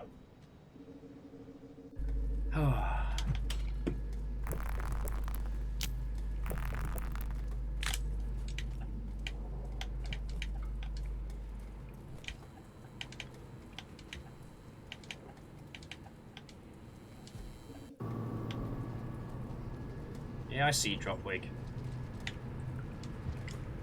You got nothing I want, Dropwig. You got nothing I want. Except your blood. Delicious blood.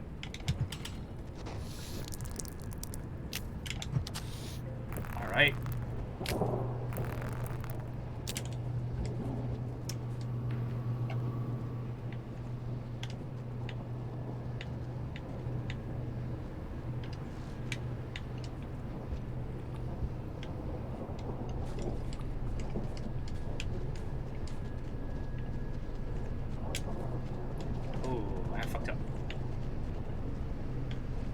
Fucked up now.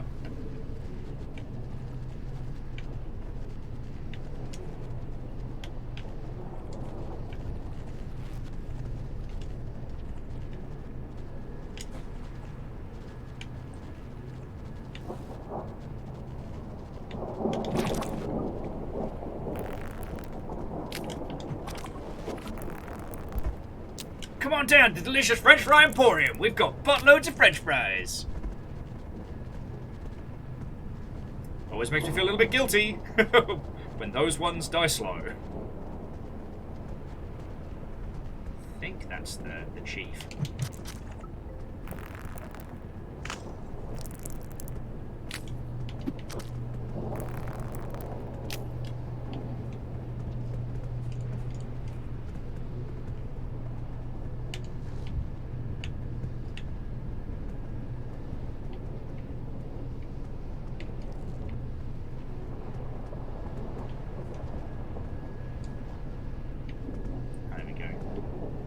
let's go get that communique if we can. Oh, what? Like, it's clearly got the little signal thing going, and they were twitching last time we came down here.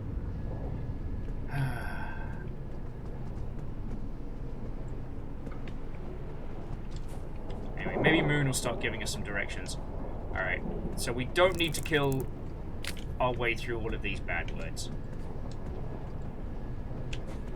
Okay. We can make this work. Anyway, it's nap time. Okay, it's kill a fuck ton of scabs, then nap time. Chaos broadside.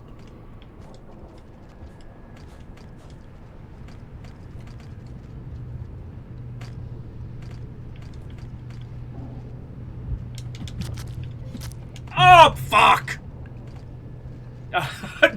Biggs, you fucking legend. It's been a gentle day. House Chaos kind of rolls in. House Order rolls in. House Chaos rolls in. And Ehrman was doing a little bit of the old, the classic House Carl special. I'm getting my arse handed to me here.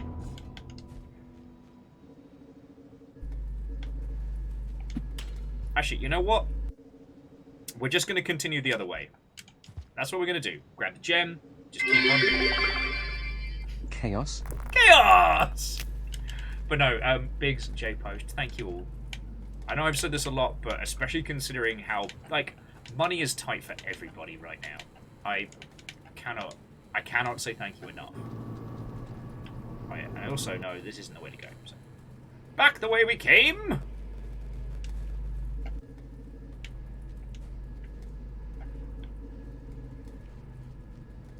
Yeah, it's... Once the scab hunting party comes out, I don't know, maybe my reflexes are just off today, but I just can't seem to handle a bunch of them.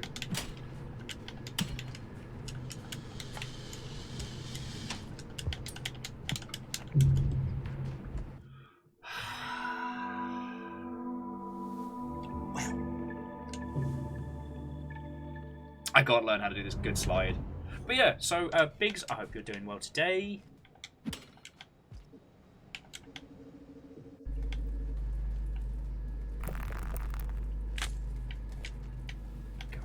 I also, yeah, I wonder, Shackle, if it's, like, worth filling our belly, like, completely, having a snooze here so that when we start heading forward, yeah, you know what, I'm going to try and do that, because I'm not going to let these scabs bully me anymore. It's not nice, and I don't like it.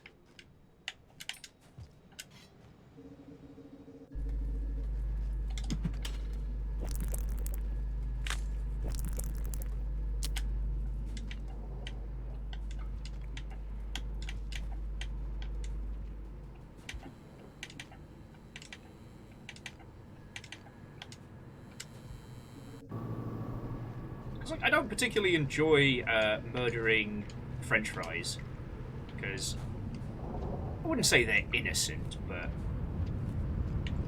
like, if they fuck up your day, then you did something wrong. You know, they very clearly stay to their territory, and if you trespass on it, then they'll pack hunt you down. But they're not as aggressive as some of the other breeds. The flip side being is that if you know what you're doing, they can be a nice, tasty treat.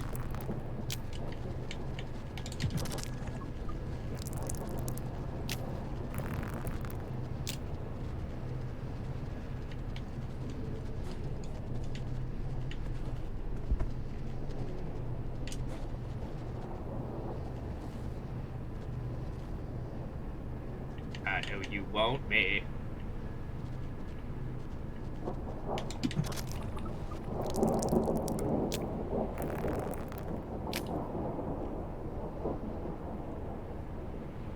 It's like, yo, you got any more of them, You got any more of them French fries? Oh.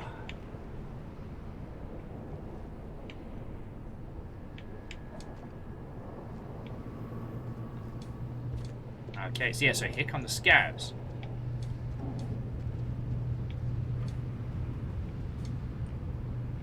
better for me.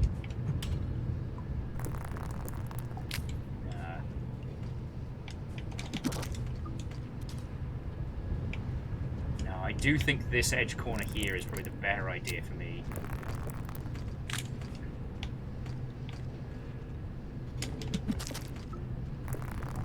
Because I don't need to get a full-on kill to take him out. Ah, oh, fuck! Except for when guys like that get a good dodge on me. Alright, alright! It's fine, it's fine, it's fine! I tell him I'm fine! It's just like with the Artificer, I just gotta get the rhythm. Ooh. And now I'm extremely dizzy. Oh, that's bad. Let's give that a second to pass.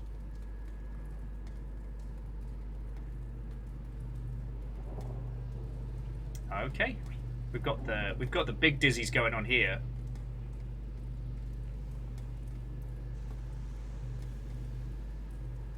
I don't know, Lizzie. I've had food. I'm hydrated. But the world got very spinny for a second there. That was weird. I'm not one of those individuals that gets the spinnies when drinking, so that was very surreal.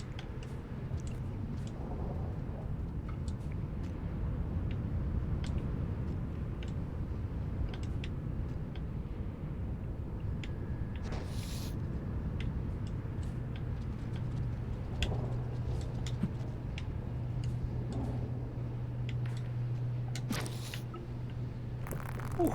Sorry, excuse me a second.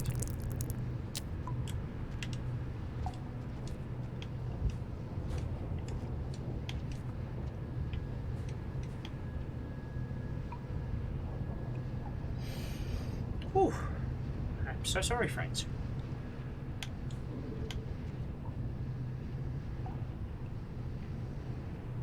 Well, let me handle this Mother Hubbard. Because I owe him payback. How is he so good?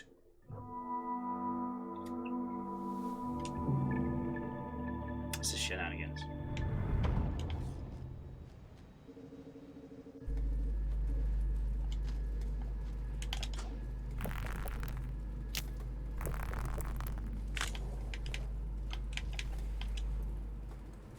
God, if I was really patient, I could wait them out up here.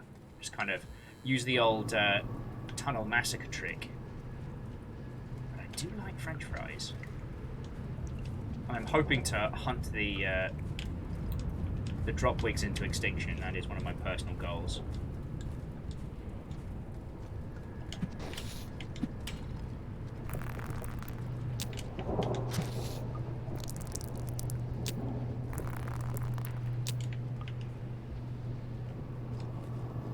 Oh yeah, sorry about this, friends.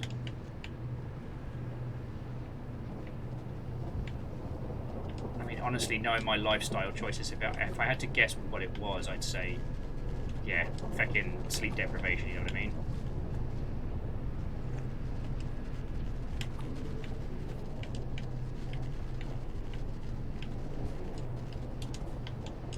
Oh, my fucking life. Whew. Yeah, unfortunately, the trip to McDonald's ended in catastrophe.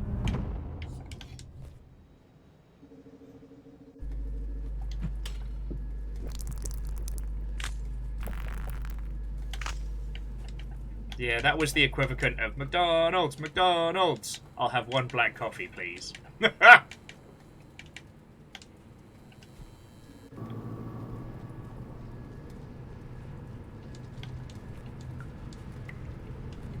I do think Drop Wig with a grenade is a great way of, is a great film to pitch.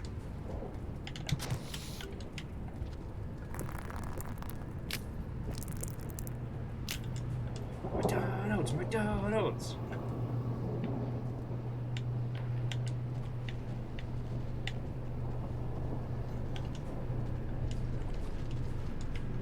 Woo! I'm in your territories. Walking all over your house. One order extra large fries, please. Coming up.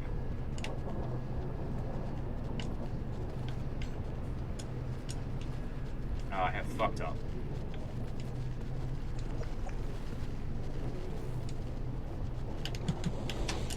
I have royally fucked up. And Quasi, how are you doing? How are you doing, friend? Whew.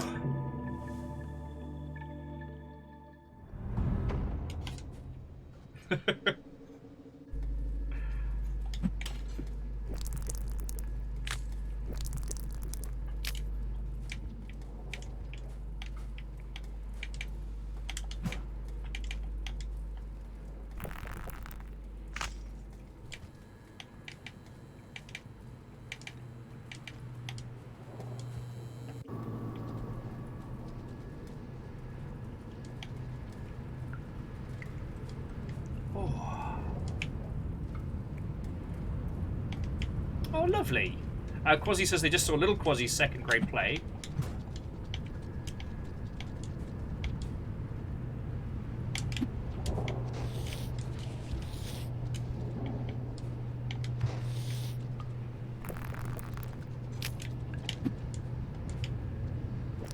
That sounds lovely.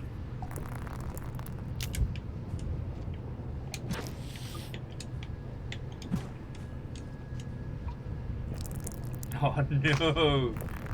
Sorry, Topaz says they just have to go to Farmer A's. Farmer A's aren't that bad. Like, they're no Sky Cities, but... Oh.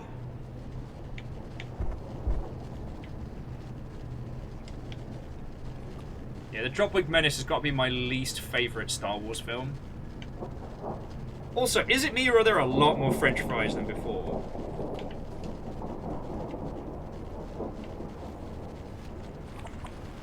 It feels like there are a lot more.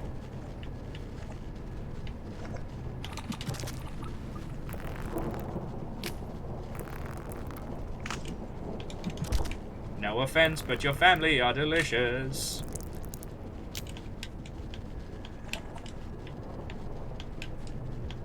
Woo! Slug cat in space. Slug cat in space.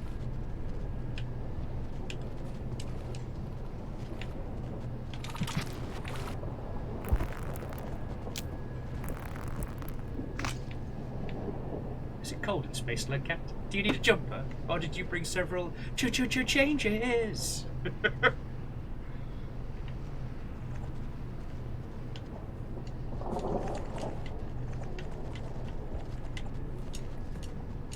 Oh, piss. Every time I start singing, I have a cursed singing voice. Every time I end up singing, I always hurt someone, dies. Scott, that went well. That is a very charitable way of putting that.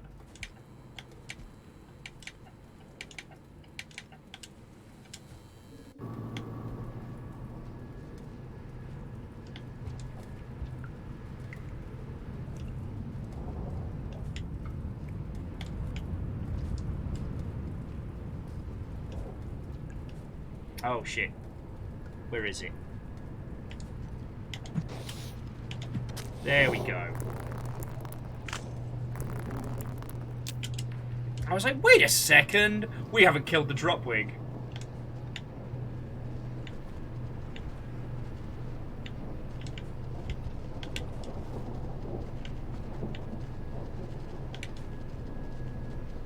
Come out. Come out.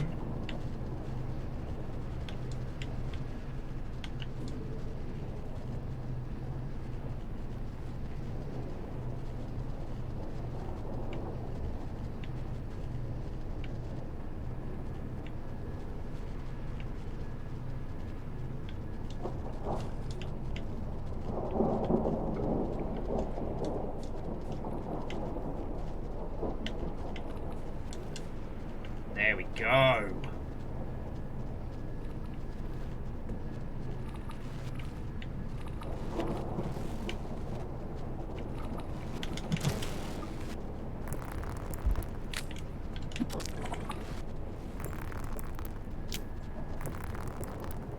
Hey, French fries like you for lunch.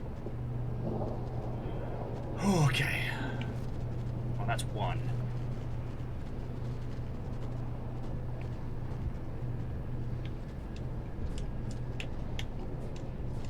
Woo!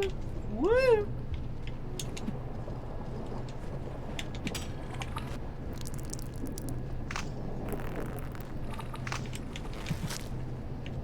Piss.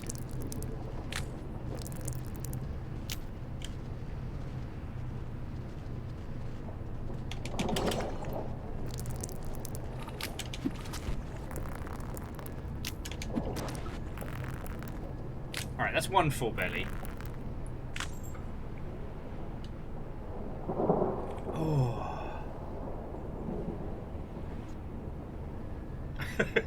At 6 pairs of feet, I think you can, like, you can hit a grenade when someone's holding it if you perfectly aim.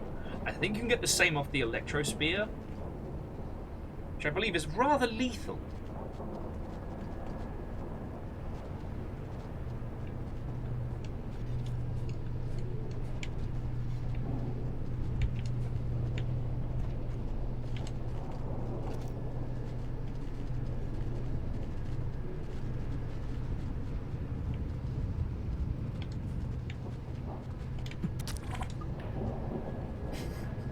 Call that a to-go meal.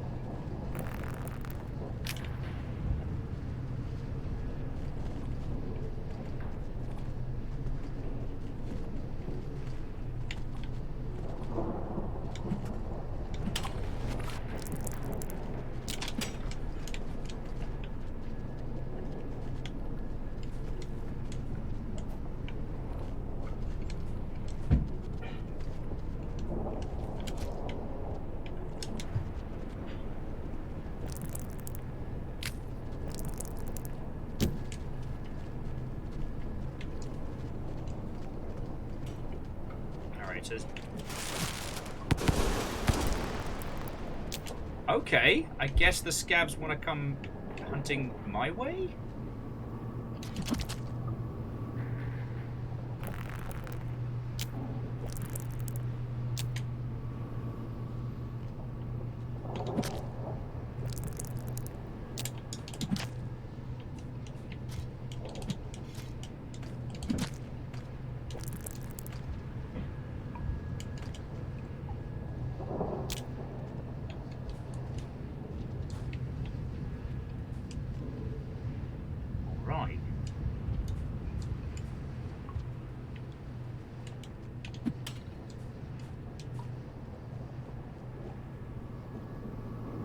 Okay, I guess we just got really fucking lucky there.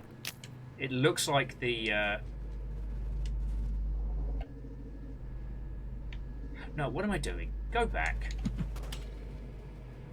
Bank the kill. Go get some more food. Stop being an idiot. Why am I like this? Oh. But yeah, one of the things I do love, especially when Rainwater is at its peak, when all the reactive systems are all popping off at the same time, like explosions set off lightning, which sets off something else. God, never struggled this much, and yet I continue. And the reason I continue is because I want to have an incredibly impressive kill record when we get through it.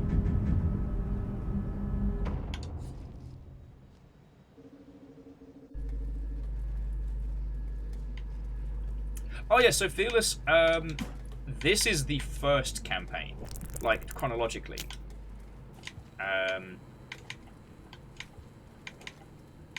So we don't know what state Moon's in yet. That's why we're heading over to say hello. And I banked a few kills there. Like, honestly, there's a part of me that wants to go back to the early areas and just massacre. And just go for, like, peak high score, but yeah.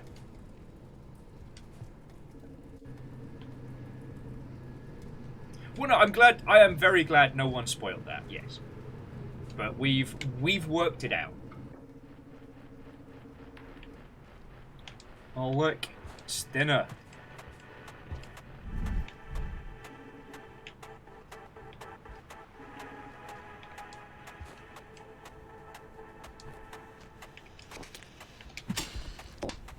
Get fucked!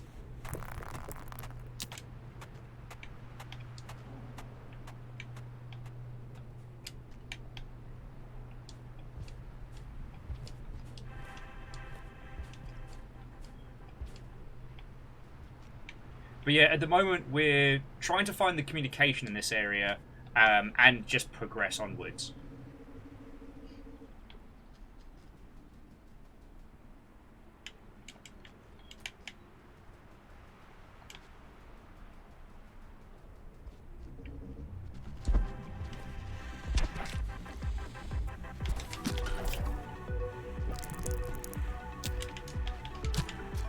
It's like a fucking Shoreline remix.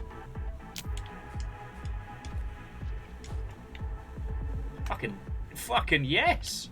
This is an unmitigated banger! Alright, let's check out down, see what that gets us. Because I only stuck my head in here.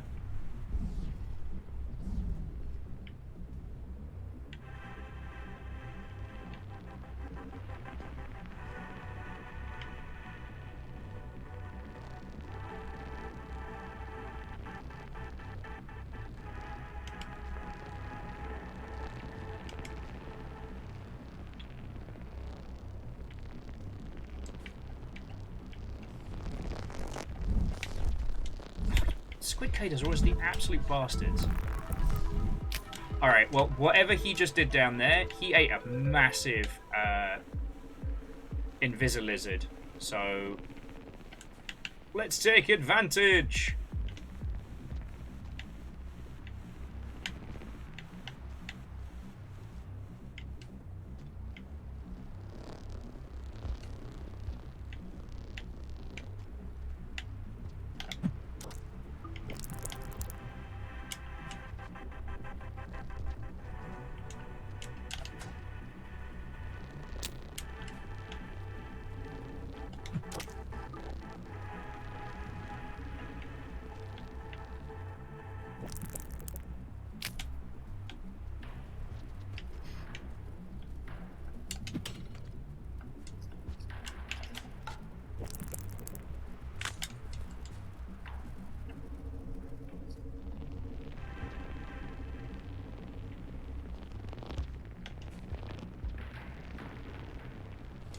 Where in the unholy fuck are we?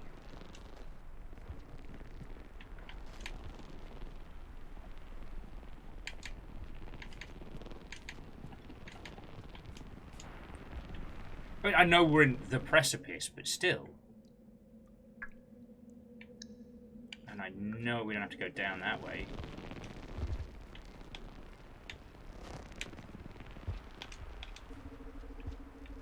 I guess we just keep exploring, you know.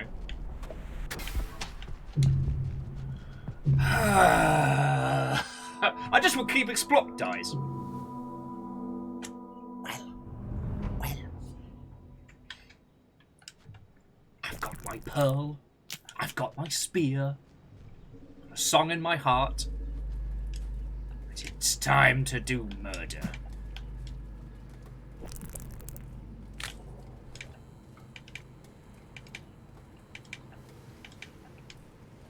Well, hard in Rain World is relative. You know, I'd say of all the new campaigns so far, the Rivulet was definitely the one I had the least trouble with. But that's because, like, as the Rivulet, all you're doing is leaping and jumping and bounding past everything. No, as Verdant Floats, if I sing the song in my heart, that's when it gets me.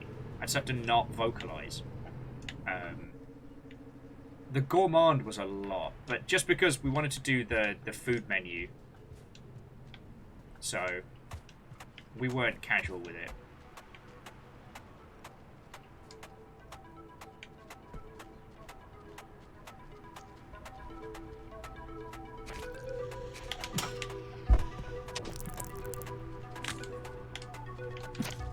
That's how we get it done! Slugcat style.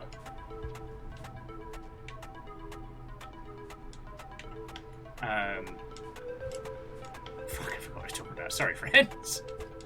My mind is a steel trap that's constantly open without the ability to close. Oh yeah, so Dory, we did the gourmand, the food menu, and childcare at the same time. Which was certainly a choice that we made.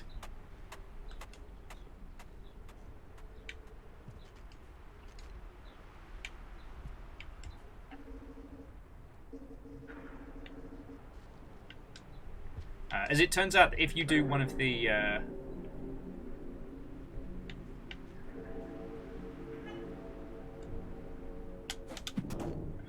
if you do... if you have to use the unlock... a second, I gotta deal with this mother hubbard.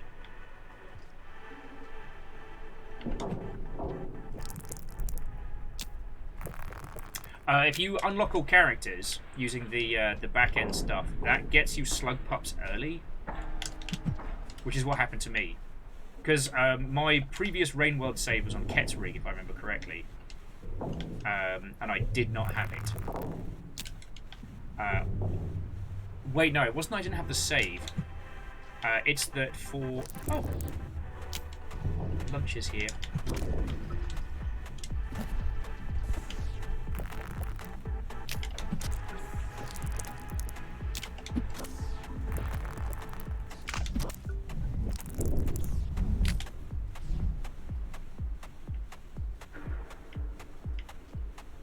Sorry, it was because I was using an early build.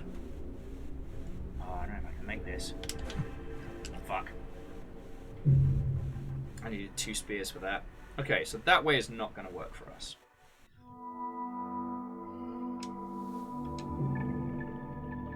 But yeah, so that's why we ended up getting slug pups with the gourmand.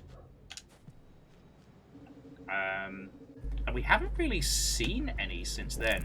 I assume that when it comes time to do, like, the monk... Excuse me. When it comes time to do the monk or the survivor again. Because we are going to do the gate ending with the survivor and the monk. I kind of want to see if we can do it with the hunter, but I doubt it's possible.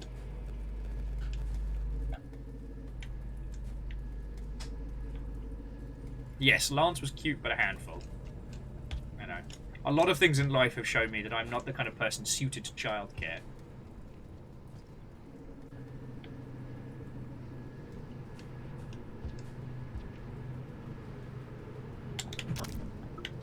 Nice try, Dingleberry.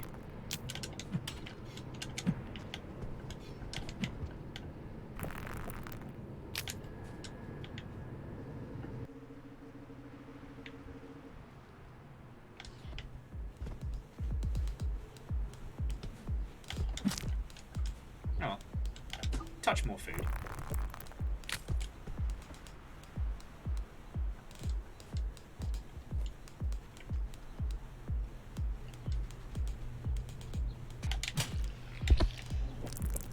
Second verse, same as the first.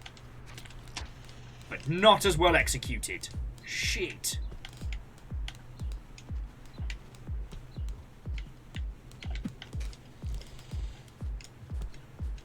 Piss!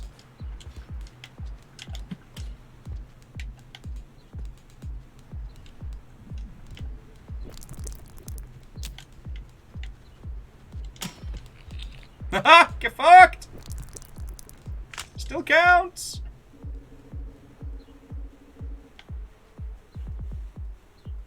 Alright, so we've got to try heading down. Alright. Down has its advantages, and we do have a full stomach, so it's not like we've got to worry. Okay, Slugcat, I need you to work with me here.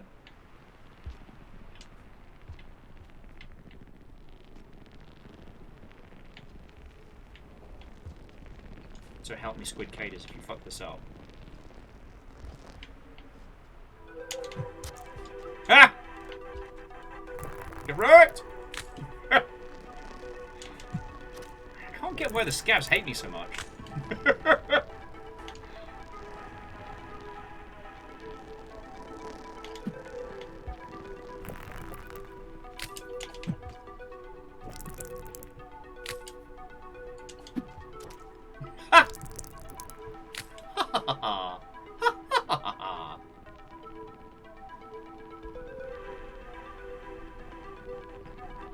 A gentleman should catch my spear with his foot. He was.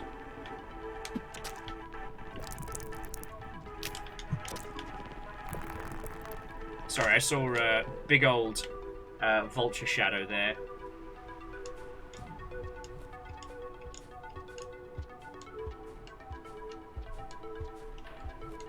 Reactor online. Sensors online. Weapons online. All systems nominal.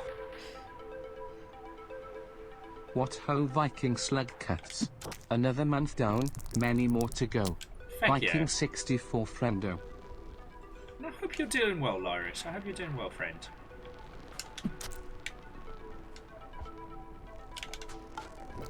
We're very much rain-welding it up today. I was a bit too brain-dead for the smart people game.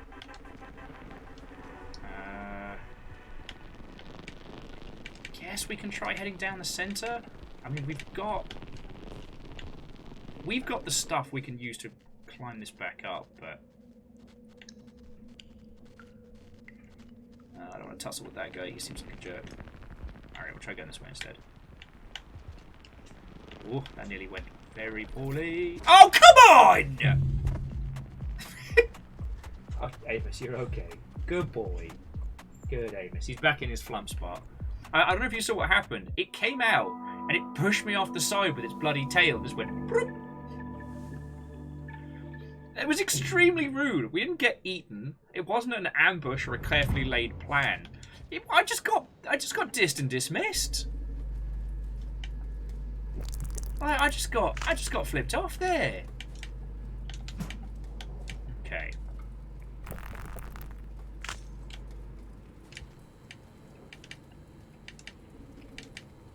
Oh, fuck.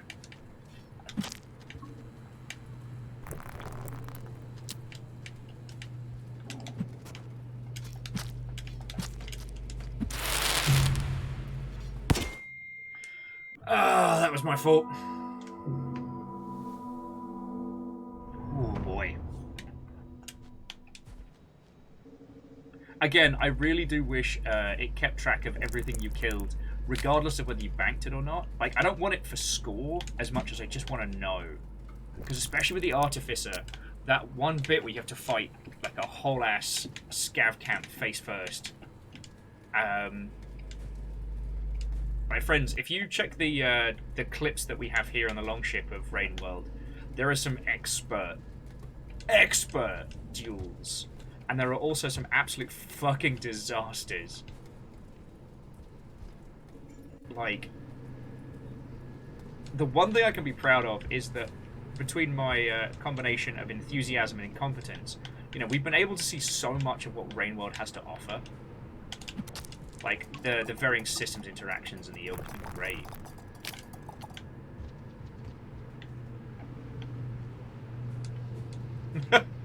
Legend, you are correct. I get a lot of good, hilarious disasters.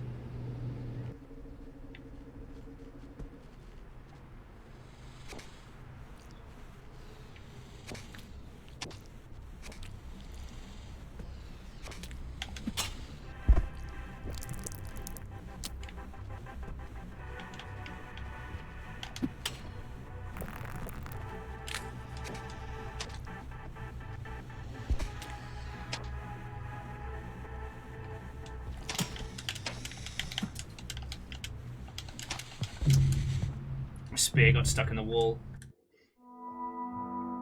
Oh, Lyra's saying they finally started playing Tales of Iron the other day. I'm glad you're having a good time with it. Although no one's spoken to the king, sorry, the prince, yet about his crushing bug juice habit. Reminding us all once again that interventions don't exist unless you're rich and famous. And the weight of rule is more than any one mouse can bear. Oh, rat, sorry, I should say.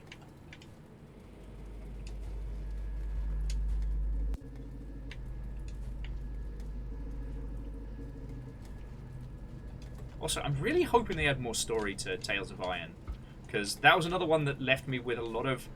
I really, really cared about the narrative, and it left me with a handful of really good questions by the end. Okay, so, Wizard, that game is Tales of Iron. It is a gorgeous, hand-drawn... I hesitate to throw Metroidvania around. It is a platformer with some solid,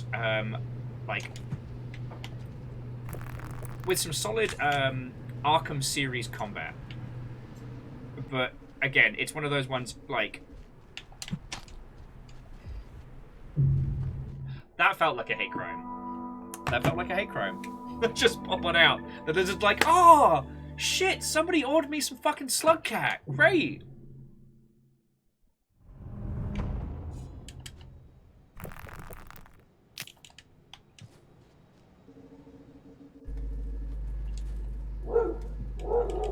River! River!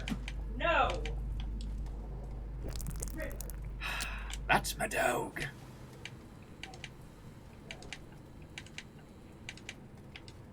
But yeah, so Tales of Iron is gorgeous, and one of the things it does really, really well is that most of the dialogue is just communicated via like little pictures and vignettes, and it gives it such flavour. River, I have opinions! The whole street must know.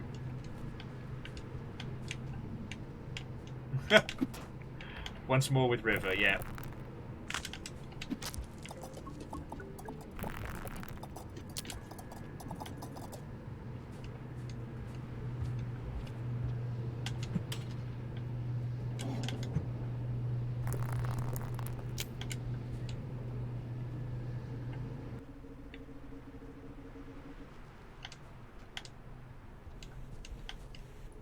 I'm sure this. Oh, I fucking see you, mate. Oh, what a shot! Oh, get fucked! Not gonna lie, I'm very proud of that throw. Got him just in the flank, right above the face.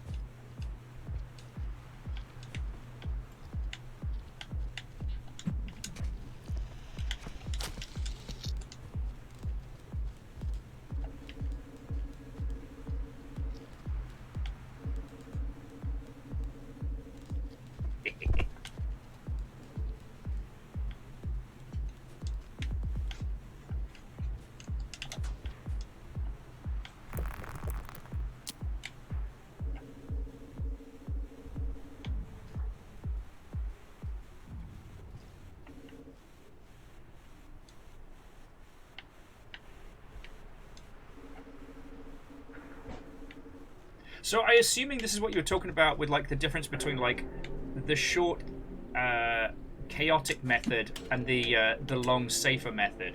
That I'm on the long safe, and that if I could get a squidcader, then I can bypass a lot of the shenanigans we've been battling with tonight, or today I should say.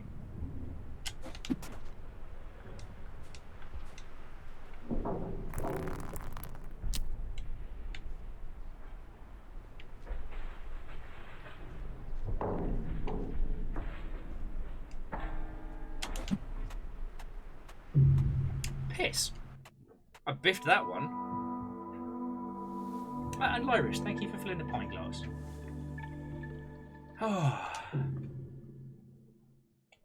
Oh, Red Burning Dragon. It is fecking glorious. I keep thinking of those old runs where we were taking like the Survivor somewhere, and our entire run hinged on us having a spear at the right time. Like getting to the memory crypts, and then getting to that one bastard bit where you have to build yourself a ladder of spears, and desperately trying to find them in the bloody dark. God. Fresh hot nightmare, that.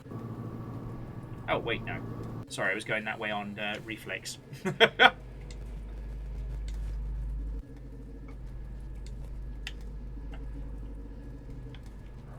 River's over here being super cute as well.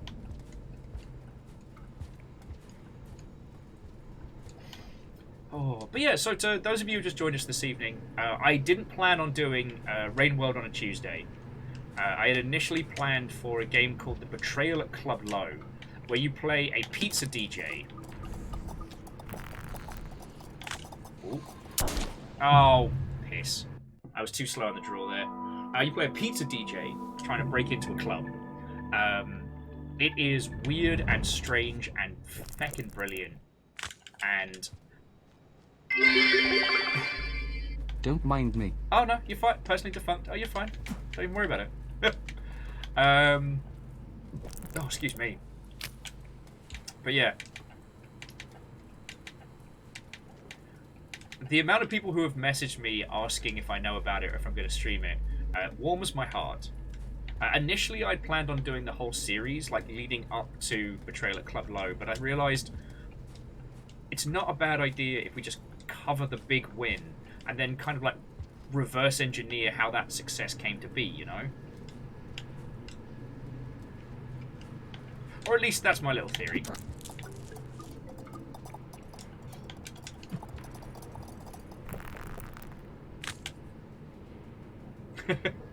But no, sorry, where are my manners? So, personally defunct, thank you for 400 bits, Kiss. We definitely need the money. I'm extremely grateful. And Lyrus, you're definitely doing House Order proud today. Alright, then there's this guy.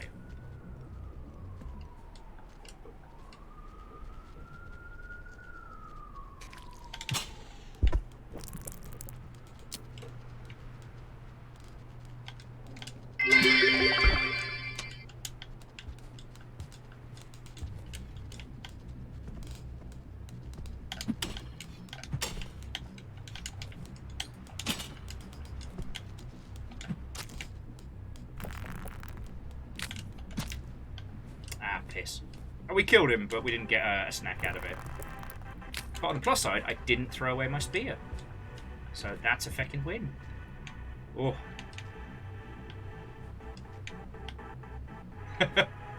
Well, Lars, I'm very grateful for that.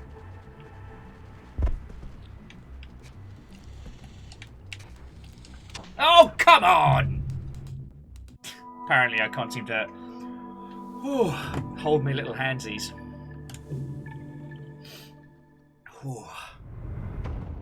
But yeah, for some reason, like, I was just overheating last night. I woke up stupid early, and I've just had maximum sprued brain today. So I was trying to think what would be a...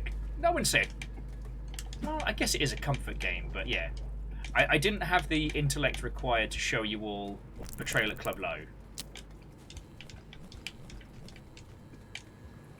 And Wizard, thank you for pulling the pint glass and all.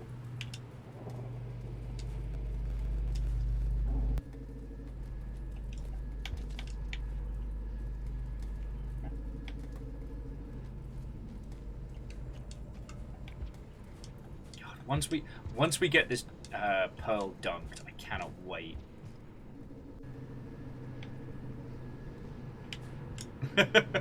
Well, I mean, Wizard, this can get very ragey, but like, I think anybody that's played enough Rainworld gets to a point where it's got to be special, fresh, hot bullshit. Like, it's got to be shenanigans fuckery, fresh from the... Oh! Didn't even know they were there.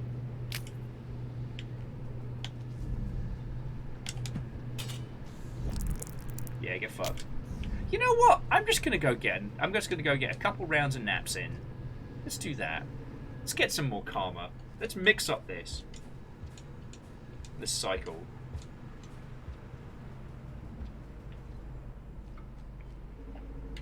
Oh yeah, no, that vulture's gonna be feeling that hit for 1,000 years. I mean, Wizard, you found me during the mask hoarding massacre, right? I'm impressed that the game can only keep track of 9 masks in a shelter. I'm impressed that I know that.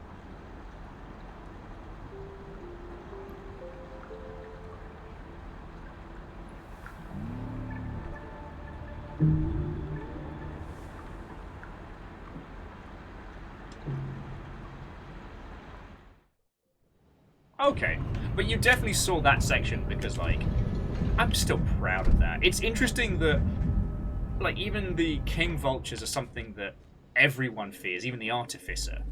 But for the Spearmaster, like, keep sending me vultures. Keep feeding my family. I am hungry.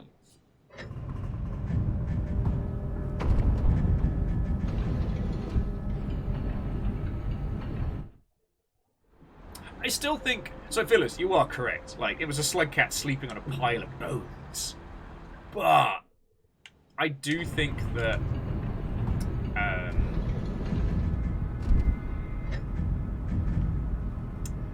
I do think that getting Moon the jellies was a bigger flex. And personally, so the karma systems is how many cycles you've survived in a row. And it affects these thing called karma gates.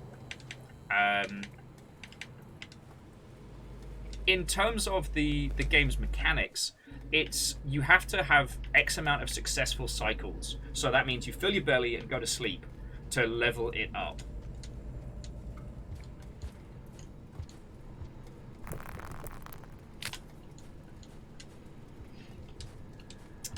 In a narrative sense, they were a way for the iterators to help usher people towards enlightenment. Well, sorry. I should say ascension. Didn't get the full drain on him.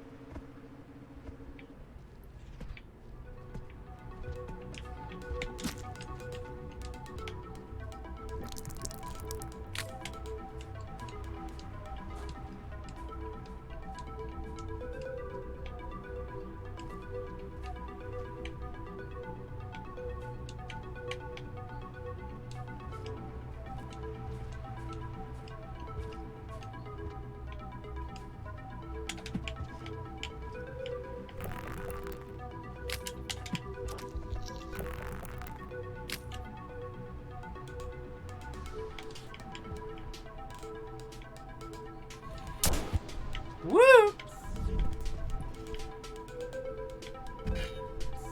I know you won't, me.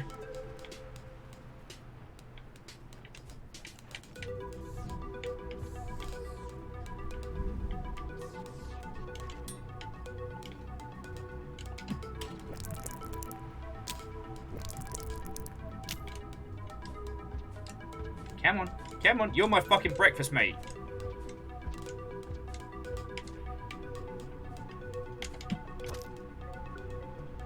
Oh! Damn, I'm getting good at this.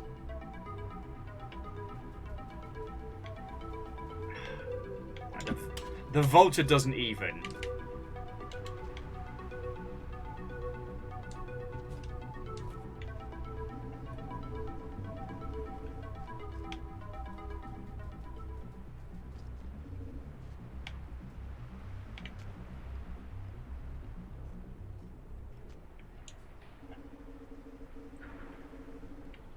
So this is the way I can't go yet. And so, Wizard, if I had to guess, I'd say that we're heading... Alright, depending on the timelines. Like, we're either...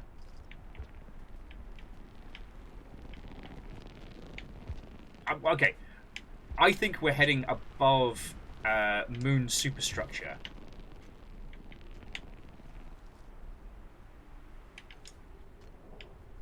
That's my current working theory right now.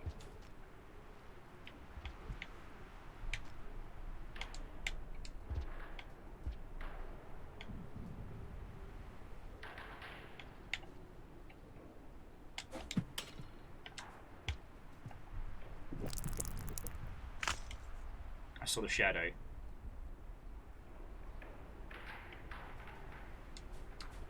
There we go. I know you won't, me.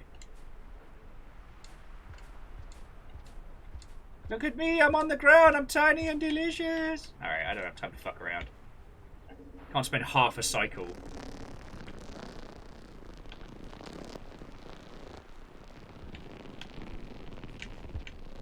Alright, so I guess let's try going down the pipe. It's not riddled with blue lizards. I mean, worst case, we can build ourselves a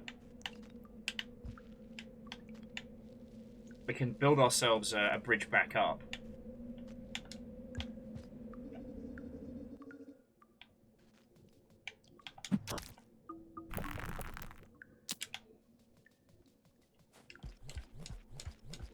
But yeah, I don't know, 6 pairs of feet, if you've got knowledge as to where we need to go for more communications. That's bad. Kind of almost feels like this is the back way from somewhere else.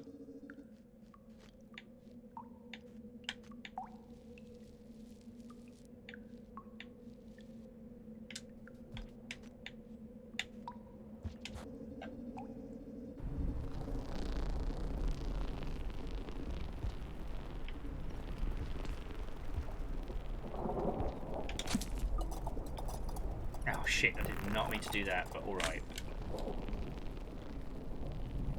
Ah, there it is.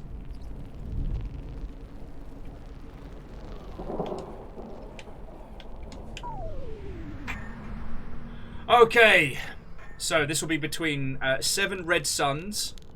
Yeah, sorry, between 5 pebbles and Big Sister Moon. Shit! Alright, this is an interception. Alright, so... 5 pebbles, please stop messaging me. Moon. Sorry, Peb, stop messaging me. I cannot help you. I cannot even help myself.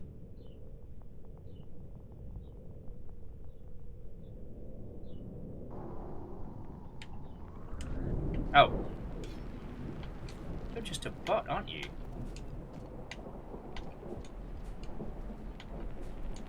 Okay, so we did find the plot we were hunting for.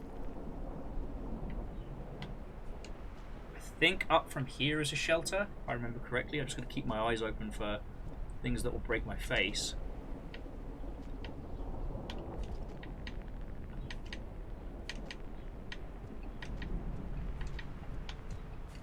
Okay, so Wizard, that's not true. Alright. Because on this one, I will get fighty, because, yes, these did initially start out as, like, mods and community projects, but they were brought on board with full publisher support. Like, this isn't just, you know, a handful of, like, you know, fan mods with a lick of paint. Oh, no.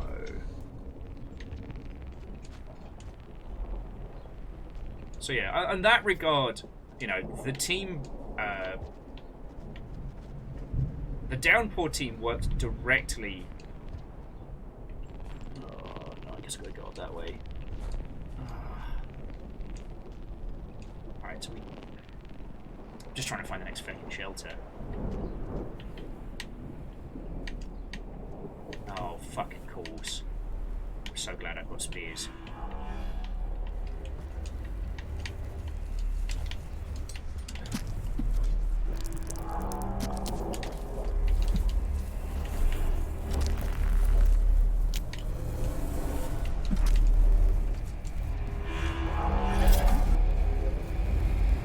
We can't be too far.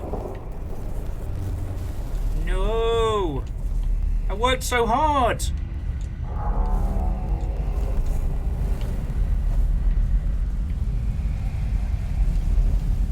No! Linkin Park made a song about this!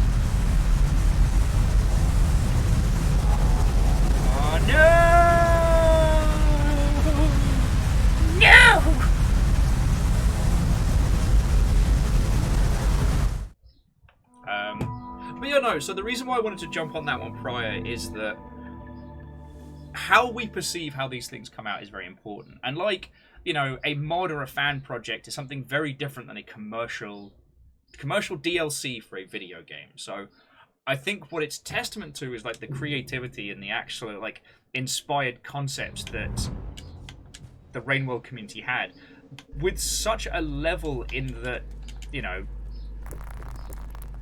the dev team could bring these people on board to create something this complex, Reactor this online, sensors online, weapons online. All geographic. systems How are nominal. you doing? Has it been 2 months already? Nerd. I mean, not that it's only been 2 months since we've known each other, but you know what I mean.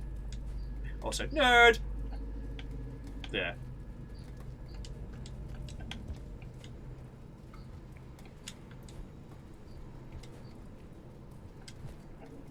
Now, I don't know the full extent to how much, like, video cult were involved in this one.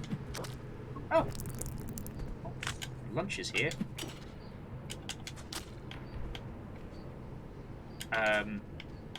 Because I'm probably not going to...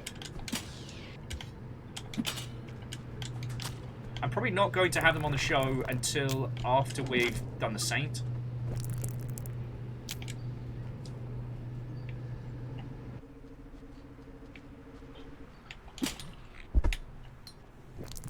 That's my pearl! I don't know you! Fuck. Well, we might be alright. Thanks, Vulture! I'm sorry I killed your family! I feel a bit fucking guilty now. Just gonna leave that Vulture alone. You do you, buddy. You do you.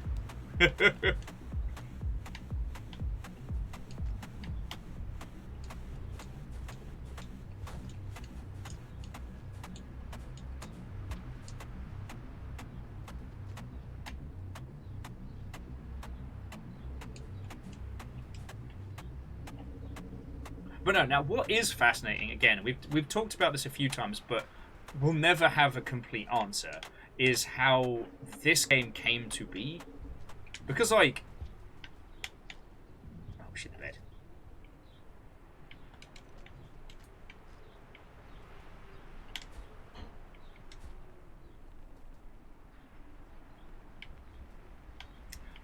Because what we do know is that...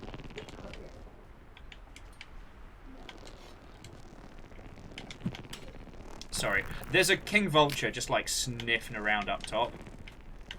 And I'm not in a good spot to fight him.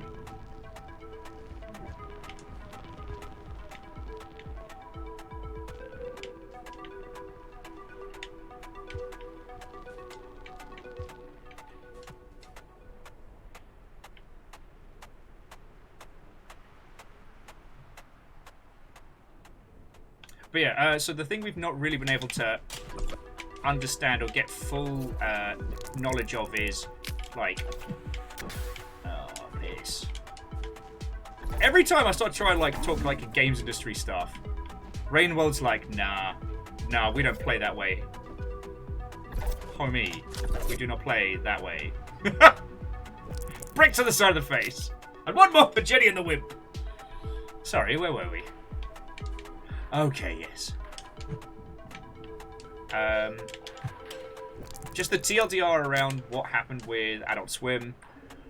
We'll probably never know that. And... Because the thing is, like, I could ask friendos, but that level of business stuff is not something anybody can really talk about.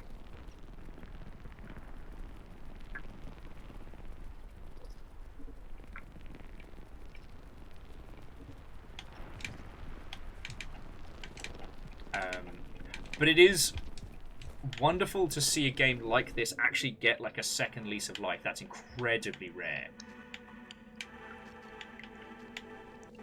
And to see it, like the interest even picked up. Don't try me, fucking scat. Do not fucking try me. I've been through too much today.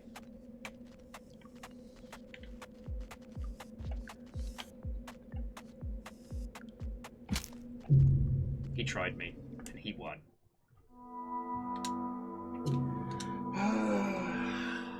Thanks, sticks.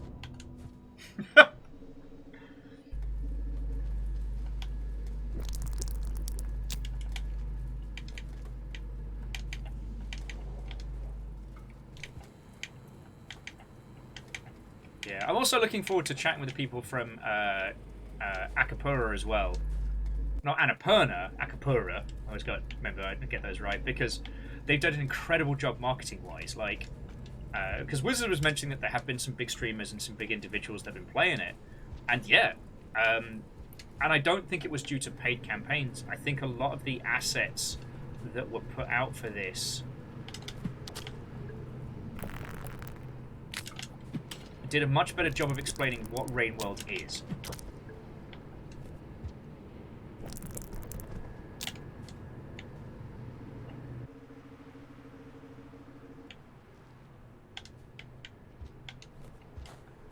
And that's feckin' powerful.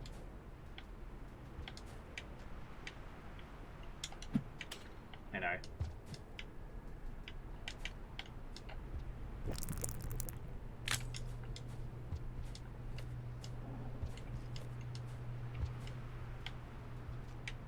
I did get very frustrated once I started getting into the story of this, at how, in terms of how this tells its story, that it wasn't getting more coverage, that people weren't discussing it. And especially as we came further and further into the, you know, Dark Souls is for everyone era.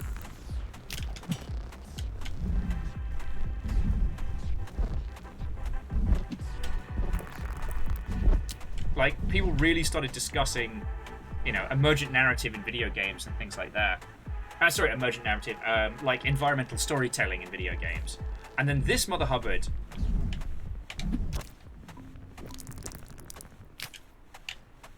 has a complete story that you can just ignore. And that's fine. Oh, good dodge, Edbug. Good dodge. God, I can't hate on that.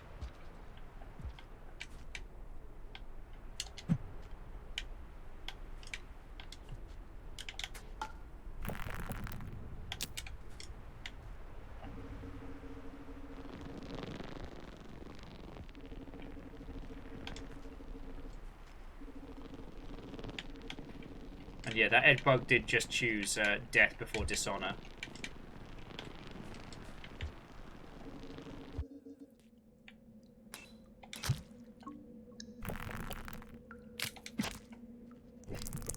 Sorry, me and Pop Snails have beef.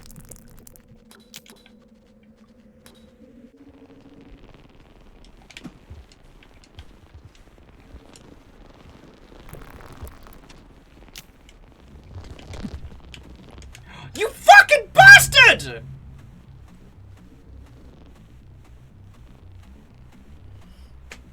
I'm gonna kill so many Squid Caters. Alright, Squid Caters are back on the menu. I was leaving them alone because they're cute sometimes. Yeah. I was trying to save the day and that Squid Cater was like, now is my time. Apparently, maybe the reason everything tries to kill the survivor is that if this is the proto-slug cat, everything in Rainworld now is fucking genetic memory to fear the tiny cute.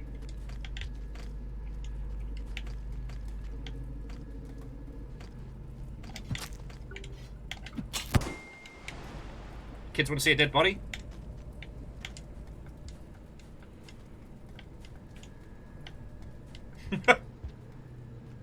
Oh, mate, don't be that guy. Stay in your hole. Stay in your hole. I have a bomb.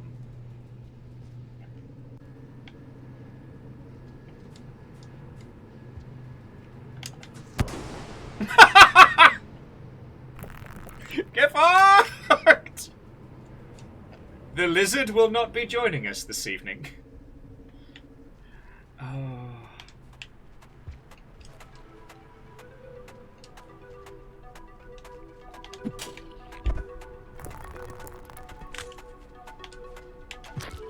Oh, beautiful! Absolutely, legend. Fiona is absolutely a ticking time bomb. Takes great glee in reminding me constantly their midpoint vengeance value.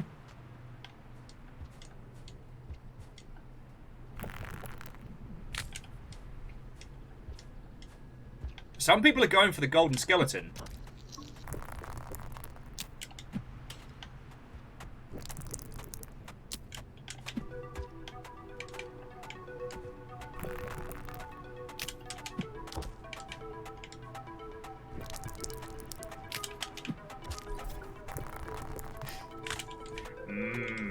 Pile of lizards. Delicious. I do wonder who will be the first person to get a Skeledab.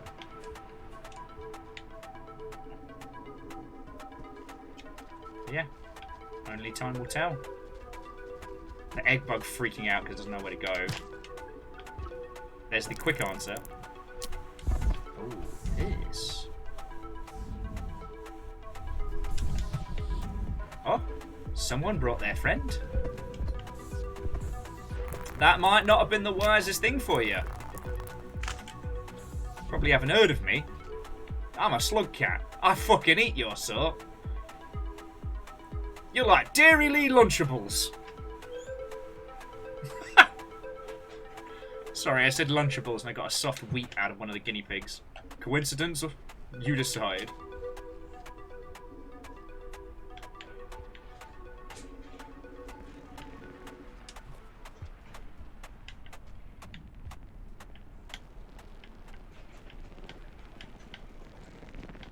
Squidcators.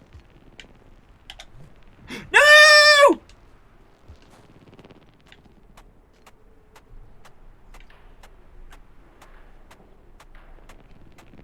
Fuck.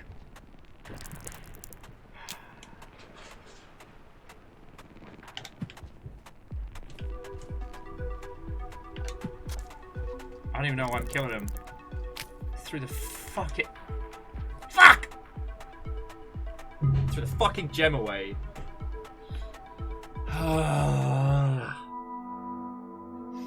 Yeah, Topaz. It's like it's the Shoreline remix. A part of my brain's like, Leviathan? It's like, no, you're fine, Will. But what if Leviathan? Firstly, Will, we're in the sky. If they come up with Skyviathans, then you can worry. Now I've said that out loud, I probably just willed it into being. That's the... Why do I keep doing this? I keep saying dumb stuff out loud, making it happen.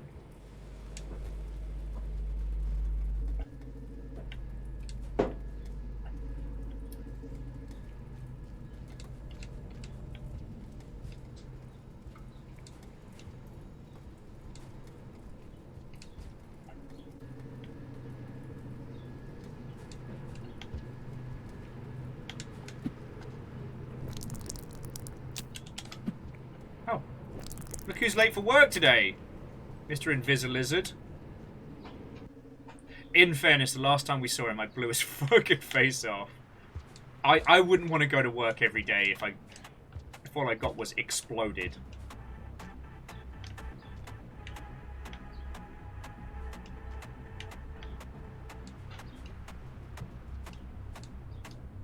Lizards are unionizing. Poor treatment on the account of slug cats.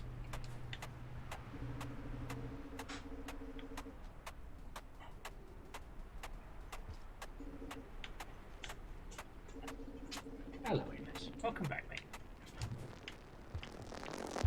Oh, fuck. Right off. Think I didn't see that? I'm an apex predator. The most deadly of cutie patooties.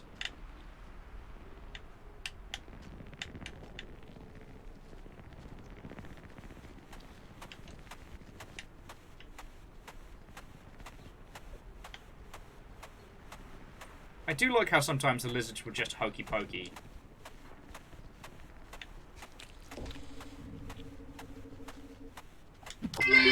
Aha! Spearmaster, Mr. Pebs, could you put this pearl back into me? I'd like to be able to use both hands when traveling again. Yeah, that'd be real great if I could have command of my hands again. Pebs, that'd be great. That would be. Oh, we're not doing that. Oh, okay. Brilliant. Love that for me.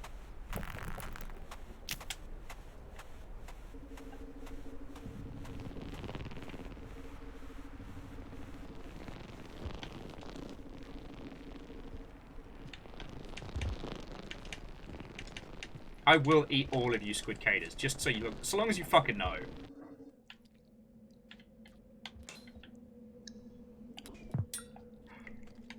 Okay, we're okay. It looks like Moon's observers are trying to usher us down. Pop snail, you fucking dare.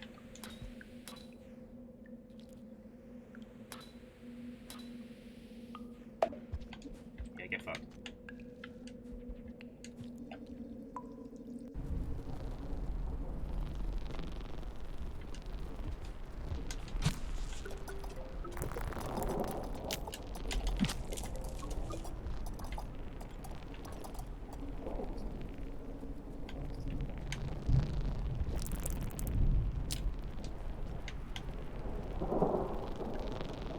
This place is pretty chaotic, but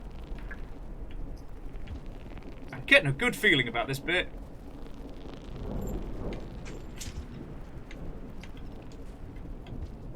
Okay. And despite the cycles, it still counts as having listened to the communications.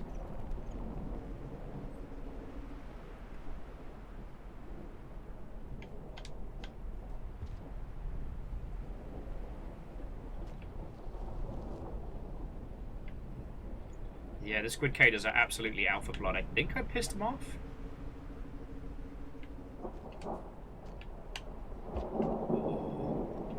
Please don't drop the diamond.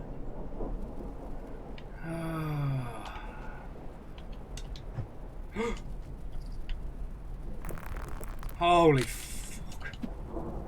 No! No! No!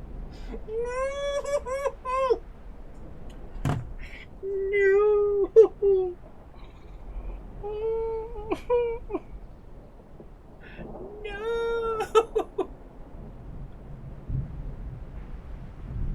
We were so far. So far. You're right, Legend. That was actually impressive.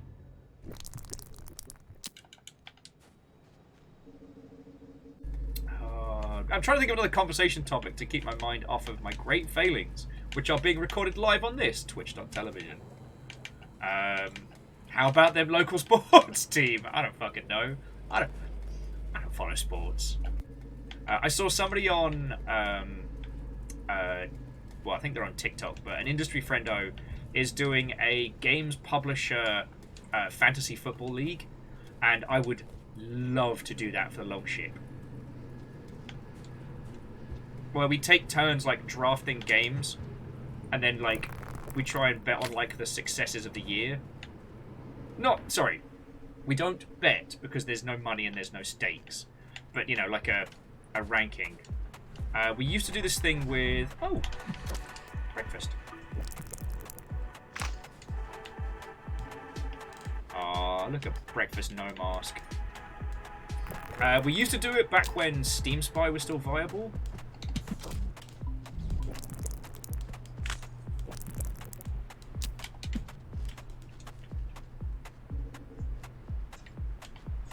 You're okay, Amos. Hello.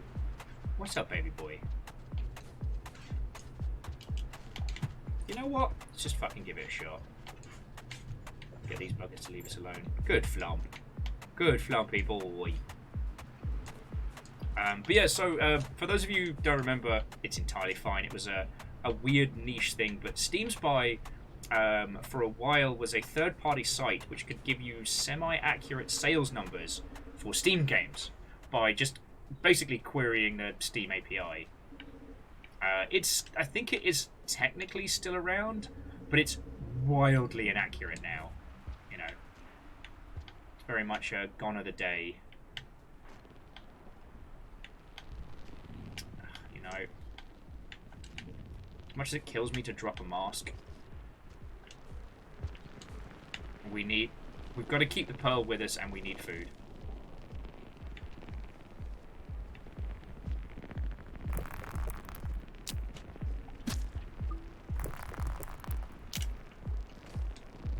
I think I'm going to forget what the squid caders did to me.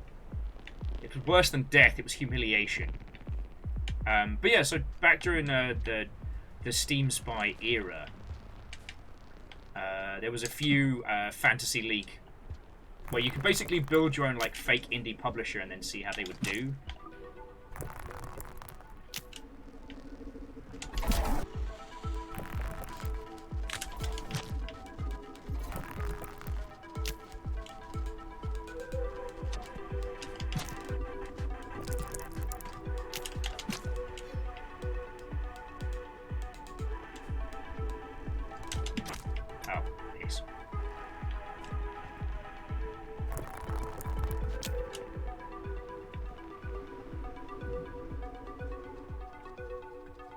Okay, so we've worked out semi-optimal route. Okay.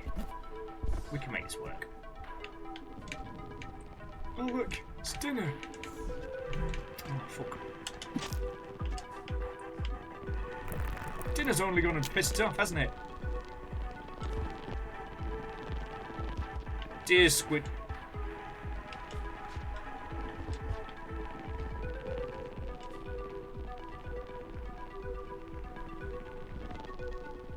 Do you want to die? I am a slug cat. I have nothing better to do today than to ruin your life.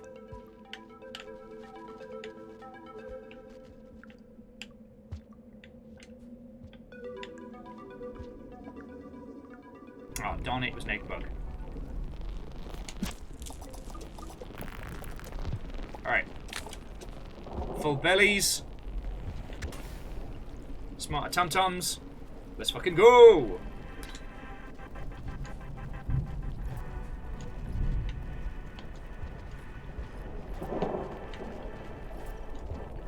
There's a lot of flora and fauna that wants me dead. Alright. So here, we've tried up. Up doesn't get us a lot.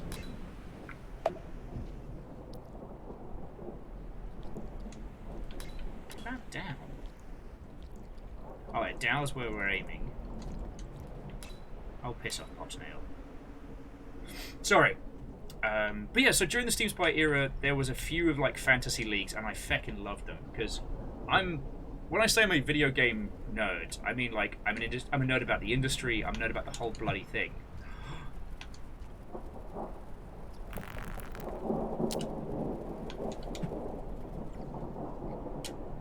I could have just dropped straight down. Why didn't I do that? Why didn't I do that? What is the definition of madness? Doing the same thing over and over and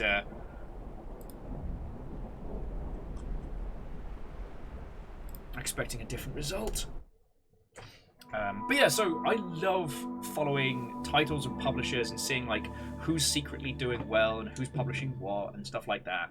And for a brief time, Steam Spy was great for that. Now, there were a lot of complaints in the industry. One, it meant that people's sales figures were public, which meant that anyone could check up on how you were doing and how you were selling, which put indie devs in an even less advantageous position when it came to publishing agreements. And the other was people who live in, I don't want to say third world countries, that feels incredibly white of me to say that. Sorry, but in less financially stable countries where, you know, massive fiscal success could put people in danger. I know before they were able to relocate,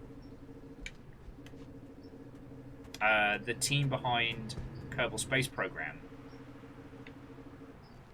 Yeah, you can fuck me. The team behind Kerbal Space Program were very, very concerned because they lived in a part of the world that has very, very active organized crime. And Steam Spy suddenly posting how much money they've made. Not directly, but like, it's real easy to do the math. If games sell 3 million copy, game make a lot of money. Anyway, Steam changed their API, which at first a few people were annoyed about, but it would later turn out the gentleman who was running that site would go on to be like economics go-to guy for the Epic Store.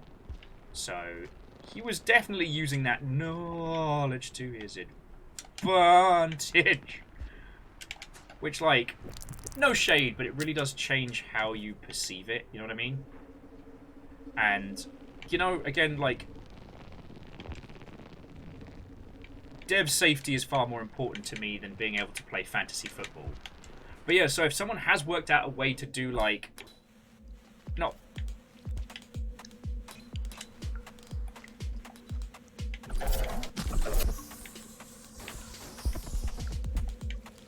if someone has worked out a way to do like a fantasy league, like I want to get in on that.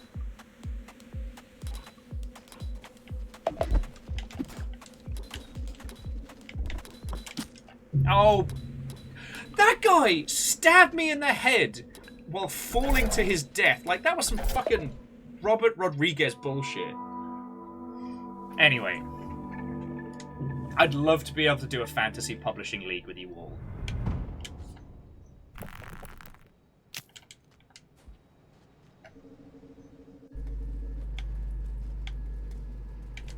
Because we'd have to do something like no AAA publishers. So nothing that's going to be published by, you know, EA, Nintendo, Sega, Actor, Blizzard, Vampire Locker, Where It In, Microsoft, obviously.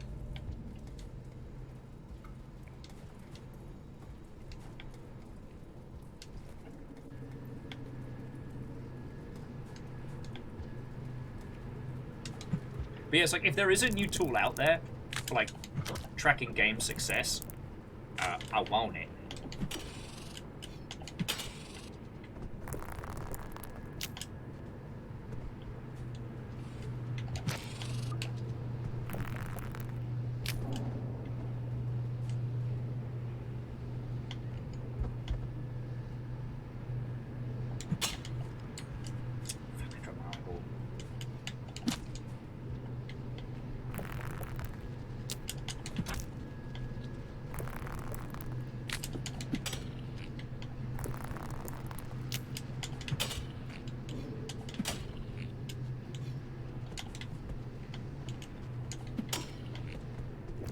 Did I just throw my eyeball again?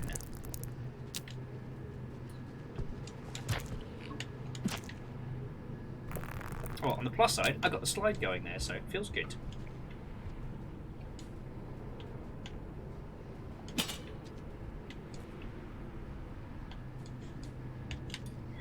Fine.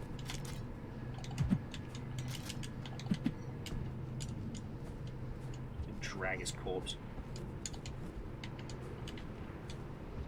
Sorry, where were we?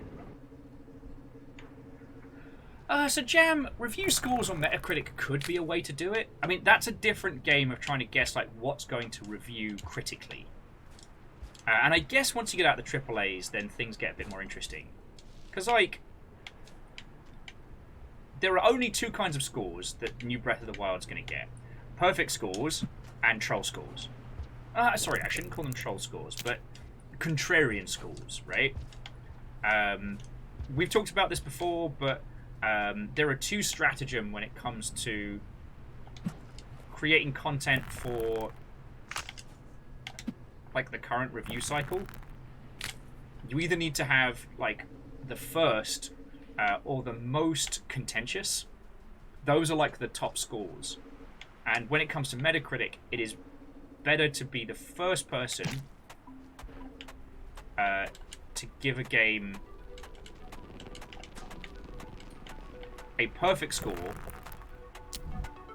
Oh, now you fuck off.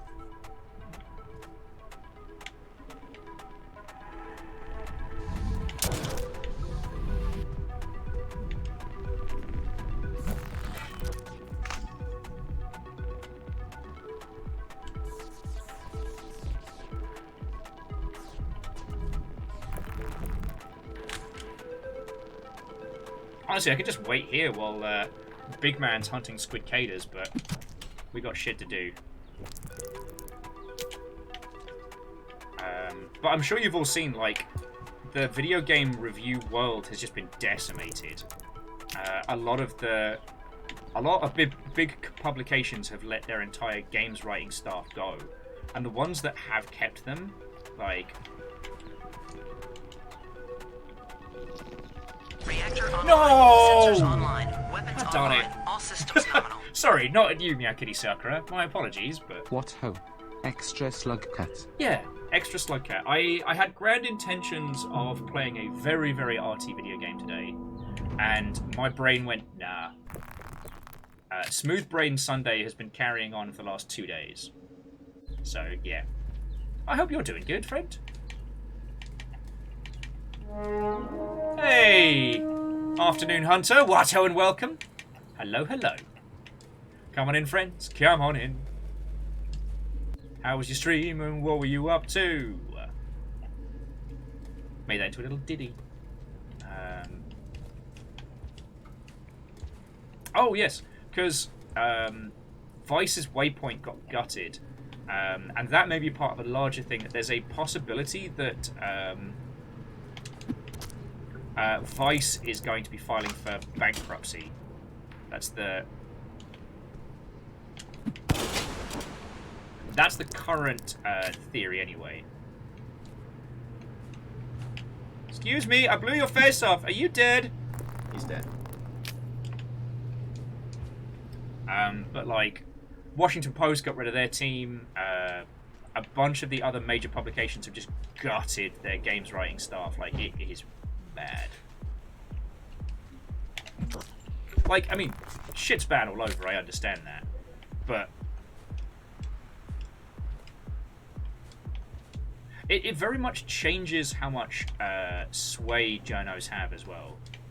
Because if there are very few positions and they're very reliant on exclusives, that does mean that a lot of the time they won't be able to say boo to a ghost. Sorry, and by boo to a ghost, what I mean is Kotaku famously shit-talked... Well, okay, no, sorry. I'm using bad language today. The TLDR is that Bethesda and Kotaku are not friends. And so Kotaku as a publication got blacklisted by him. And they discussed this very publicly.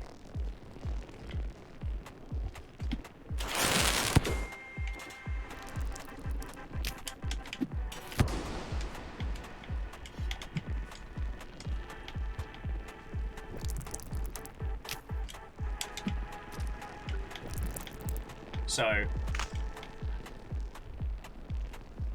a lot of publications may not be in a position where they can they can afford to be blacklisted, you know what I mean? And that changes the conversation quite drastically. Look, I didn't get in the way of your shot, you got in the way of mine. And that dude is using the Squid Cater's corpse as a fucking shield. God, this game is smarter than me.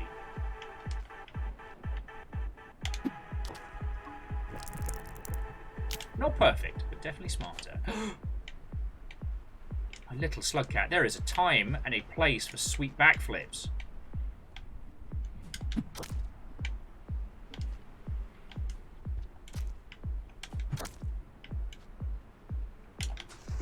Now, the only thing I'm going to do with that explosion is get myself killed the bad way.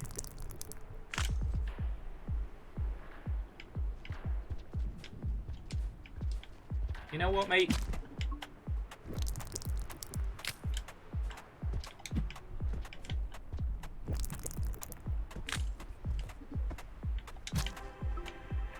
I didn't even need to eat him. He just got in my way.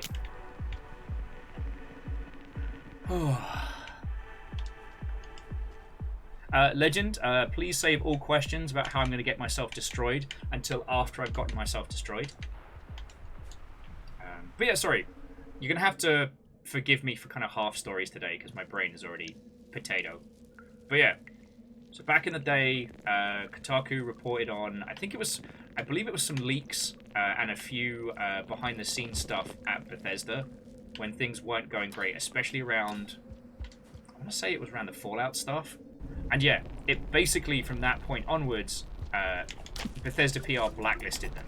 And in video games, what that means is they don't send you review keys, they don't invite you to press events. You know, you don't get to play with the stuff early. You have to wait until regular people and punters.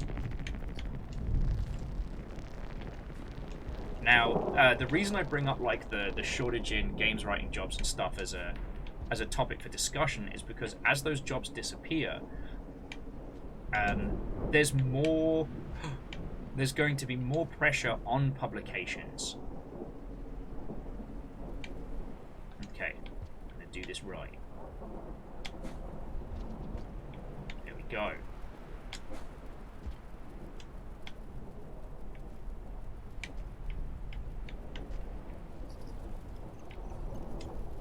Sorry, other Pearl. I can only take one at a time. I think this is the way to go. Yeah?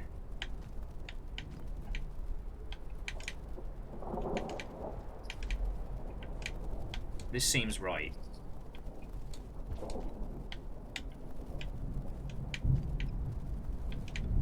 But that might be another communication. Yeah, it is.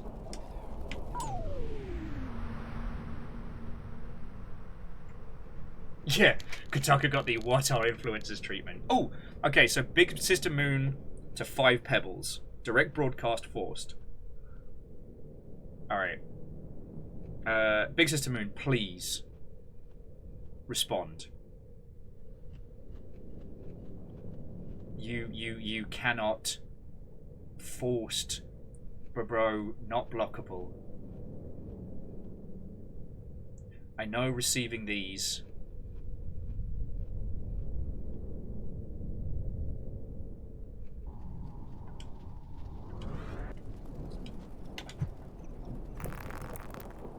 Okay, so win, lose, or draw. This was definitely the right comms.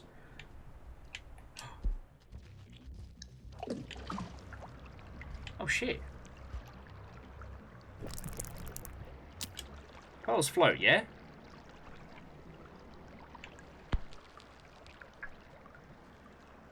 Oh, please tell me pearls float.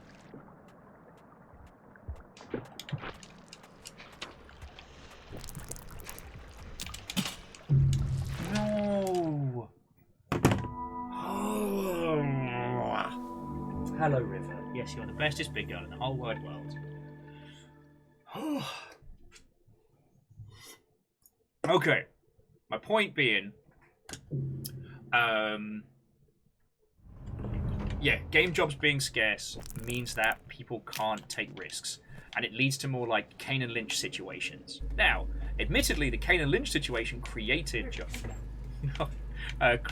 Giant Bomb, which was a, you know, its whole entity. It was a huge part of the industry for quite a while.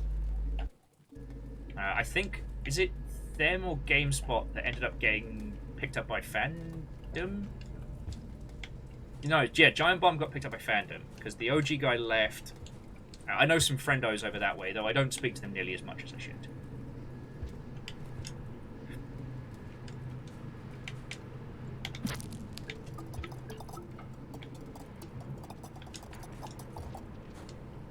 Oh, also, just as a quick aside, what that communication tells us is that right now, this is Moon before Peb steals all of their water. So they may be in a state, but they're alive.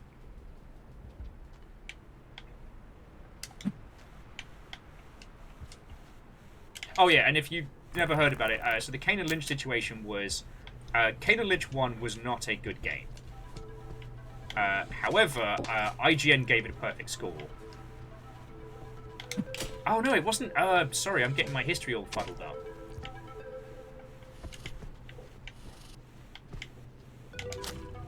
Get fucked. It was that Kane and Lynch got a bad review score, and the person who reviewed it got fired because the publishing house, which I believe was still EA, had done a big like ad revenue spend. Loads of like wraparound ads and shit like that.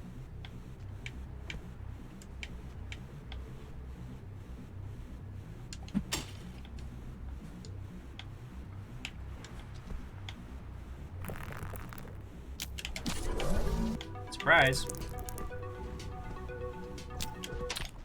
You were dead and dying! Oh, you absolute cockwomble! I'm getting bullied by Rainworld today. Oh.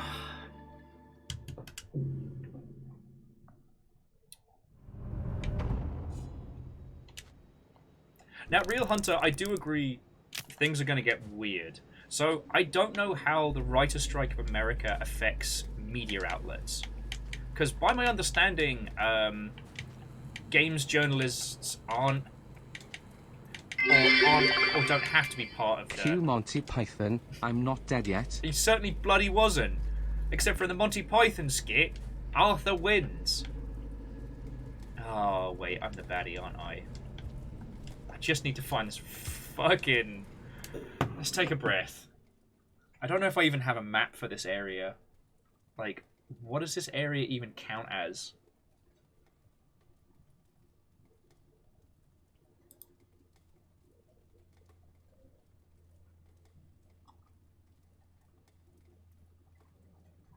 It's not Sky Islands. Certainly not Subterranea. Is this considered the... No. Maybe? Yes, okay. So the Rainworld map considers it to be... waterfront facility. Oh my god, it's fucking massive. Props to the Downpour team for creating areas that are just huge.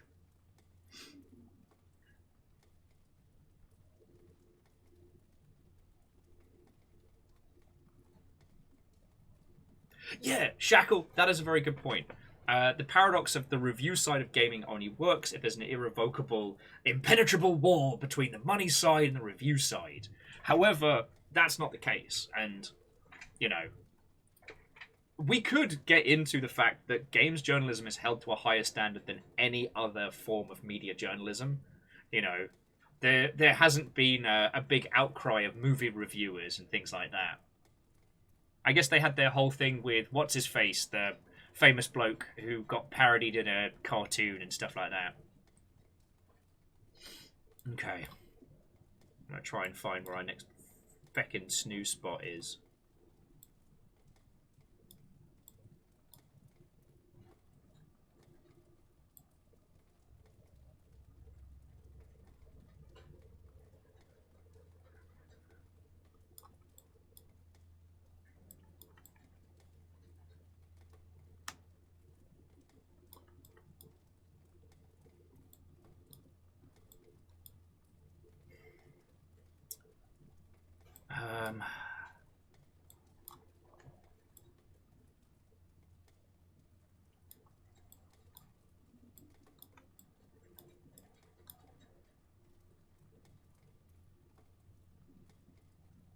And we can't pick up a squid cater and an object at the same time, right? We got to hang on to it with both our little hands.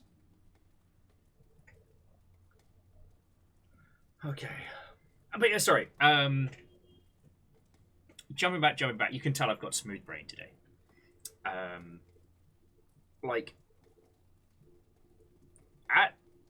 When it all works perfectly, you know, the varying games media spaces all kind of work in harmony. Oh, sorry. Sleep well. Have a lovely rest of your evening. In that, you know, PR and journos kind of work together. PR want the game scene as much as possible. Journalists want to be able to write about these games to get paid. Now, obviously, you don't go into games journalism unless you fucking love video games, because you don't make a lot of money, you get a lot of hate, and your craft is absolutely not fucking respected.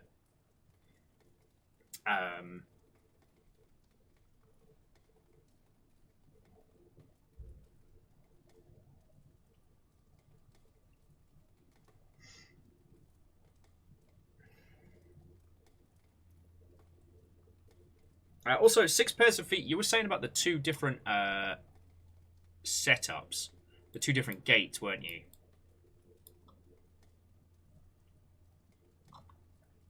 Because it looks like the top gate is a rank 5, so I'd have to get all the way to 5 and then make it across the top, and I'm still getting biffed by that one jump where I've got to, I guess, try and... Yeah, I've got to make that perfect throw and tag. So I think we just, have to head down into the depths. But one of them's towards the Shaded Citadel, and one of them, I think, is the way we want to go.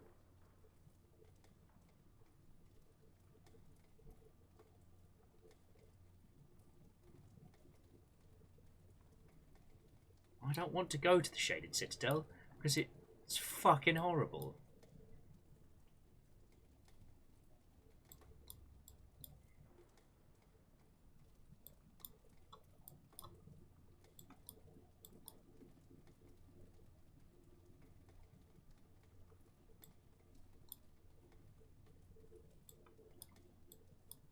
However, I was on the right track.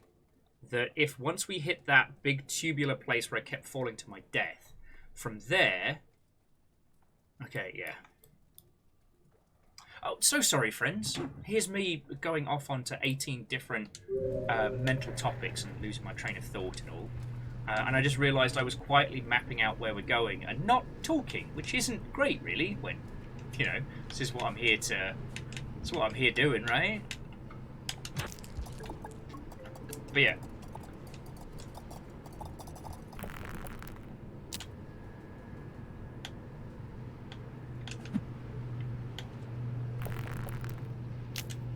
I have been thinking a lot about how like games journalism stuff is going to shake out, and see, in the past we had this cycle where, because like all industries have bursts and booms and little micro pockets and stuff like that. So what used to happen is that you'd get this, we used to call it the journalist to PR pipeline, right?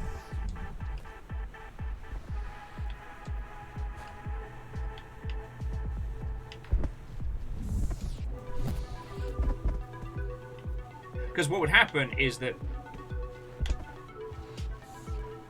Oh, go on. Go on. Get him. I need you two to work together on this one.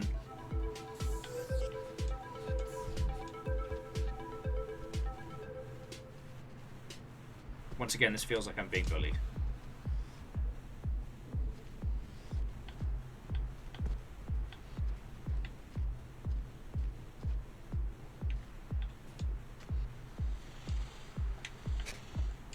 Yeah, get fucked. Sorry. So back in the day, like after future publishing kind of collapsed, so the death of kind of print media,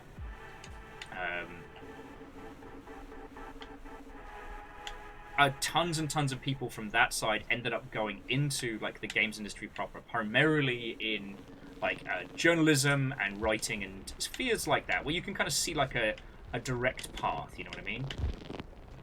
Squid caders are going to need to effect right off.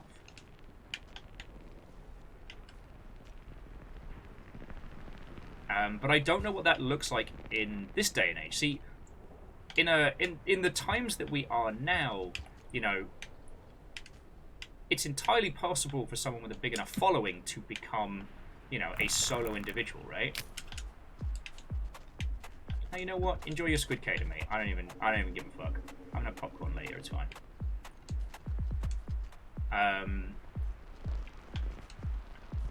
So I don't want to use BDG as an example because,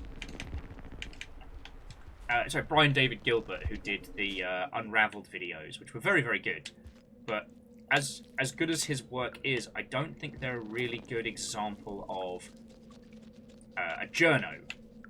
You know, he's primarily a video crafter, and that's what he does. Like, that's what pays his bills.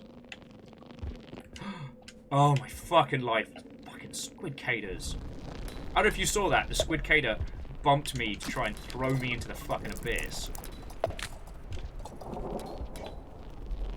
Now they're getting fucked up by pop snails. Love to see it.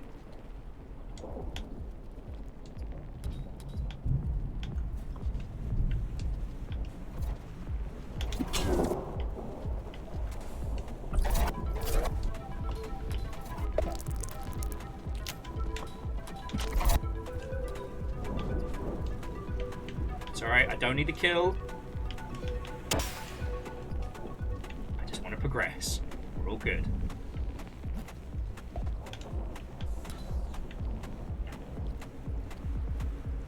So Neosto, you know what? Stephanie Sterling is a very good example of someone who went from journo side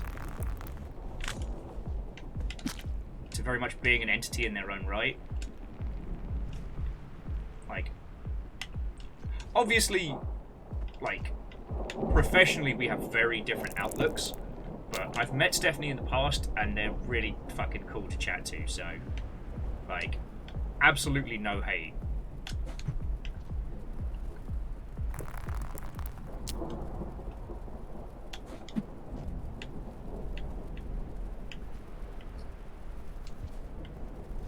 Alright, we need to go down from here. So we don't go down the main tube. Yeah, we go down this way. Good at maths. Good at maths. Waterfront facility. Good at maths.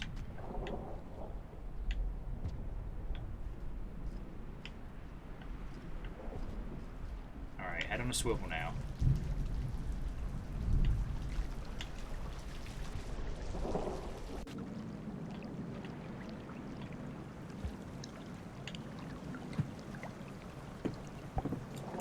Alright, let me just quickly check my map. So yeah, so in the past, you know, when print media died, you could go into online journalism, which was still in its infancy, but becoming a powerhouse. Or you could go into PR. Now that all these journalistic spots are collapsing, it's possible for people to basically, you know, gig economy their way through it. Okay. So we are here. Best path towards shelter is just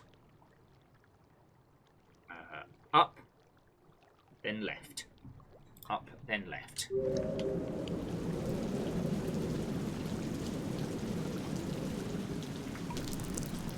Oh, Abby, did I say hello? I hope I did. I'm suffering from a bout of smooth brain at the moment, so forgive me if I did not.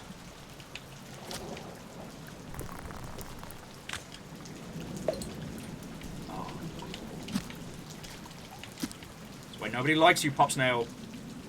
If the Pop Snail had pinged the pearl off, I would have cried. Not even like good cry as well. It would have been just ugly, fugly, bad cry. But in theory, I can head up from here. Should be right at a shelter.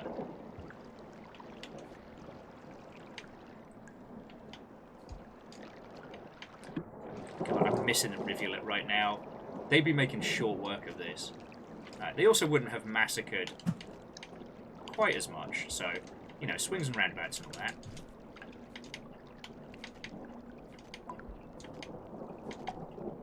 Oh, motherfucking nap time! Oh, we love to see it! We love to see it. Oh. Friends, I'm gonna take a slash, have a little breather for a second.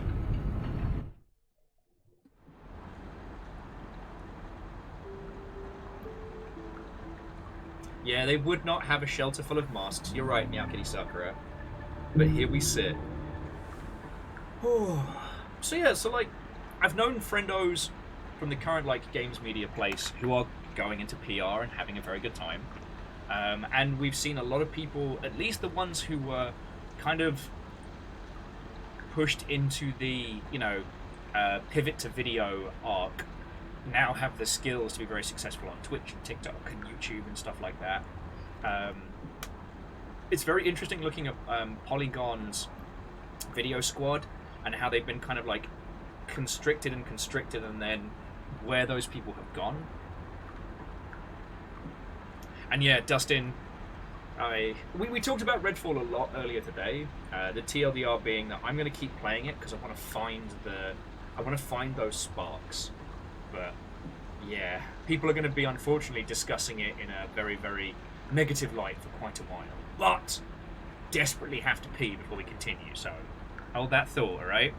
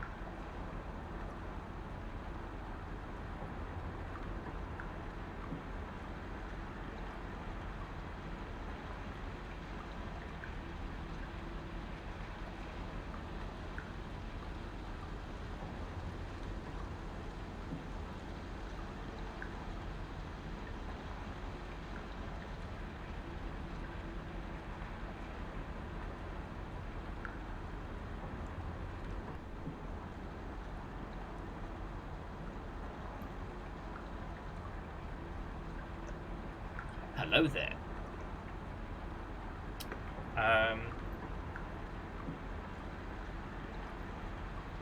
So, Real Hunter, if you do decide, here's my advice. I mean, you've got Game Pass already, so you're set. Find at least someone that you can play with, and you'll have like a friendo's agreement to only play the game co-op. Because, one, progress is only tracked by the host, so while your character will level up and get gear, your progress through the story is unique to the host, so you kind of have to treat it almost like a little group game. The other thing is that there's no real characters to speak of, and the opening kind of spoils, I think, the late game hook. But it's no different than a lot of... Sorry, I should check where we are on the fucking map. It's no different than a lot of titles that we've discussed and gone through in the past. It's not as original as Generation Zero, but it definitely has that kind of that vibe, you know.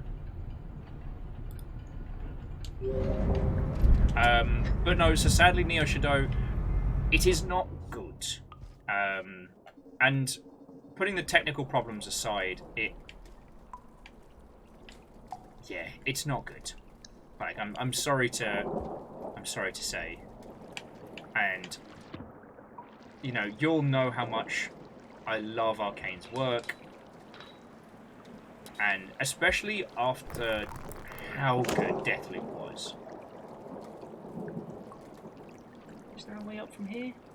There is not. Alright, so we're going to go down, up, and over. Woo. Woo.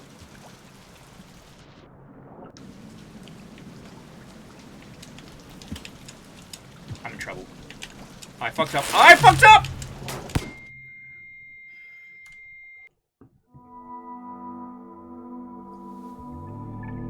So yeah, as a Real Hunter, I got hands-on with it, and I played about 10 hours. It was a very sad affair trying to play it multiplayer with a friend. I'll tell you that for free. And despite all my hopes...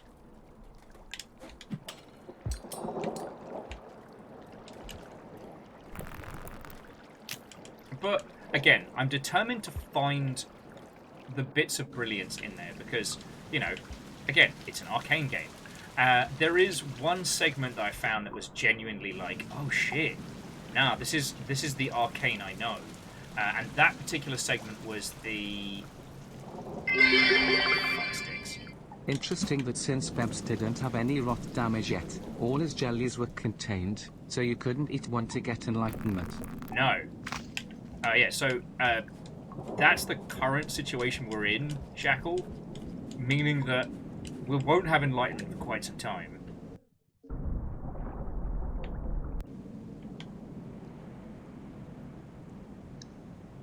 Hang on, I'm going to try and dupe the salamander into following us.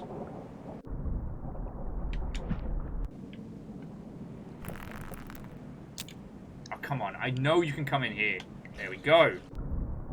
I know you won't, man. Do.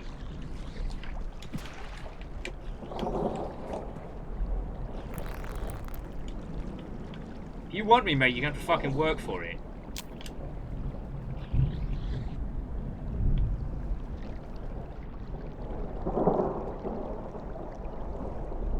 As tempting as it is to add a salamander to our kill tally.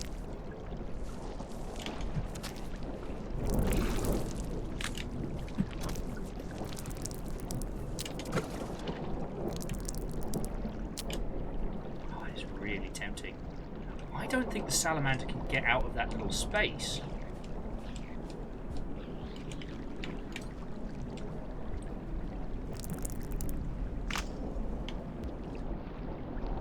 Look, I haven't killed the salamander yet.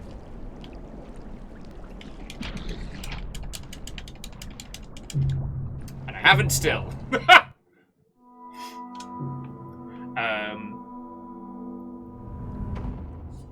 And sorry, Shackle, I do apologise I've been off my gaming manners, but seriously, babe, thank you.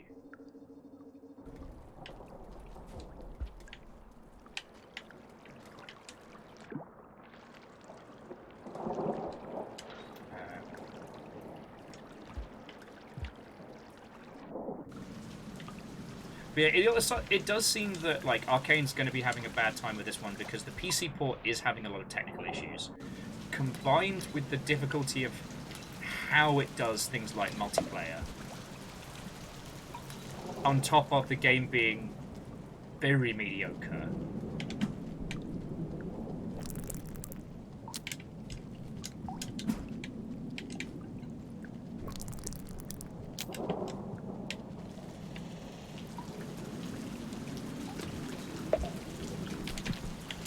Ah, piss.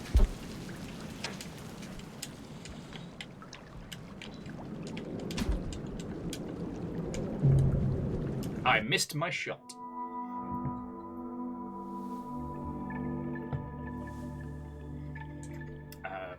But yeah, plus one of my favourite voice actors plays one of the vampires, and even if it doesn't do what I'm hoping it's doing, it's very inspirational.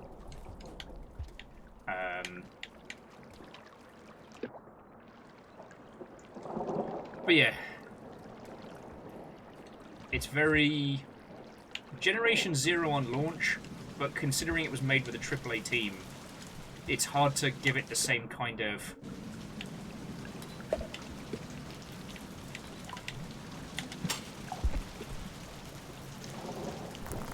Ah, shit, I threw away my...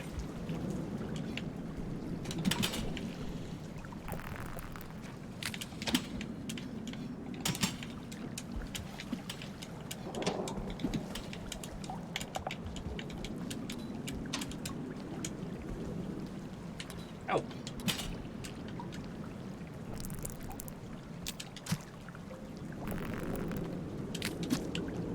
Alright, where's the feckin' hole? It fell right down there. What am I supposed to do with that, eh?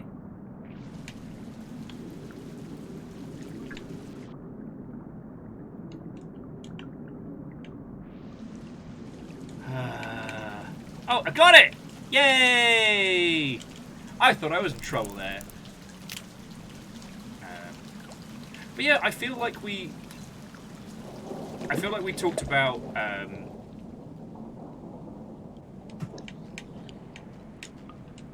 I feel like we talked about it more than enough earlier today, you know what I mean?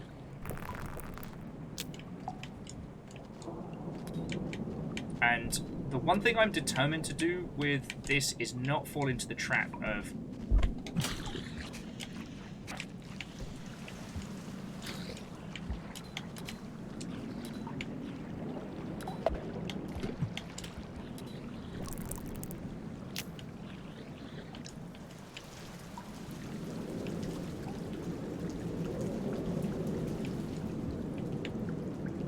see this cat. Don't think I don't see you. Come on.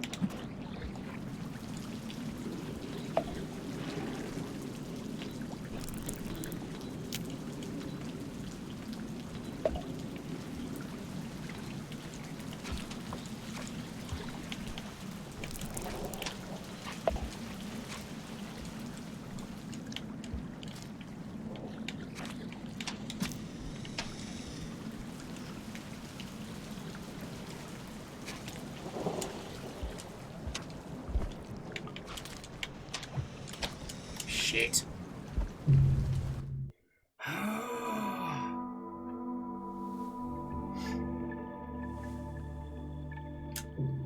I mean, Legend, it's fine. We don't need to enact the 10-minute rule. I can't hold a sentence for longer than 2 seconds, so we're fine.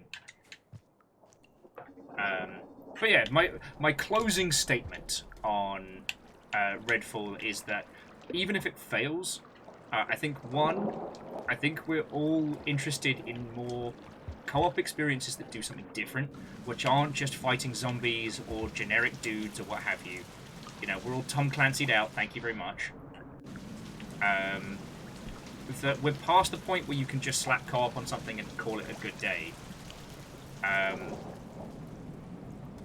And that unfortunately, you know, when you have a studio with pedigree, it creates a level of expectation, and I don't think users are unfair for expecting that.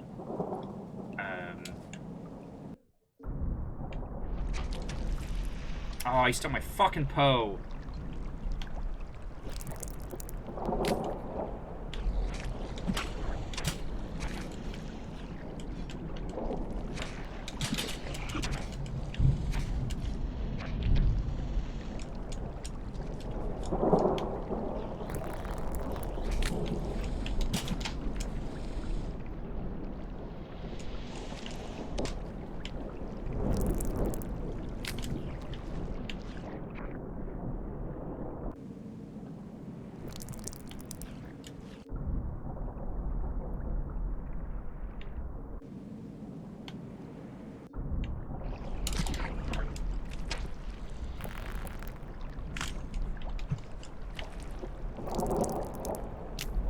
hopefully the pearl's still here, otherwise I'm fucked.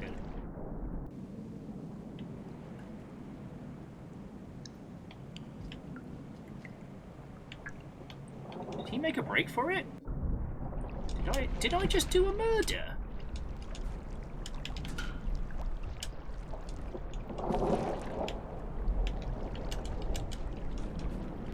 Yay! Alright, fuck it. Let's just get going. My bloodlust has cost us enough already.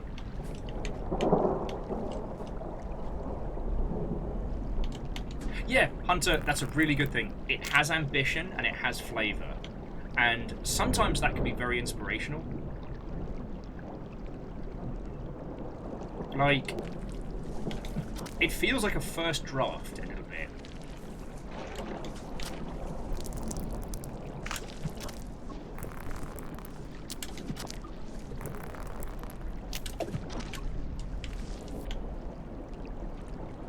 Like, I don't know a better way to describe it, but yeah, it feels like a first draft.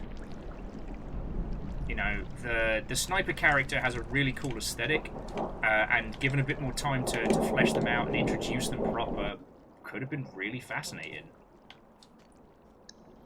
And I haven't gotten the chance to encounter... One other guy is like a semi-failed podcaster who builds shit, which is kind of cool. You absolute...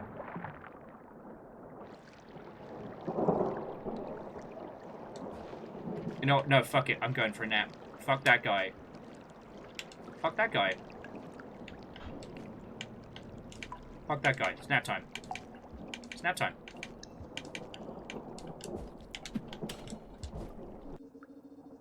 Fuck that guy. Being mean to me.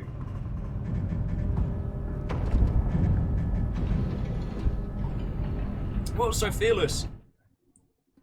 This is one of the things where we always have to consider it from the user's perspective, because Fearless is saying they have a feeling that the lore is very well written, but it's not presented well. Here's the thing: to the user, there's no difference.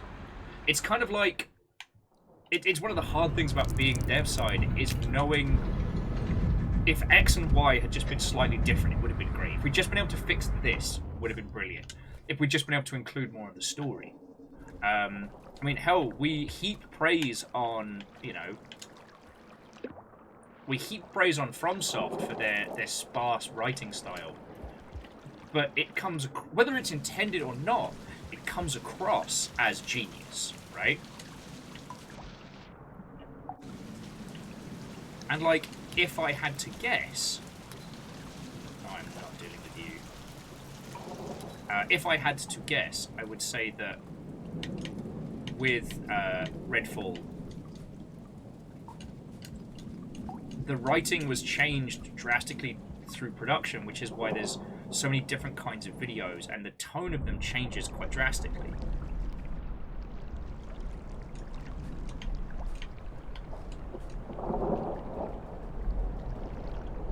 But fuck yeah, new nap spot. New nap spot just dropped. And yeah, sorry, Phyllis, I hope you don't think that I'm aiming this at you. I think it's a really important thing to talk about, which is, like, how games make users feel is what's most important.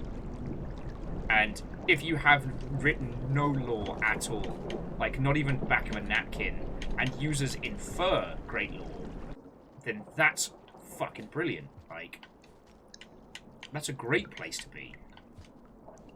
Oh,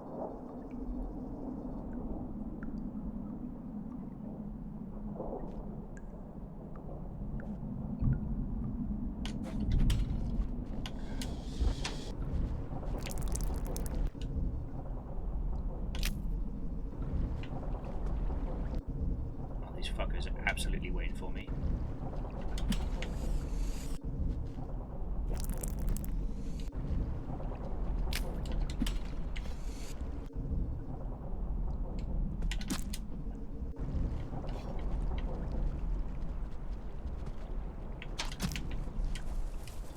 My fucking gem, you wankers!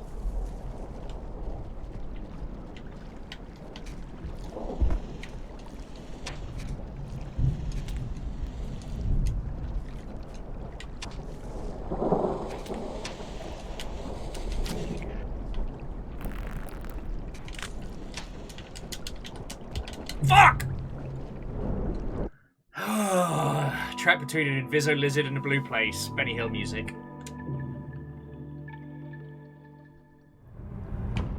Oh no, and Fearless. I mean, that's a great place to be. You know, like admiring and defending people in our field.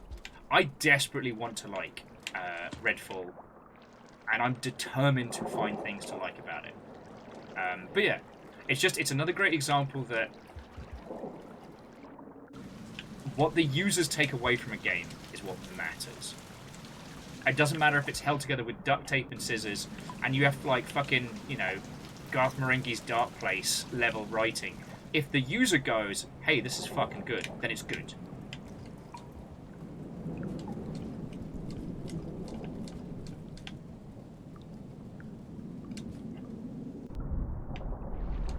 And yeah, I often feel like that's the feckin' strength of the FromSoft games, that I don't think that in some of those... I don't think in Dark Souls, especially 1, or Demon Souls, there was necessarily great writing. But the game slack, the way they laid it out was brilliant. And I don't know about you all, but it was told in a way that really made me want to know more. Yeah, sorry, the guinea pigs are letting me know that because I brought up Dark Souls, anything I say after here is null and void.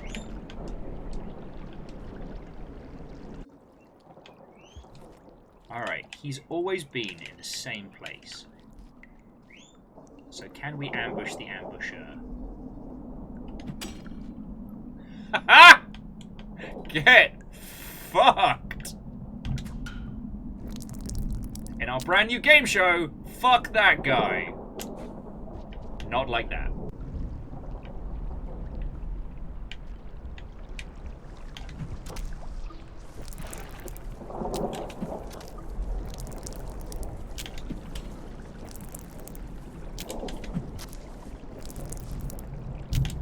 Jesus Christ. The Spearmaster is terrifying. Even with one hand tied behind his little fighty back, he is just killing.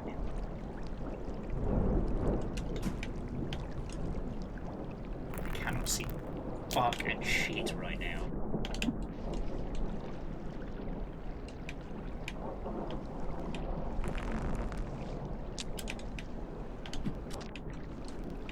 Sadly, unlike Sea of Thieves, we don't get... Oh no!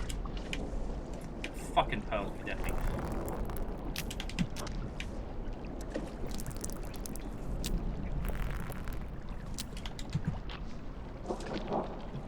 Where is it?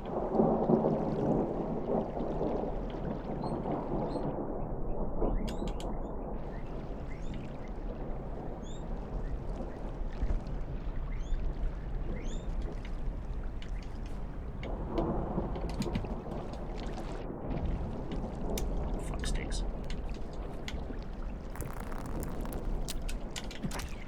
Yeah, get fucking destroyed. Who eats who now, lizards? Who eats who now? Excuse me, I need to dive for my bloody pearl. Found it!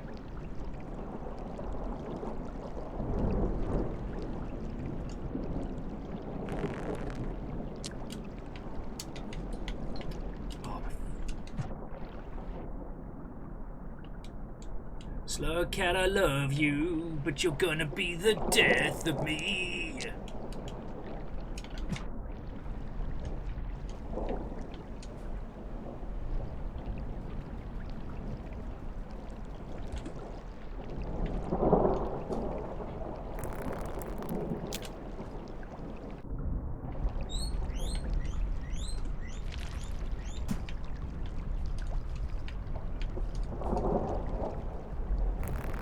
This place is pretty tumultuous. Yay! We made it to the gate. We made it to the gate. We made it to the gate. Now it is time for naps.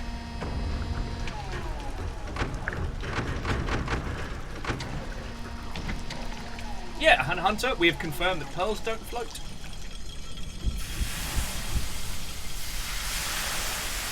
Angel Kalina, to believe that the guinea pigs, it is always dinner time. In fact, there isn't a time when it's not dinner time.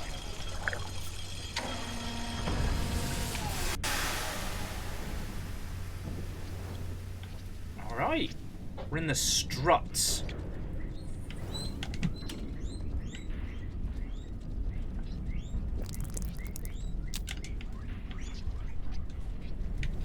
Alright, you know what? I don't know what that glowing is. I'm having a fucking nap.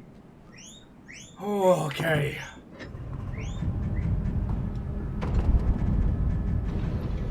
I always put down my controller triumphantly when we get to a new area, and then the rumbles go the rat-a-tat-tat-tat-tat.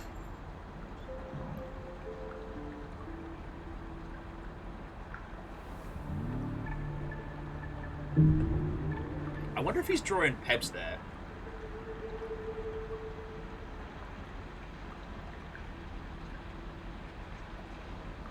Amos, what's up, buddy? What do you need?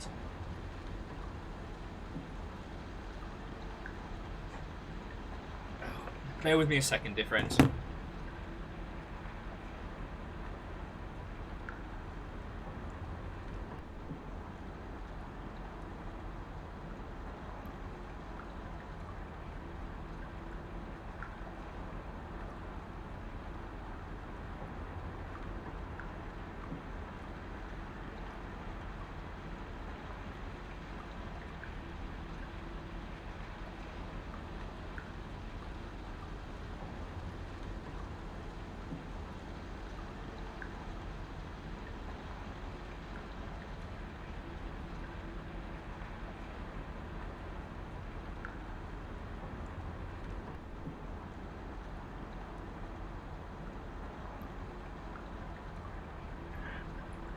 Amos just messing with me.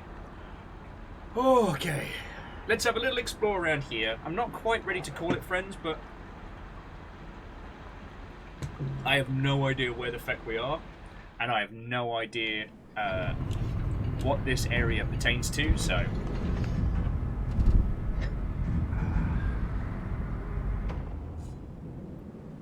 So, the other thing that one can take away from Redfall is that less is absolutely fucking more.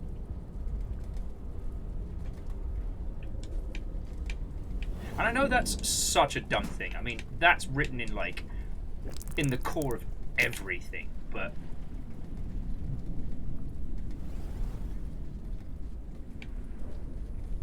Oh, sorry, glow ice. God, this kind of reminds me of the leg. Or, you know, the route up towards Pebs. God, I wonder if this is pre-collapse. Sorry, I wonder if this is, like, moon pre-collapse.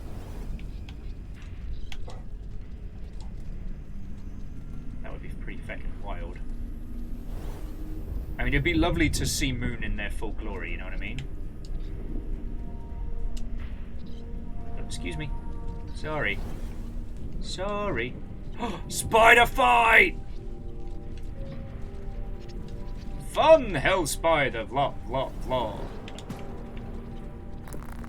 Two hell spiders! What the fuck?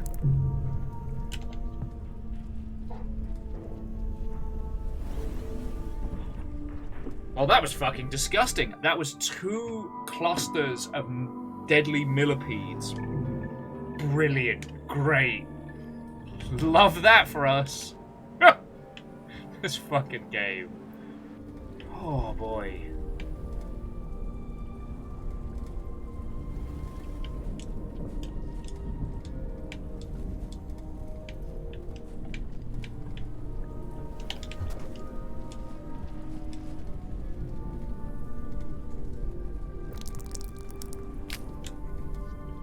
What if the spiders got worse? Welcome to Rain World. Because I guess we've kind of encountered them before. Kinda.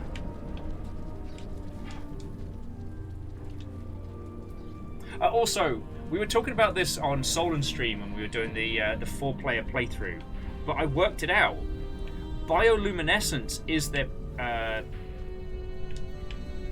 Bioluminescence is how they protect themselves from the shaded spiders. Because we were trying to work out, like, why would creatures like that need to glow in the dark, right? Surely that would be a massive fucking hindrance. It's like, nah. Because the spiders hate light.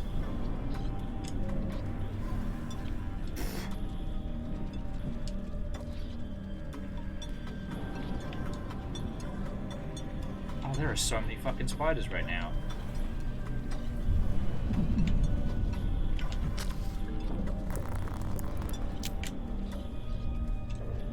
Thing is, I think there's something twitching in there. I just can't tell. Oh god, it's fucking horrifying.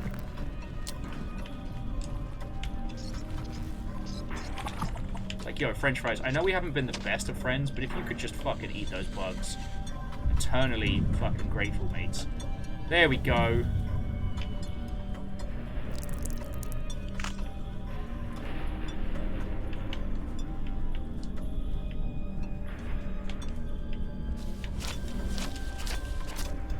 Fucked. I'm fucked.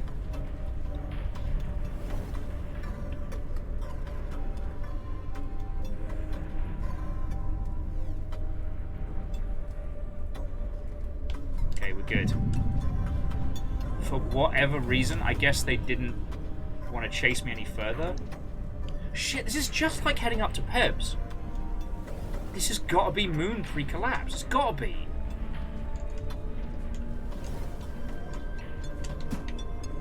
Sorry. Yeah, I guess the spiders, they got me with the venom.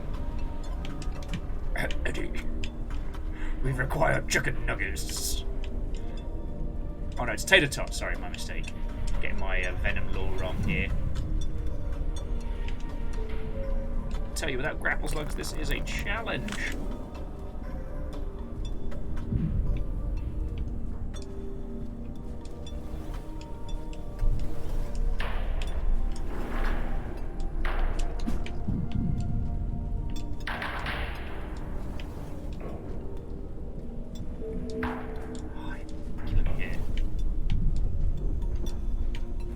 Building a ladder.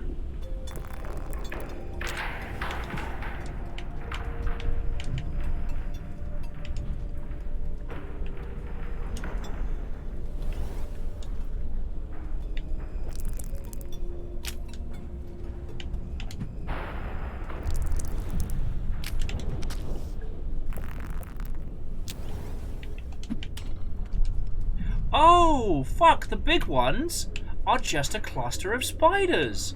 Thanks, I fucking hate it. I'd forgotten about them. Fucking nightmare fuel ass shit.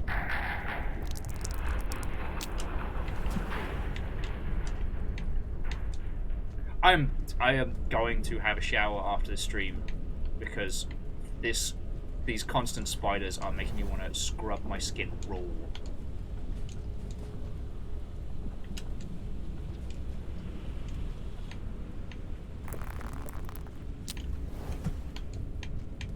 Starting to wonder if I chose the right path. Should I have faced down a shitload of French fries? I mean, I did almost hunt them to extinction earlier. Karma flower, karma flower, karma flower.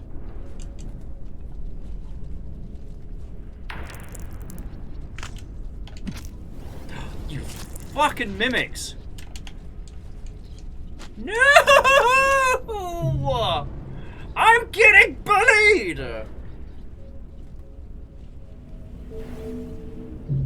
Yeah, fucking game over and a half. Alright, I'm gonna try and explore the French fries area. Whatever it was we were talking about before, I have completely forgotten. We're definitely on the way up to a pre-collapse moon. And here's the thing. I'll probably have to ease up on this because tomorrow is our scheduled Rain World session. And I don't want to burn myself to a crispy potato before we get the chance to actually get stuck in proper. but in the same breath, we must be so close. And after that point, we'll have a better understanding of, like, if there's anything else we're going to be doing in this run, or, you know... Sorry.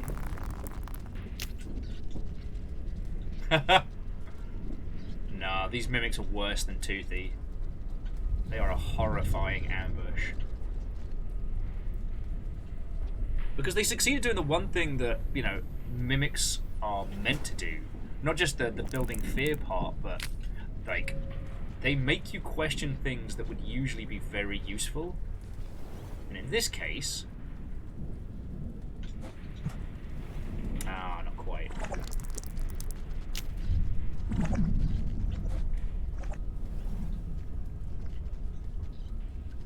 In this case, it's the very ropes you use to climb. Sorry, the very poles and things you use to navigate Rainworld.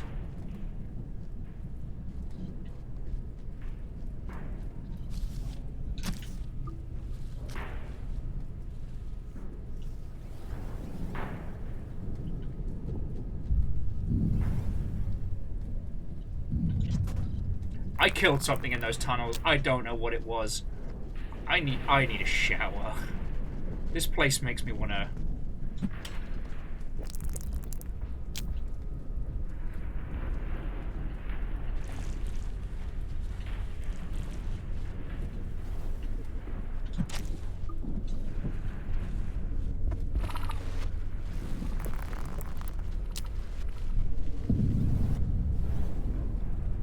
Okay, listen, French fries. I need you guys alive.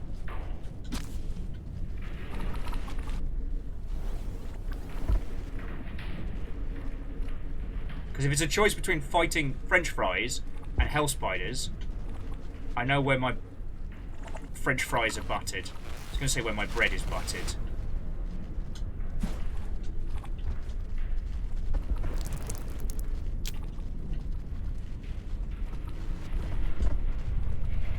Plus side, the French fries aren't the best climbers. On the downside, the spiders absolutely fuck are.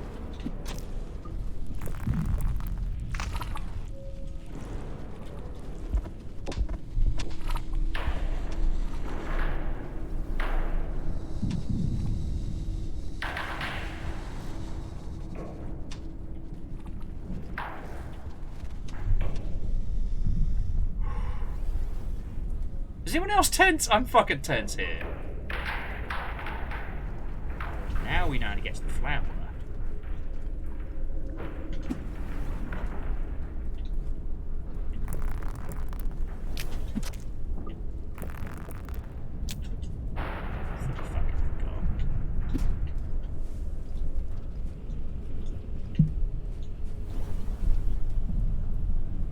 Shit, I don't think we should go this way. I don't like this way. This way doesn't make me happy. This way does not spark joy.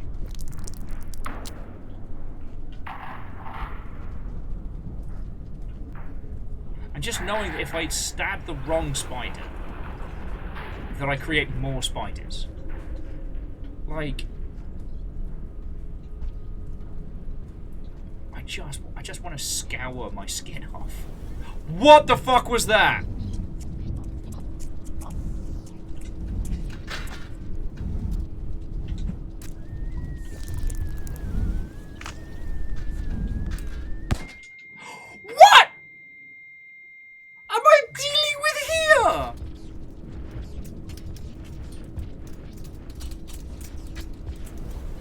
So, like, we'd encountered the flying murder birds before, but somehow he blew my face off! How does Rainworld keep getting worse? Welcome to Rainworld, it gets worse. Hello, Will. Dredge says hi. Oh, Dredge hasn't got shit on this. Sorry. I was talking about this, you know what, I talk about a lot of things, a lot. I think Dredge is an incredible game and I love it, but my friend was saying that Dredge is basically carried on the strength of its fishing, not its horror, and my friend ain't wrong. My friend ain't wrong.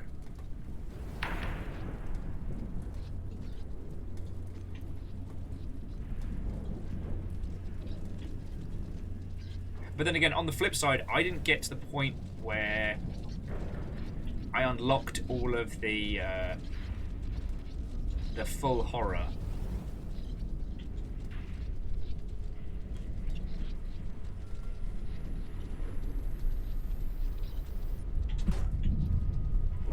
Oh, sorry, Shackle. Thank you for the 200. Lars, thank you for the pint glass. Seriously, fucking thank you all.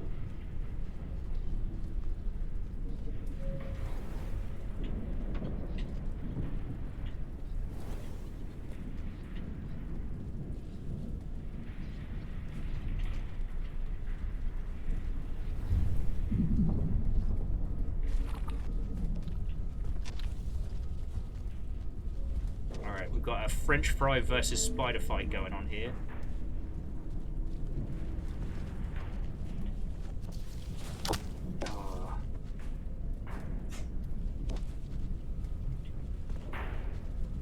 I don't want to be all let them fight, but yeah, you do you, mate. You do you. We can be BBFs, best spider murdering buds. Oh, this is bad though.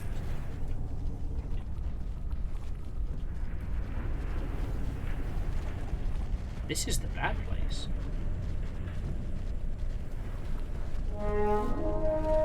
Oh shit! Hey! Watto and welcome! Hang on, you know what? I'm just gonna pause it.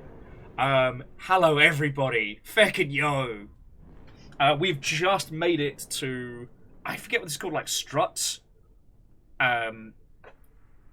We're playing as a Spearmaster. I think we're heading up towards a pre-collapsed moon, but I don't know. So, all of you, hello. I'm going to apologise now. I'm incredibly smooth-brained today, so I'm not my usual conversational self, but it's lovely to meet you. So, Empty Attic, Activistal, Jotunheim and Human, that one Vlad, specifically that one Vlad, Supermod 8, and of the Supermod series, the 8th is my favourite, though the 9th did come with a nice pine car smell. So, Faye, how was your stream? What were you up to? Watto and welcome! That's a fucking raid and a half. Feckin' yo. Oh, well. And then, Vlad, you'll be right at home. I declared this weekend there was Smooth Brain Sunday, and I haven't been able to stop. We're doing some Cult of the Lamb. Ooh, are you trundling with the new DLC? Because I hear it's very good. But yes, to all of you who have joined, if you've not found my weird little corner of the... Nearly elbowed my Gundams off. Let me say a proper hello. Hi, I'm Will. It's lovely to meet you. I worked in video games for a long time, and I talk about them incessantly. Both the industry, the art and craft, and like how games make us feel. The one thing that I can flex on is that I have a Rainworld tattoo, because I fucking love this game. I've finished everything apart from now the Spearmaster and the Saint, but I still need to do the happier finales for the Monk and the Survivor. And possibly the Void End for the Hunter if I can, but that's another one. Oh, hey, Faye, look, thank you for bringing your crew in. I will do my absolute darndest to entertain them, as we are currently in Spiders versus French Fries, if that means anything to you. As much as I don't want to scare anybody away, we are in a part of Rainworld that is rampant with spiders, so if you have arachnophobia, you might want to, like, maybe put it on audio. Honestly, I don't have arachnophobia, and this section has currently made me want to scratch my skin off and go take a shower. In that order. Oh, an empty attic. Watto and welcome. So anyway, it's lovely to meet you all. Hello, hello. Yeah, if you're with FaZe Lot, you don't need me to explain Rainworld to you. We've been talking about a myriad of topics today, and I've been finishing none of them. We've partially talked about, you know, all of the games journalist outlets sunsetting, or media outlets sunsetting their games divisions. Oh, and Vlad, thank you for the follow. We've talked about Redfall a lot, which, if you're on the fence of, get Game Pass, try it out. Make sure that you have a pact with at least one other friend that you'll only play it together. Because it's the host's progression that kind of saves the story.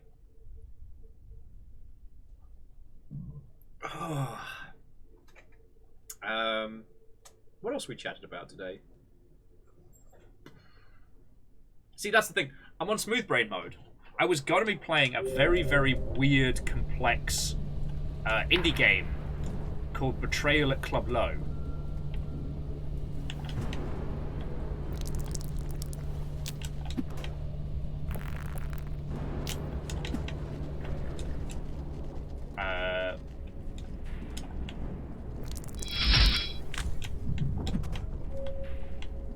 But in the end, oh, an empty attic, thank you for the follow. In the end, I just didn't have the mental capacity today to do something really complex, you know what I mean?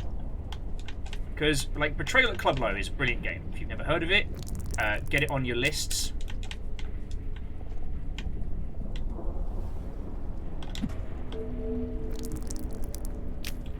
Sorry, that's a millipede built entirely of hellish spiders. You know, typical Tuesday stuff. Now, is that the one that's going to bite me, or is that the one that explodes into worse spiders? Because there are 3 kinds of hell spiders.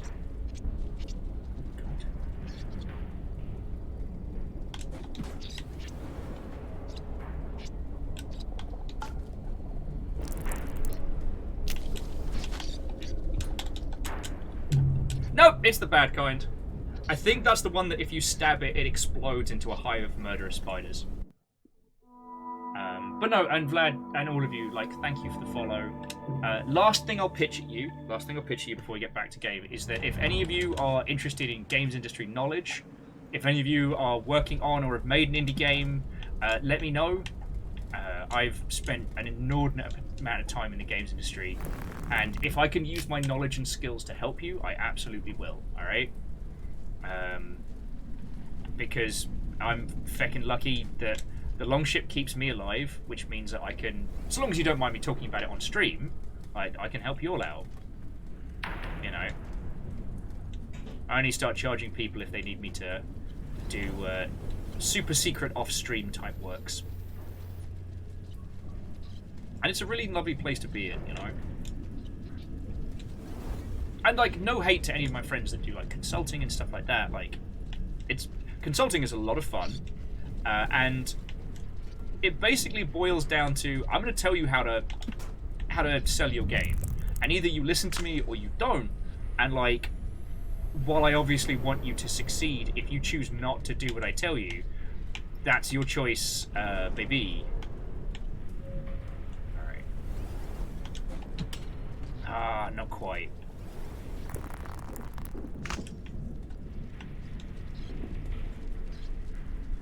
I just love the idea that, be it the iterators or just the natural ecology of Rain World, that we've gotten to a point where it's like, alright, so we have spiders, we have clusters of spiders that form millipedes, but they're actually like a conga line. Let's see, we have hunting spiders, we have spiders with living slug-like venom sacs that they spit that render you unconscious, and then last but by no means least, we have the cluster spider, which... There, look, it's just more spiders.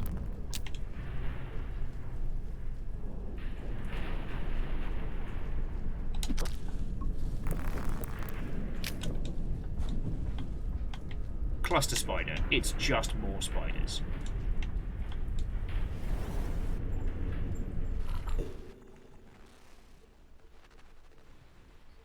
Okay. Lyris is currently playing through another favourite game of mine, which is Tales of Iron. Reggie is the main character, and they are currently engaging in gladiatorial battles to acquire the items and stuffs they need.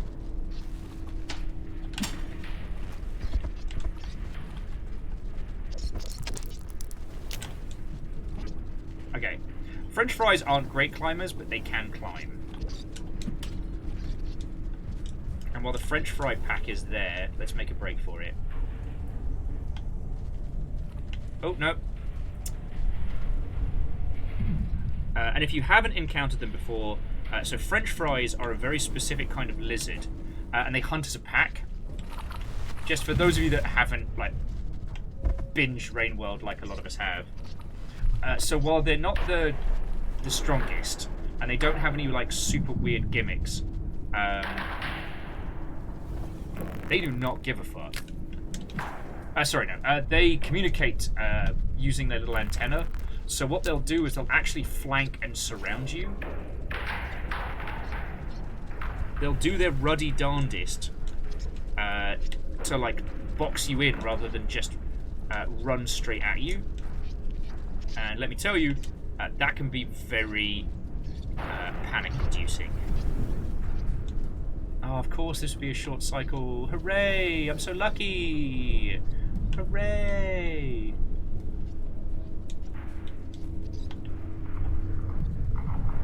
Just wanna hang out with Moon. Don't wanna have to fight for survival. Maybe we'll kill some more scavs. But in my defense, that was kind of hilarious. Alright, I recognize this. If we're going up the leg, yeah, this is definitely a good place to have a snooze. Oh, look, in our own little communications bunker. Job's a good one.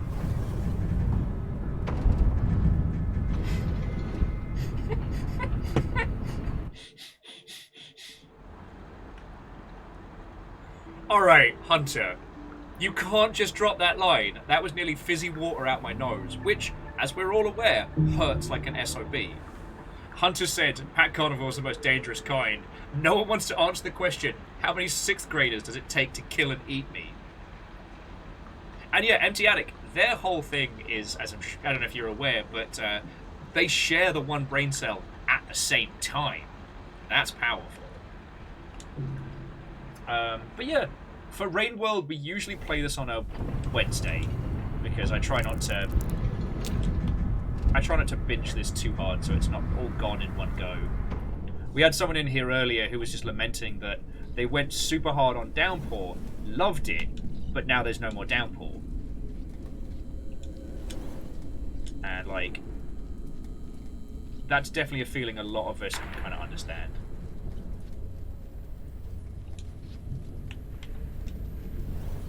I wish we were just dealing with these cuties, that would be great.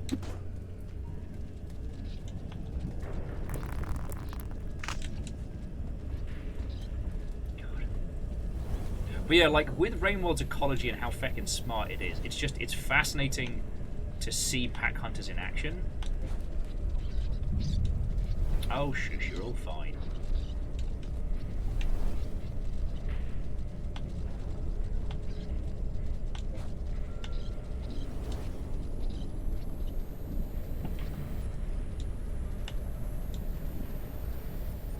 But yeah, we've been really enjoying the Spearmaster. I managed to... Am I going up or down here? What's the plan? What's the sitch? I guess up.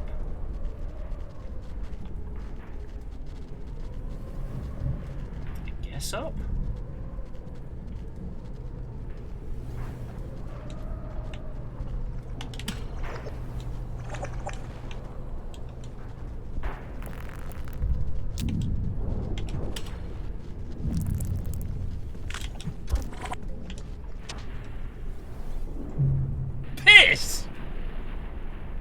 I wanted to see where they were coming from, see if I could get some more communications.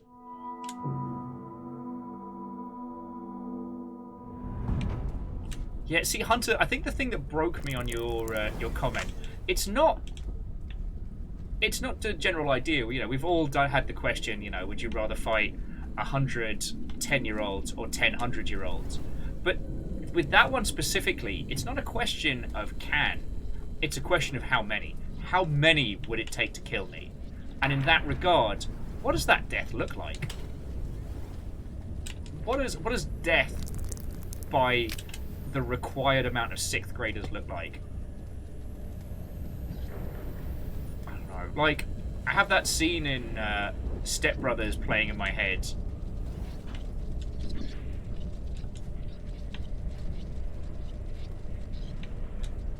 Oh, peoples. Oh, darn it! Sorry, all the cuties are getting in the way. Don't freak out. Just going past you. Trust me, kids, if I wanted to eat you, you'd be eaten by now.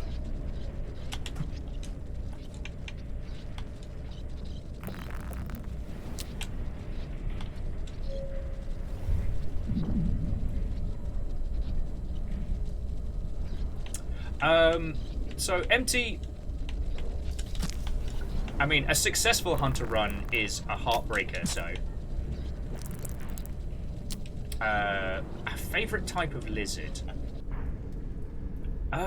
It's gotta be. It's a toss up between the French fries, because they're adorable and delicious, but also. Whoo,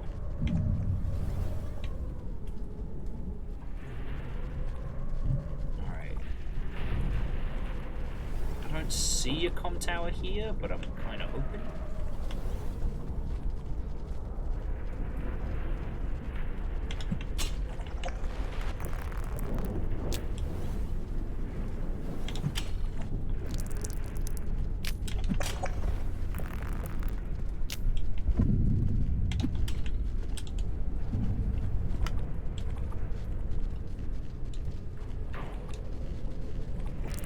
You kids can't jump. I can. 2 French fries for the price of 1.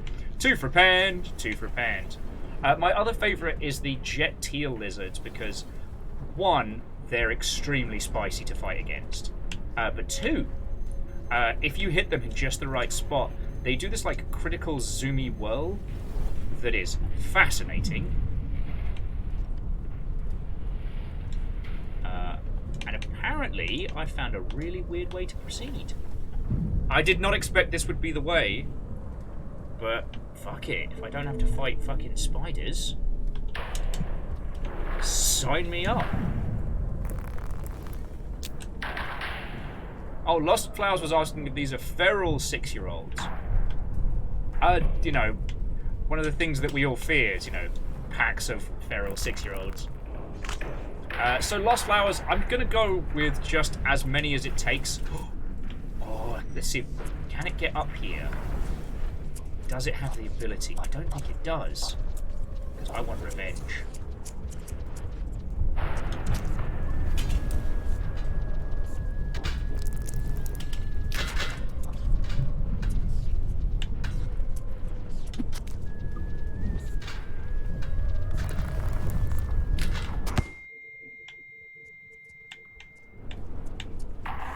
So basically, it's got like a psychic missile. Right, hang on.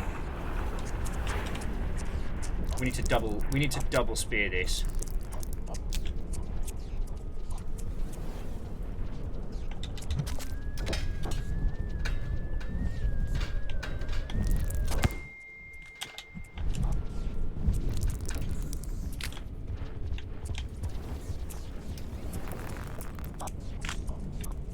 This thing dead. I've never killed one.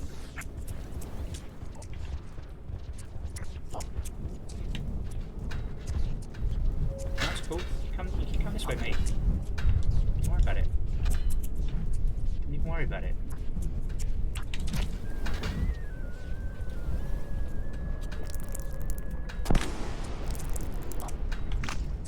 Yeah, there is no way a creature with a fucking rocket launcher for a face exists in nature.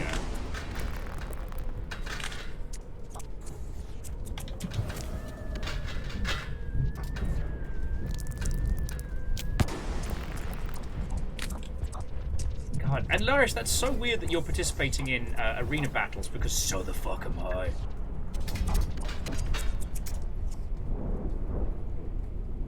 Come back and fight me, you coward!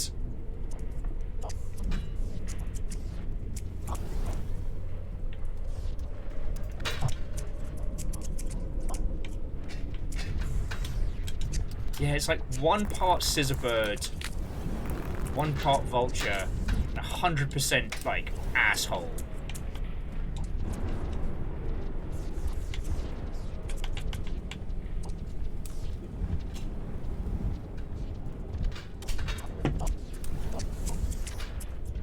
So play this careful.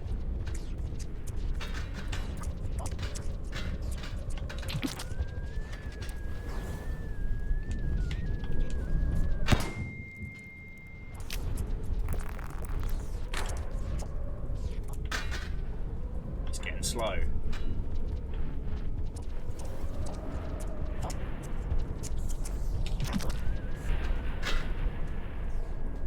How much fucking punishment can this thing take?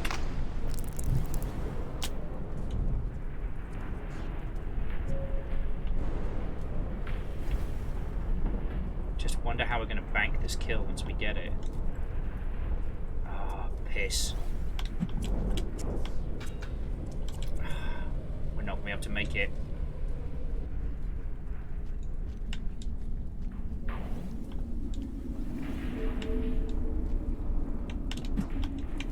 Sorry, friends, we've just got so little left in the day. I'm sorry to deprive you of good murder. Oh, what the fuck?!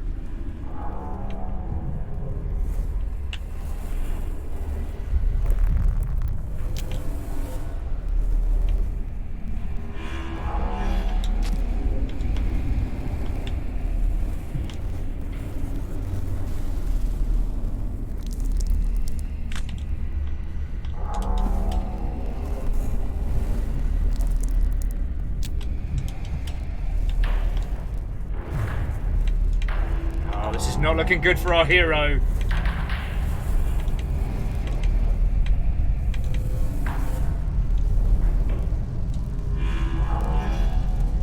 Oh, come on.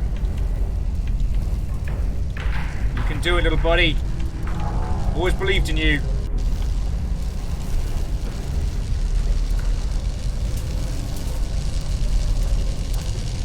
Nah, that's game. Fuck! That's spicy. I wonder if there's a closer... I don't even know if you can kill a flying murder bird.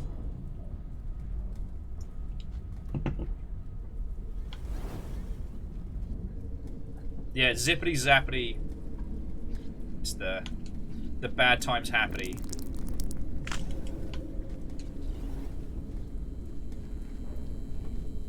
Anyway, so what were we talking about before I went on a vengeance murder quest?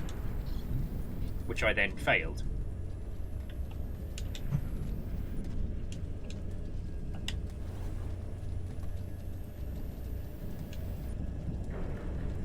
Slug cat got itself stuck backwards.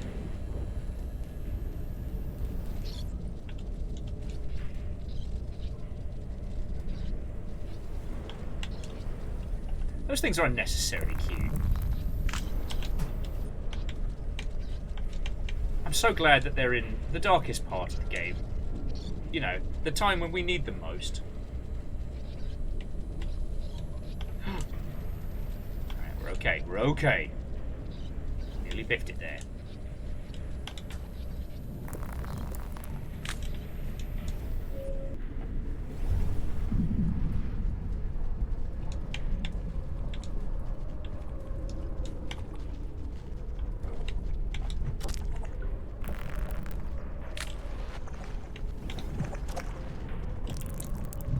Oh!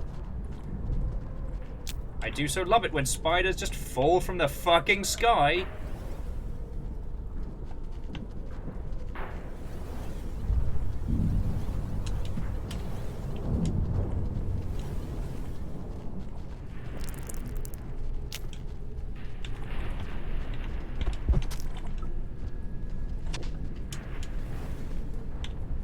Alright, you can have big spider if you want. I do not want it.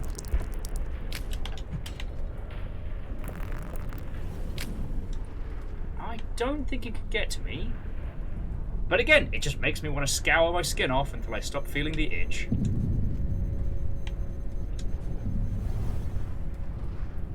Hey Fred, Watto and welcome. As a heads up, I have a smooth brain, and this game is full of spiders. How are you? Also, Lyris is currently playing through Tales of Iron.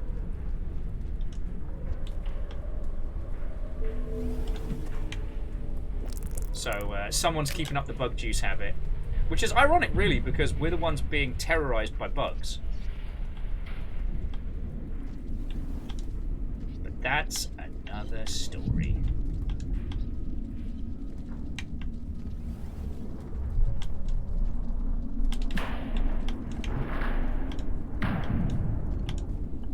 Oh no, yeah, Lyris, it absolutely is a brilliant game. I find myself saying a lot, like, it's a game that you deserve, and I really do stand by that, you know? Because it is absolutely fucking brilliant. Alright, that tunnel's full of hell spiders. So we're just gonna not.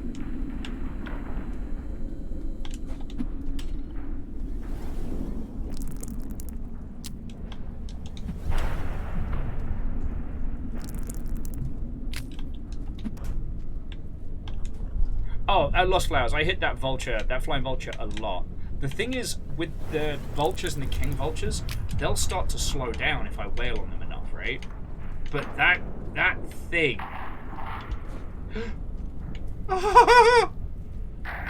Sorry. That thing absolutely did not stop. It gave no fucks about my existence. It was perturbed. Oh yeah, sorry. So Fred, we just encountered a new kind of creature, which is like the walking scissor birds at the memory crypt. But, and get this, it flies, and it has, I mean, I guess a fucking explosive face? Which was an option? I mean...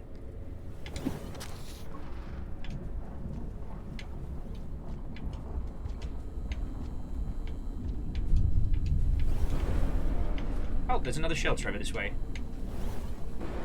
Just gotta get past all the spiders. But this would be a great place to, if we really do want to try taking it out, this would be a great place to start doing some hunting, you know? Just a little bit closer.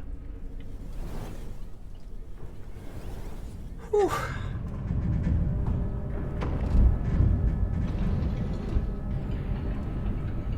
Yeah, Hunter, when I called them murder birds in the past, I called them that because I was hoping that someday we'd be able to murder them. Not that they are immune to the effects of murder. So there's that.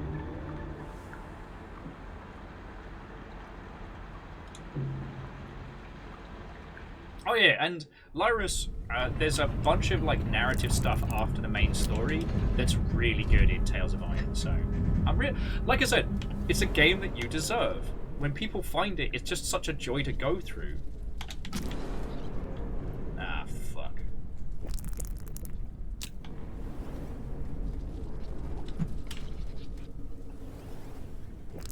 That was a spider that explodes into a whole bunch of other spiders for Fred and people who've just joined us. The motto is much like in Bloodborne, it just gets worse.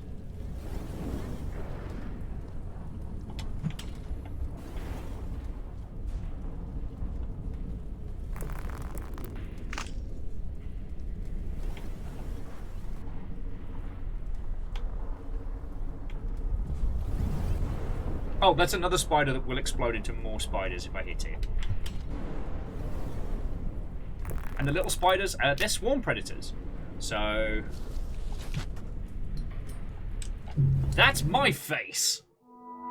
God, I just want to kill a big bird. But not Big Bird, obviously. Actually, you know what? Let's leave the pearl here.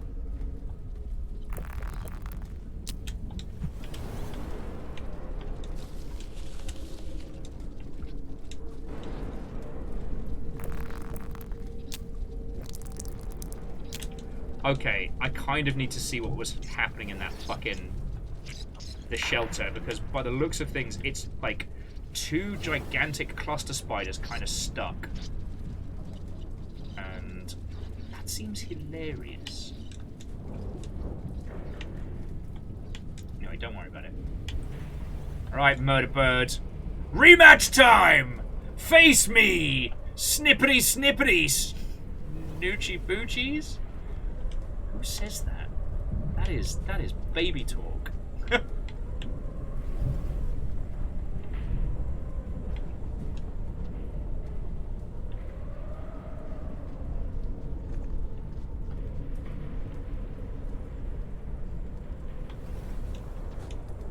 Alright. You gigantic bastard, face me. Face me! Oh boy, I sure am a slug cat out here by myself. Being delicious. No. Not you, French fries. I want to fight you.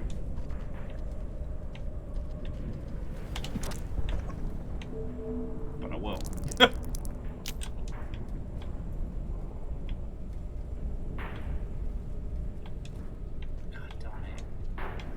I hope they're not like super, super rare occurrences.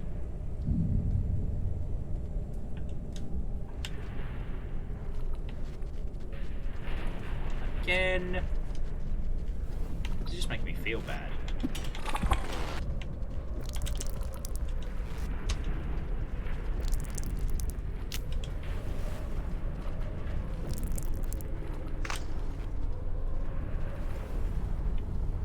Okay, it has twice the HP of a normal vulture, making it very hard to kill. Okay.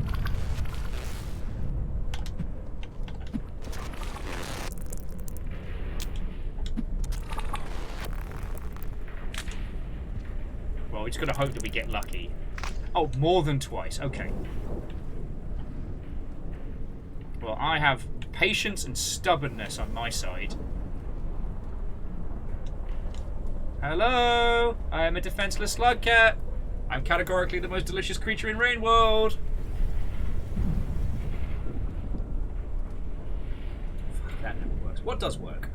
I know! Shameless bragging! Boy, I sure am great at Rain World. Haha! My name is Will Overguard, and I am the most unstoppable Rain World player to have ever reigned a world. With my 2 mighty spears, which I grew out of my own butt, I will be unstoppable!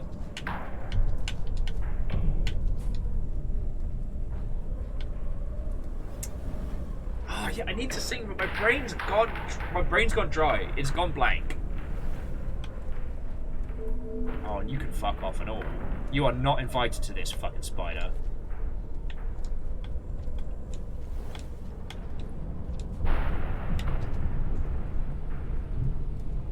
Hey, hey. Ho ho, that nest of spiders has got to go.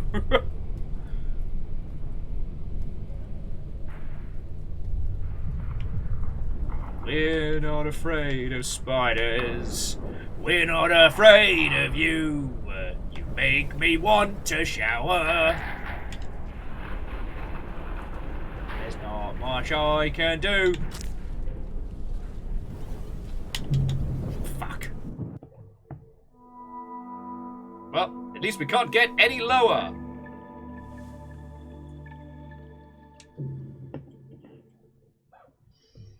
God.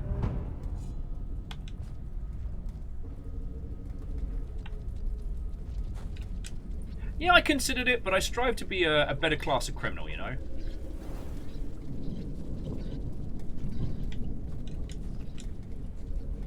Yeah, just like with the scabs, it might be a challenge banking this.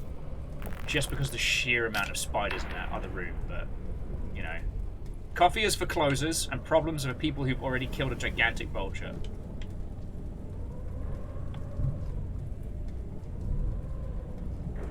I don't think I did anything special either, like...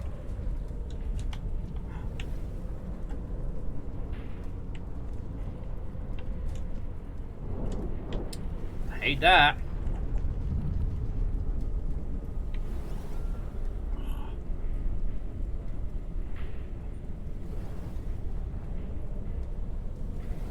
Okay, so Flowers are saying we put numbers to it. A normal vulture has 8.5, a king has 12, and a my roast bird has 20. 20 spears. Well, nothing worth doing's ever easy, right, friends?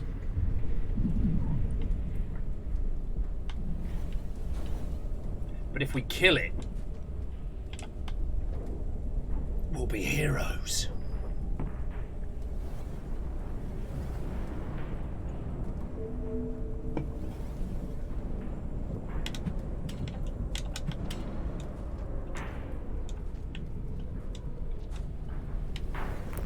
Well, Flowers, so far as I understand, the Spearmaster still does 1 damage a spear, right? 1 damage a bone spear, right?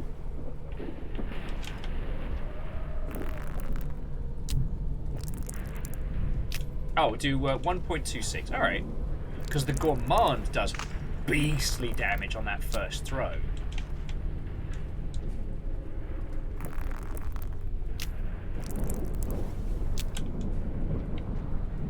Squib garlic!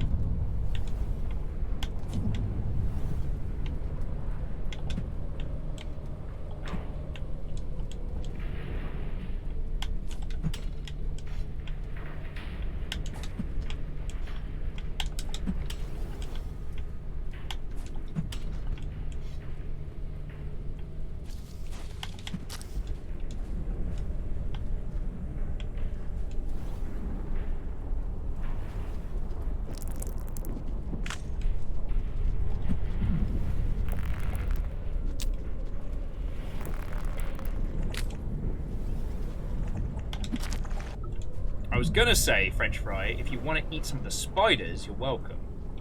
But apparently, don't want to let me have my murder bird murder mode.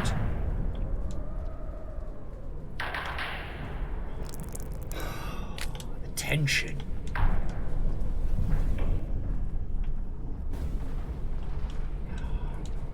I don't even know. So here's the thing. I know nothing about the flying murder birds. I don't know if they eat anything. I don't know if there's anything we can do to lure them. Because, vultures won't attack you if you're hiding underground. Because they're opportunists. You know?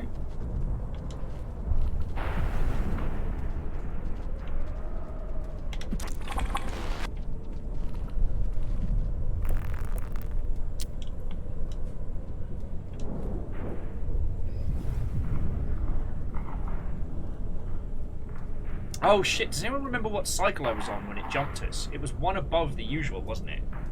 So I just need to go for get one safe cycle in. It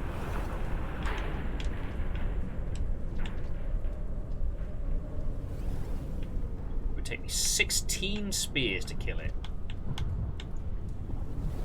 What's the quote? Never tell me the odds.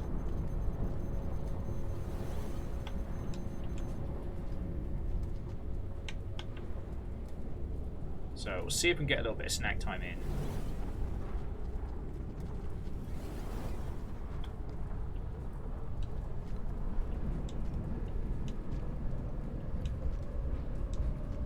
Yeah, I do feel bad because French fries have a hard enough time as it is, let alone having a psychopathic, hungry slug cat stalking them through the halls.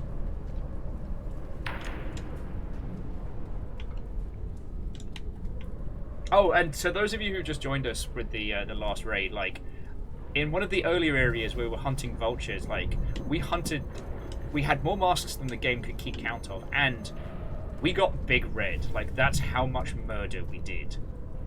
And let me tell you, I have actually now managed to kill Big Red. I'm very proud of that. Maybe that's it. Whereas, the Artificer was on a quest for vengeance. I'm just hungry for murder.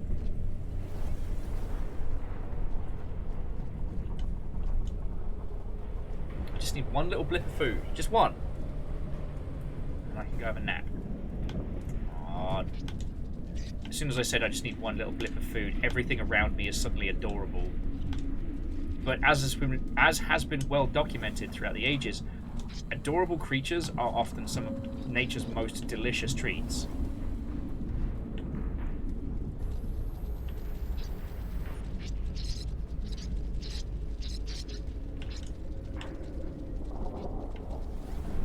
Okay, so that's where we would have got up had we made it up the tunnel.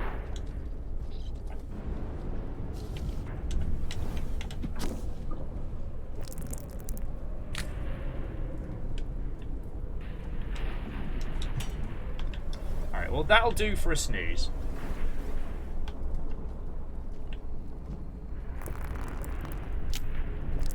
Razor, sadly so. Rabbit, lamb, duck.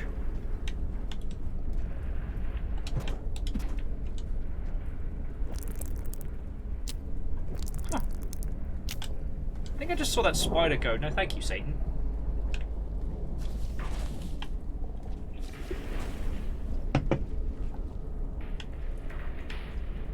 It's alright, we're good. We're good. Everything's fine.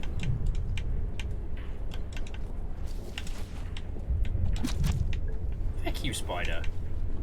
Oh, turns out I actually did need to eat that spider, so jobs are good.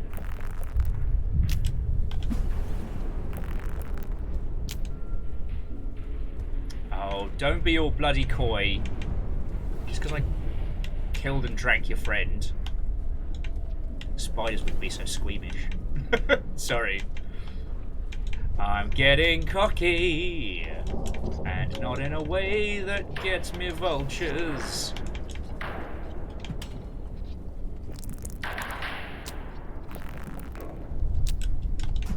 And Shackle, we can't actually eat the individual spiders. In fact, it's very hard to hit them at all. Excuse me, Mr. the Spearmaster.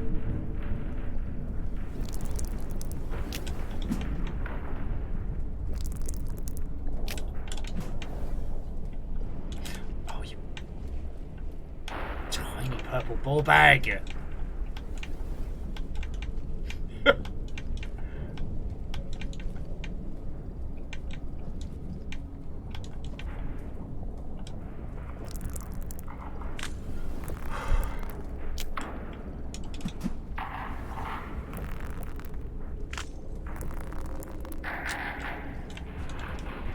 Lost Flowers, I have seen the Black Lizards before. They're base game. And they've got the kind of like the cute... I guess they got the cute snoot, right?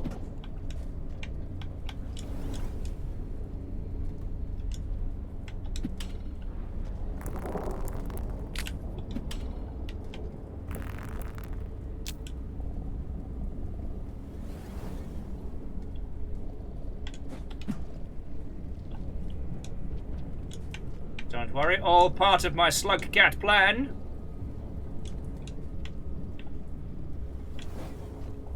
Yeah. So the slug cat just embodies the hang in there meme. Alright. Let's go bank a full belly. Get the fuck out of here.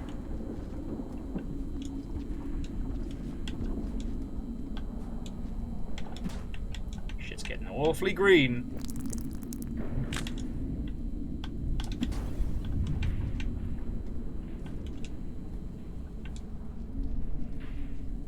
Good thing about a lightning strike is it fucking clears everything out.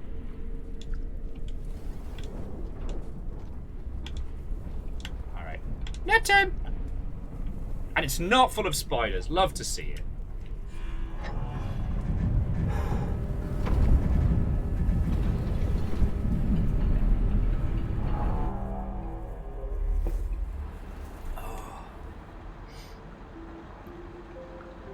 He's so bored at night.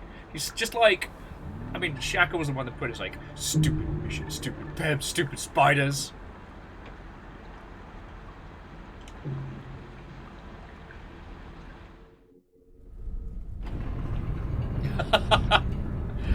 Lost Flowers says that according to the wiki, there are albino and rainbow albino vultures that are purely cosmetic. But we support Pride Vulture. Oh, hell yeah. Fuck that.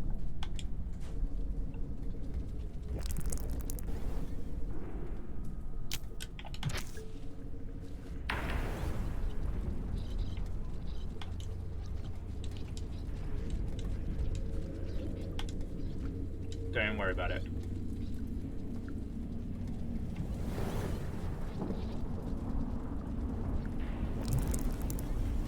No, I did not just fill our base full of spiders. That'd be ridiculous.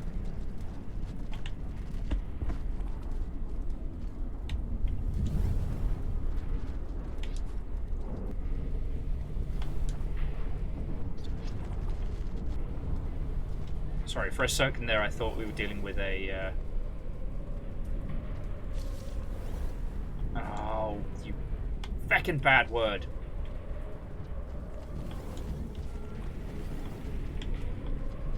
Not you!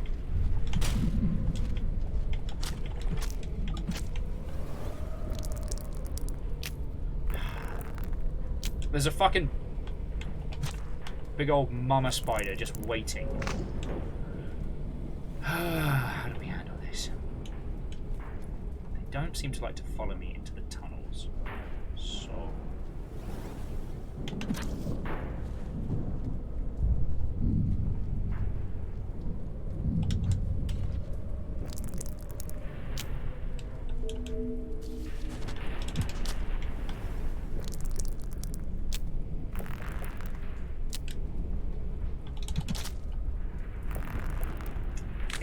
spider using the French fry as a fucking shield? I was just stealing it for food. Alright, it's just taking it away for food. It fucking looked like it was doing it.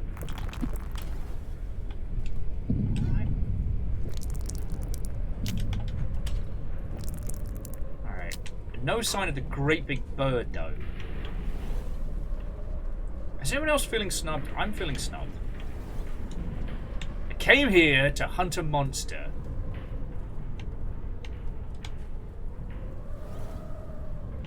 Meant to be my very own little, like, Cat Mayhem moment. And what do I get? Nothing.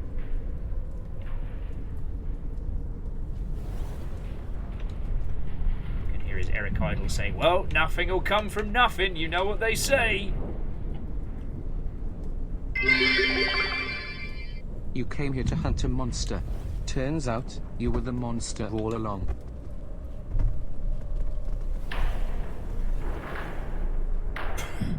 I mean, okay, firstly, Shackle, again, thank you.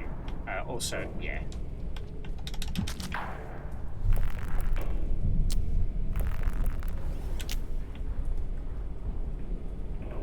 This is a really short cycle. Oh, why is our base full of spiders? Lyris, thank you for filling the point glass. I need to hit that thing 16 times. 8 rounds of double spears, assuming they all hit.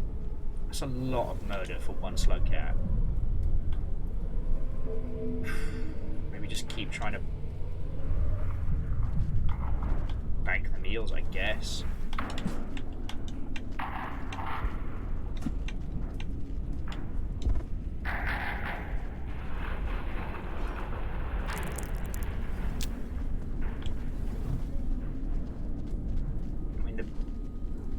French fry corpse seems to be luring them away, but there is a very big chance that the home base is... Yep. Fuck all we can do about that.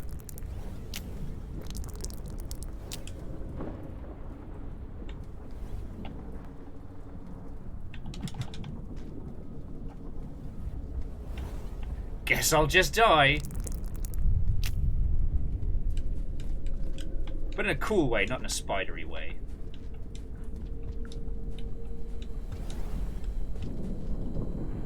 You know what, Lizard? You want me? You got me. Just enjoy. I'll be the snack pack. Because we could have snuck in there and fallen asleep, but the only thing that would have been worse than... Remember when we got the red lizard stuck in there with us? The only thing that would have been worse is getting stuck in with a fucking swarm of unkillable spiders.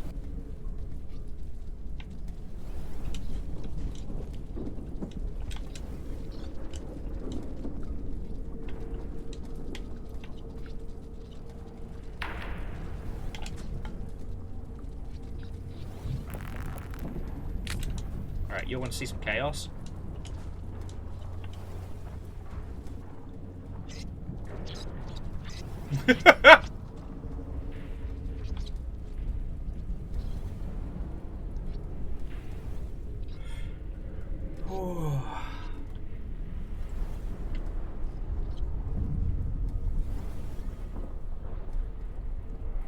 There are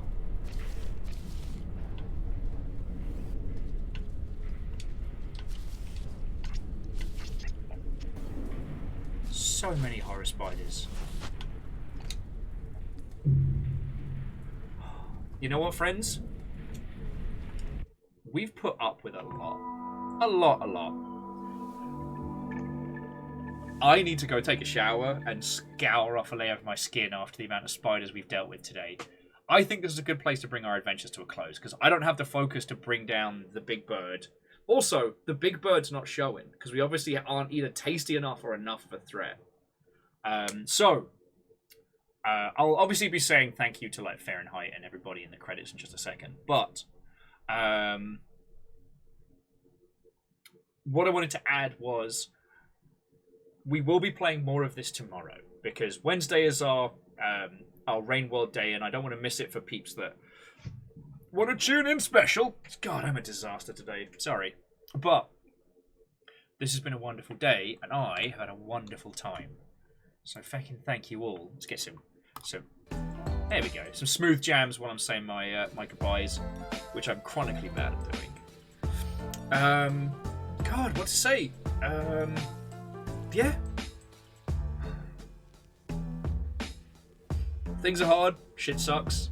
You lot are fucking great to me, and I'll never be able to say thank you for that enough. So, I do hope you all have a fucking splendid evening. And again, Angel Kalina, the pleasure is mine. Like, y'all are the best. And the fact that y'all lot will put up with me even when I'm in smooth brain mode is fucking lovely. So, thank you.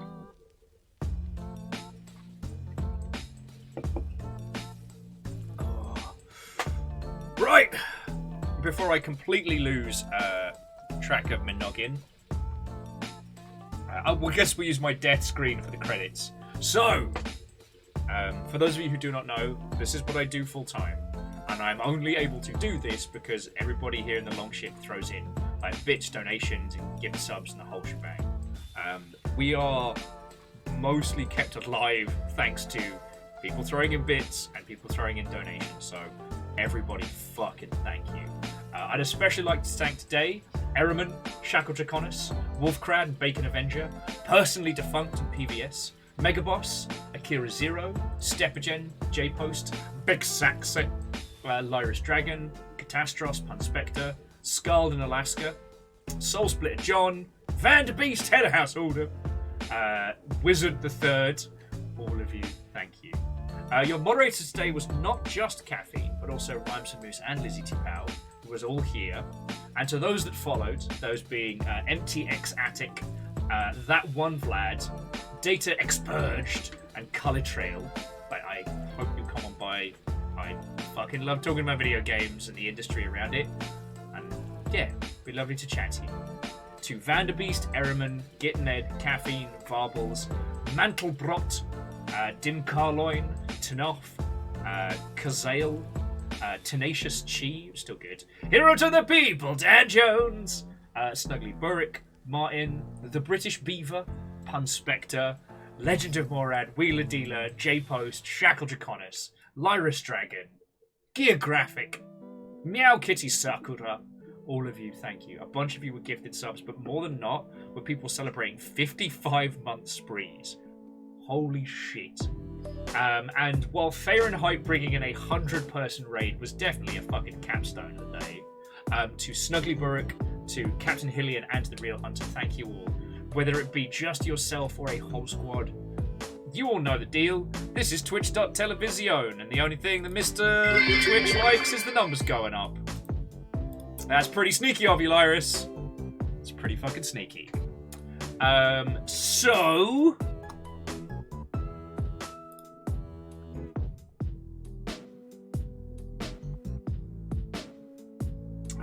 Decisions. Once again, we are spoilt by too many good friends all streaming at the same time. Reactor online. Hey! Sensors online. Weapons online. All systems nominal. Sneaky last minute resub. Please don't make me do double credits. I'll die. I'll just die. Not like in a cool way or like a vampiric way. Just, you know how like the Force Ghost mode from Obi-Wan, my clothes will just go fa-chwoof. That's it, and I'm just out.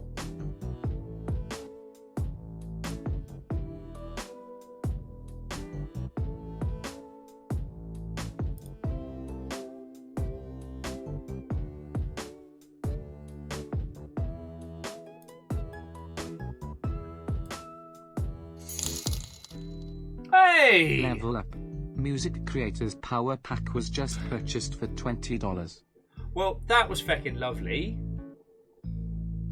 Feckin' yo.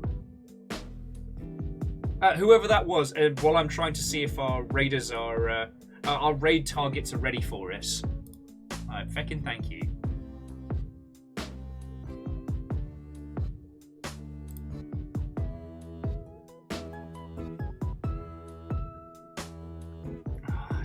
Decisions.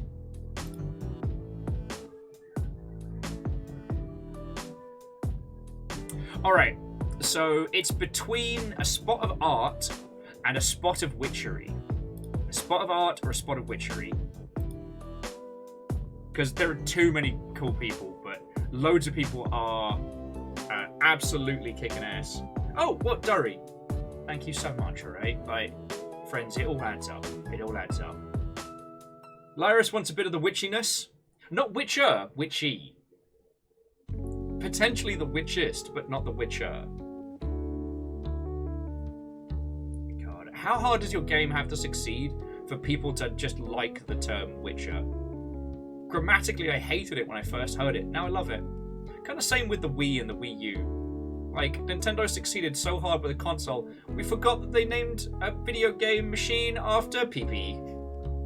Alright, that's a triple threat on witchery. So, I'm passing you all over to Sage Bell. They are playing Homestead Arcana, which looks very witchy.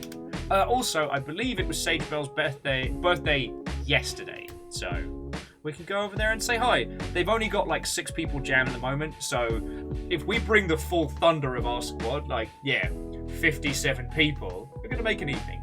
Plus, Sage Bell's definitely someone that I watch on my downtime, so back in your...